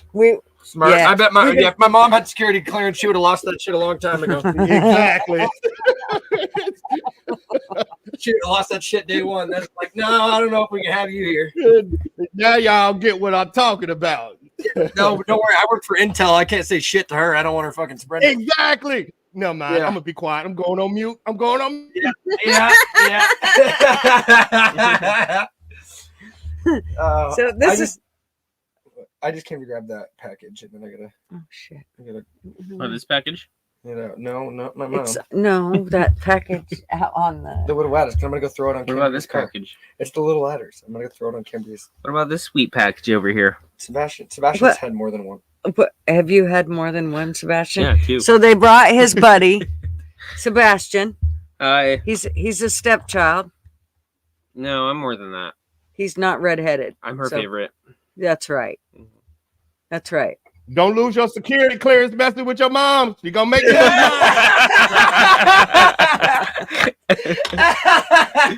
That's funny. Yeah, he best be careful with my mom. He'll lose a lot more than his security clearance. He'll lose his virginity. I was just gonna kidding. say that, but I wasn't gonna. I'm like too far. You won't get that growth spurt that you've been talking about. Matthew's gonna slap me here or him here in a minute. Both of you. Us. It's us now. It's not your. All right. Well, I gotta grab my shit, Mom. I just wanted to say hi and grab that. Sorry. I love you. All right, I'll come bye, by. hun. I'll come by tomorrow. We'll be here. I might tomorrow have you come by and see the 'Kay. place. I just don't know if I can or not. Saturday. Yeah, we're good. Okay. Yeah, we'll be here. Okay, all right. Come get the fuck up. Thanks for coming and saying All hi. right, where's my package, Mom? On the microwave. Okay. And look through that mail. God damn it. Okay. Probably Bill. Do it. All right. See, that's what it's like having a kid that still shows up. Yeah. When Martin, see you later. From your son from here on out, I'm finna live through him. I know how he feel. I get it. They're buckets of fun, though. Absolute buckets. Yes. This is Yes, a big Kai. town. My town's massive. Oh, what is that? My town. It's huge, Let me. isn't it? No, It's a yeah. big yeah, out all- traffic. no, you have like 7 people that live in your whole town. 18. 18. 18 now. That's There's 18. that. So the town that I actually came from. So I went to school in a town called Kuski, and it had about 600 people. But the other town that I lived in had, I think it was under 200. It might have been under 300, but yeah, and it's called Stites, Idaho. And that's where I actually was raised as a small child. And then, between Kuski and Stites, and actually I was brought Cameron. up in the city. Yeah, I was brought up in an actual city, but moved out bush. So that's my place there. That's why the stupid dogs are excited. Oh, And then okay, Abby. And that's the pub across the road. I live nice and close to the pub. There you go. No drinking and driving for you. No. Shit, they'd have a hard time just catching you walking and drinking.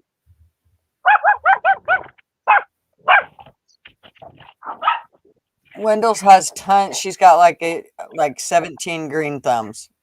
Not just one. Yes, Jen, I was going to tell you. It is called Smoke and Groom. Exactly. And what else did I miss? I haven't cut my hair. Oh, Kai, you haven't cut your hair in 15 years?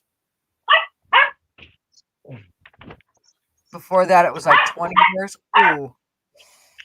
Well, I trim mine. Every time I go to the beauty salon, they fuck it up. So I will every now and then go and let them fuck it up a little bit and then regret that I went. I had a big haircut ages ago.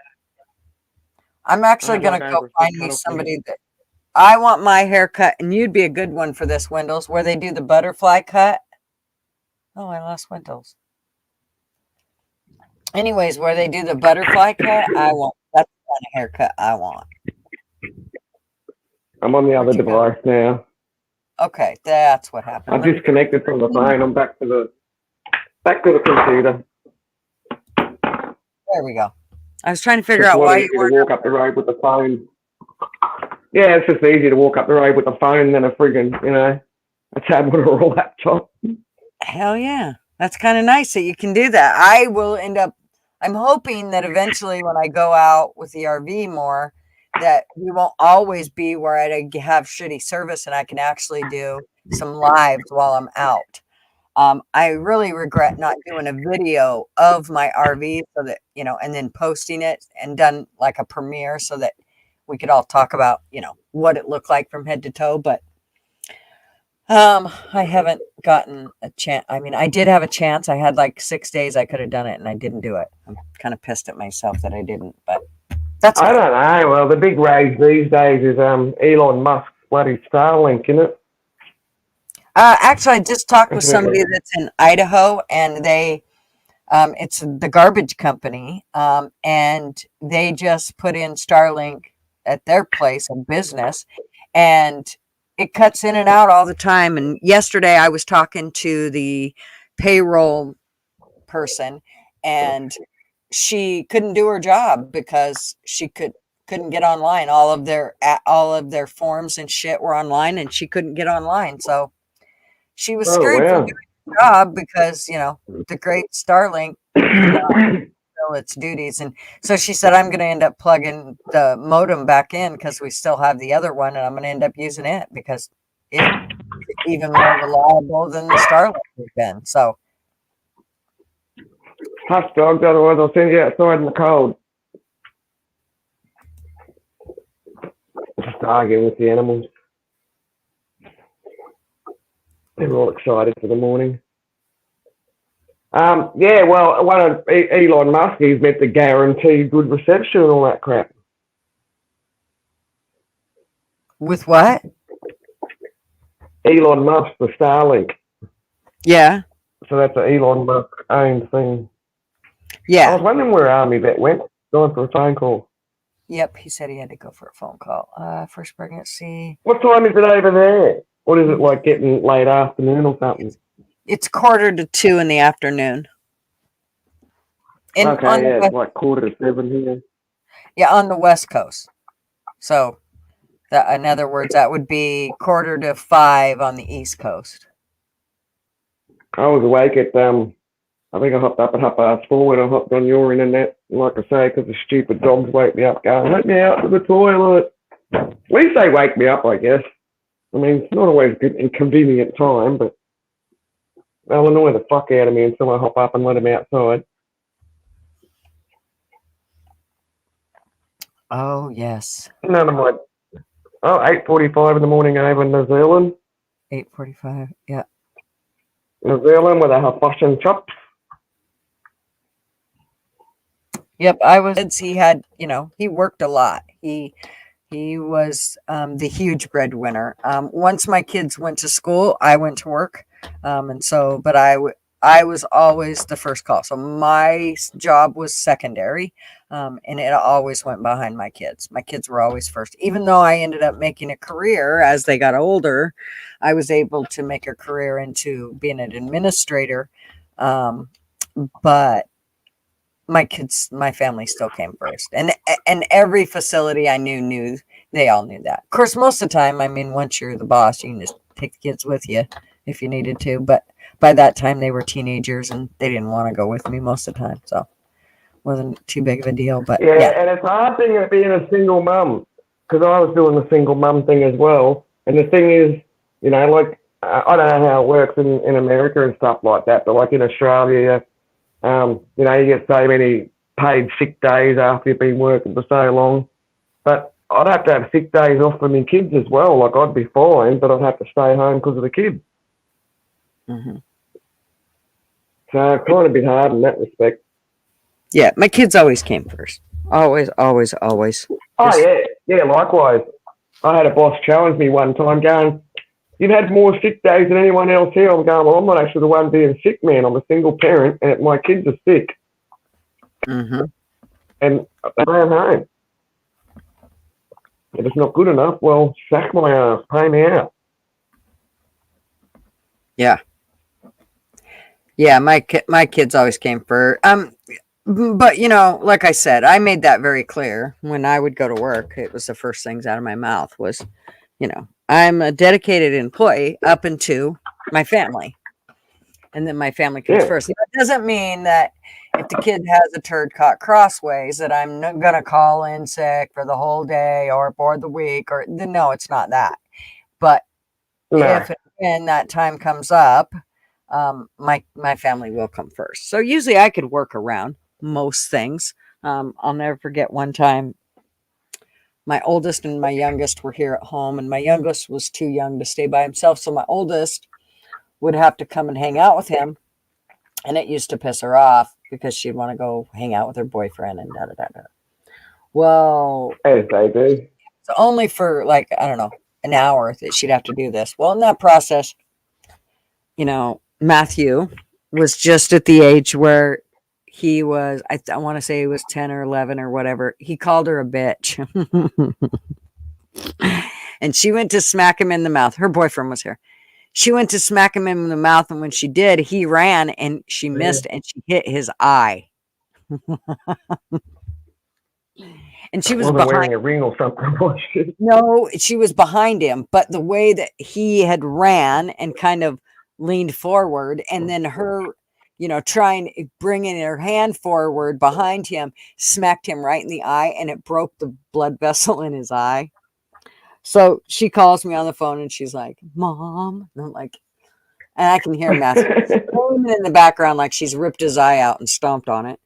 And I'm like, "Yes, why are you calling me?" Because my kids knew, you better be bleeding to death before you call me at work.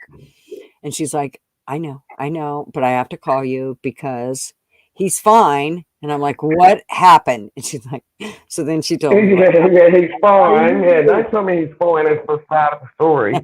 Yeah. So I'm he's like, fine, but...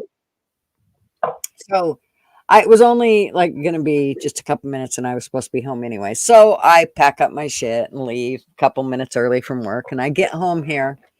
And I do want to make sure his eye's okay. Because, of course, he was a drama king big time. I mean, he could really pour on the drama. And when I got home, I was like, "Is it blurry?" And he's like, "No, well, yeah, kind of." And I'm like, "Matt, is it really blurry?" "Well, I don't know. I've been crying so much. Maybe it's just tears. I don't know." He was just going on and on and on. So at that point, I really didn't know. So I took him down to urgent care, and the doctor looked at it, and I told him, of course, I told the doctor the story. I'm like, "Yep, this is what happened. He called her a bitch, and she went to smack him in the mouth, missed, hit his head, or hit his eye." So the doctor, he doesn't say anything, but I can kind of see a twinkle in his eye. And he gets all done and he's writing, you know, on his little chart, and he's kind of snickering and he's kind of acting like he's writing a lot. And I know he isn't. I can kind of see that really he's not. Like it's not even chicken scratch. I worked for doctors and, you know, assisted living and all. I know I read doctor's orders. I could tell he really wasn't writing. So I look, and sure shit, he's not. He's basically just scribbled, and then he's kind of put a line through it to say it's basically an error. And then he goes, well, I think you're all right. I think it's going to be all right. And if I could give you any advice at all, Matthew, it would be, don't call your sister a bitch again. And so, Yep. yeah, that was it. He, you know, we came home, and of course I chewed Matt's ass out for making a big deal. I was like, so when the doctor was doing the eye test, Matthew, at first he was hitting all the letters. And then when Matt realized that he was basically supposed to be acting like he was putting on the dog and being Mr. Drama King, he was like, well, I don't know, that one letter, wait, I might have guessed on that one. The doctor's like, no, I think you got it, Matt. You know, shit. So, yeah, he was. Yeah. Well, I had 2 girls, but my youngest girl I always called her the son I was never going to have. She was a real rough tomboy. Like if I was a tomboy because I just grew up with a single dad and 2 brothers, no sisters. So it was already destined that I was going to be a tomboy, but holy crackers, she's my youngest one. She was a rough nut. She was a rough nut. She was the one that I there was one time there where I had to get called to the police station because my youngest one took out 6 girls at school all at once because they were calling her all the friggin', you know, all the black names and crap like that. And she's not even that dark. You can see she's got the nice olive skin, but, you know, just horrible kids. And one of the parents wanted to get a chance at the salt and all the rest of it. I'm thinking, well, hang on, what about the fact that your friggin' kids stirred up mine?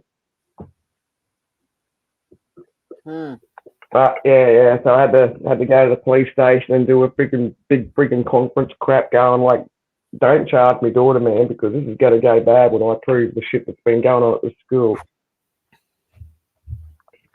Yeah, my daughter used to get picked on real bad. I just told her, take him out, mate. Friggin' show him the fucking pavement. Probably not the best advice because look what happens. But she did put up with a lot of shit before she actually showed on the pavement, so to speak.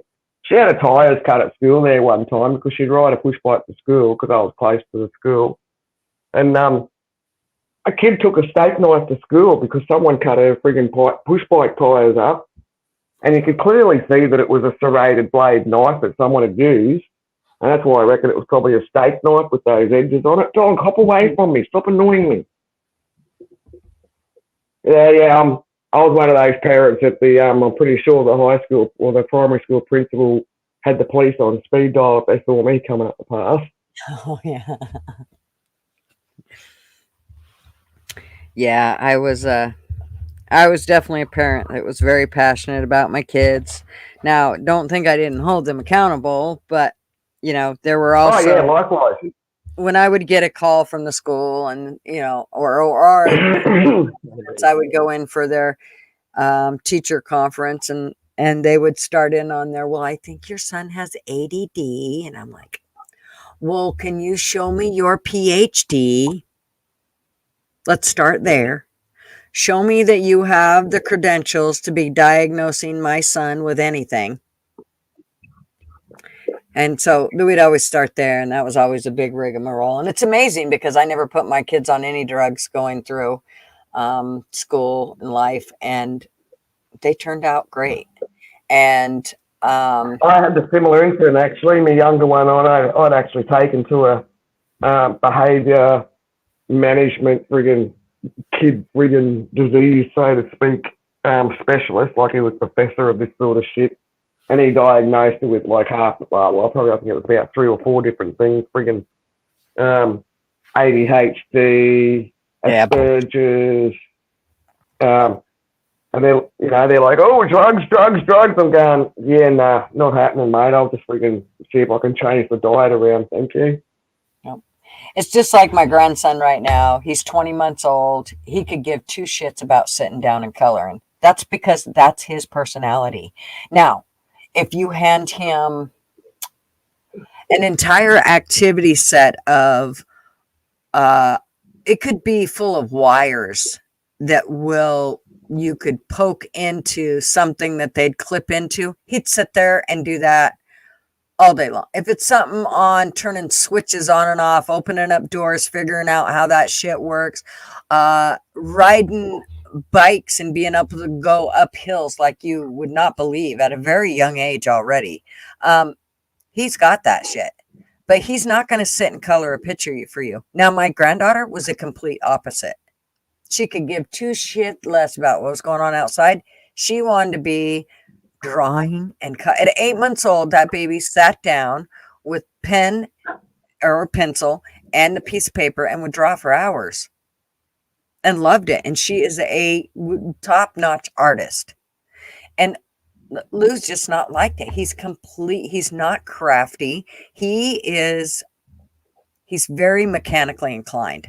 Very much so. And that's just the way and he's got a huge work ethic. Like if he sees somebody doing something, picking up something and putting it into boxes, he goes over immediately and helps immediately. And no asking. And at 20 months old, does all that. You never have to ask him for any of that. But I will guarantee you he's gonna get in, even though it's gonna be a Catholic school, they're gonna get him in there and they're gonna go, well, he's got some ADHD because he doesn't want to sit down. You're right, he doesn't. He doesn't want to sit down because everything in his world that tells him he needs to be productive means he needs to be up and moving. And you want him to sit in a chair and write some stupid shit that's never going to amount to nothing in his life. So, yeah, that is exactly. Not saying that I don't think kids should need the basics in school, but I don't believe they need 45 years of education to have a good life. Yeah. But then, in saying that, so my younger one, she had the hyperactivity and all that kind of crap. But then if she was reading, say, Pony Pal's book, I don't know if you've had Pony Pal's reading material for the little kids over in America. It was like a series kind of thing, almost like Goosebumps, except it was all horsey stuff. Man, she would sit down and read a friggin' whole Pony Pal's book in like a couple hours flat. Mm-hmm. It was something she liked, something she loved reading. I buy her a Pony Pal's book and she was just happy.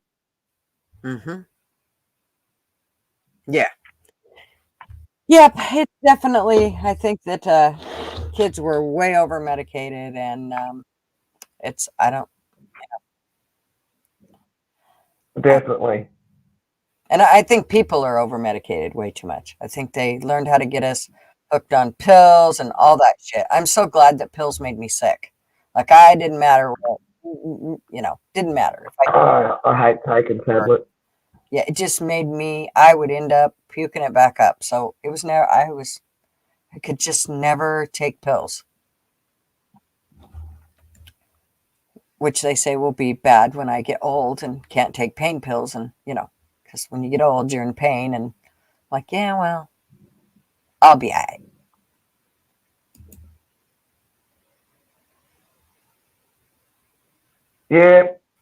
Yeah.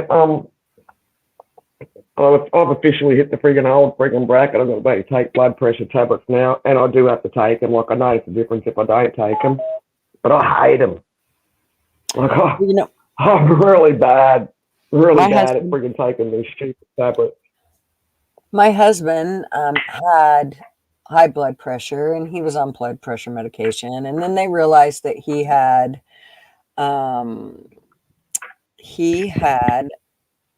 not Crohn's.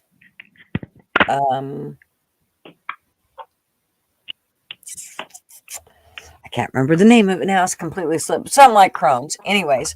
And so they put him on all these medications. They made him really moody. He lost tons of weight. He was grumpy all the time. It was awful. And so I started researching it and realized what was going on. It was because we depleted all the good bacteria in our systems from eating all the shit, and that we needed to introduce more good bacteria into our system, and that we would probably have to forever because we've now depleted it out of our system from the shit that we eat, and with all the insecticides and pesticides. So I put him on these meds. Called the brand was called Garden of Life, and the book that I read was called Patient Heal Thyself by Jordan Rubin, and that saved his life. I think he would have died had we went on with what the doctors were wanting him to do. And the doctors were pissed at me, threw a huge shit fit, made me go into the office, told me I shouldn't do that. I was going to end up killing my husband from him going off the meds they had prescribed him. And it was amazing. Well, in that process, after we got him on the medications that then started, he ended up, the next time he went in, they realized that when he went back to the doctor, that the Crohn's disease was gone. It was gone. And they said, but it looks like he might have the beginning. Yeah. So then they said, but it looks like he might have the starting of a diverticulitis or diverticulosis. And so I researched that, and I was like, no, just stay on this. I think I know exactly what they're doing. It is getting better. It actually isn't Crohn's anymore, but now they want to change the diagnosis so they can continue to get you to come in to try to get you to take these meds. And so, yeah, and keep taking repeat doctor's appointments. That's right. Checkups. Exactly. So then it got to the point where Marvin only had to go back once every 5 years. Mind you, they had him going every 6 months. They were loading him up with all these meds. It wasn't helping. It was, like I said, it was going to destroy him and our marriage because he was so moody. It was awful. And so we realized that the best, this was the way to go. Well, not only did it save him, but it also saved his friend who ended up with the same disease and started taking it, and is still alive today when he was ready for death when he started taking it. And his aunt who started taking them, she started taking them about, I want to say it was 19 years ago. And she was on her deathbed when she started taking them, and she just died this year. So I would say it worked. So yeah, it was amazing. Definitely, when we took it in, and the thing is, the doctors will say, "Oh, you've been reading Dr. Google, have you?" And it's like, well, I haven't just been reading a document on Google. I've been reading a few documents. I don't just read the first one. Mm-hmm. I know I don't anyway. I don't just read the first document I come across. I'll read a few different ones and exactly and see if there's something that's actually aligning with everything I've got my suspicions about. Well, and then I tried it once I hit on something that seems to be hitting on, whichever way it's leaning, then I will go even a step further and research that specific thing more to see how much negativity, how much opposite opinions and information's coming in off of it, and try to determine from there if it is legitimate information. And sometimes that's not easy, but I still try to do that before, especially like when bless you, something such as your medical situation and your health and what you should be doing with it. So I mean, it is amazing what it's done for us. Now, in saying that, let me just say that I talked about my friend who just died on Monday. She was 57 years old, and she had been diagnosed with Crohn's, and she refused to use those same medications. Now, she lived this long, but she lived it miserably the entire time. It's a bit of a double-edged sword sometimes, the doctor sort of stuff, because they seem to be too quick to diagnose with some things, but then you get worried when you're paying lots of money to get lots of tests to make and check stuff out properly. Mm-hmm. Oh, especially now. Now you can't believe anything. You literally cannot believe anything they're saying. They've already proven to you that they will lie to you per the government's request. They will lie to you. Yes. Yes. Is that going back to that C word? Mm-hmm. Yes. Yep. Yeah, and see, the same thing was in Australia where clearly the government was doing handshake deals where you can't even sue the big pharmaceuticals and crap like that over that C word stuff. Exactly. Well, you would be amazed at with the doctors and how much you can't sue them. Which is why I mean, they're basically they get the same immunity. That's done. This is all done by design. I don't care what anybody says. This shit ain't done by accident. Yeah. Yep. There is a purpose for it. And it realigns with all the other shit they've done. Anything to make us weaker. Mm. I'm telling you. And sicker. That's right. Keep us sick, keep us dependent. Mm-hmm. Well, and that's not friggin' like hippie voodoo talk either. That's just my own personal opinion.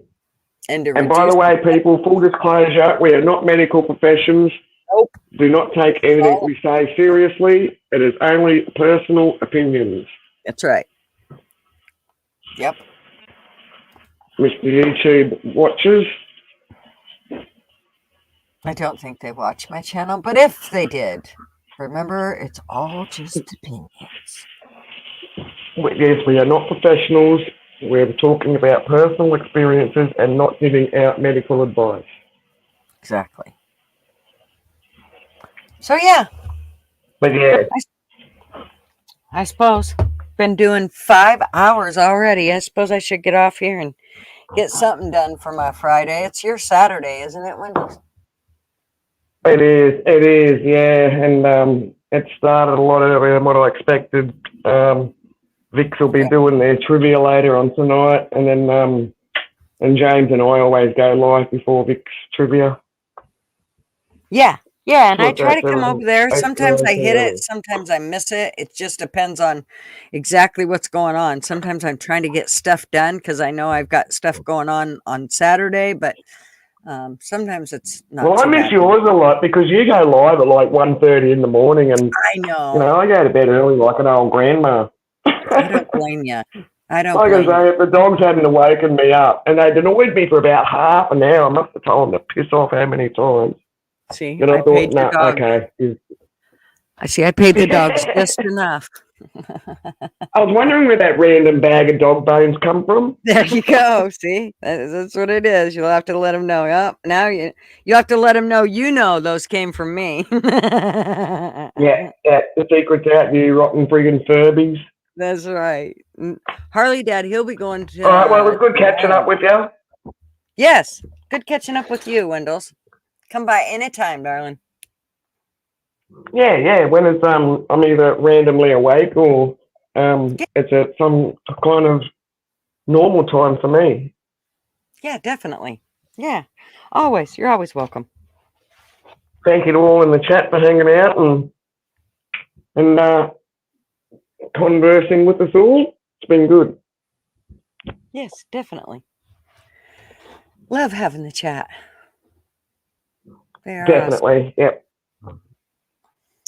All righty. Well, I'm like in a few early morning house jobs done, I guess. All righty. Well, you have a great day, Wendels. I'll talk to you later. Yeah, you have a great night. All right, honey. Bye-bye. Okay, bye, y'all. All righty, everybody. See you later, honey. Okay. Hooray. I will play the outro if I can find it. Maybe. Where'd it go? Let's do this one. I don't think we've done the cowboy one in a while. I call it the cowboy one. Here we go.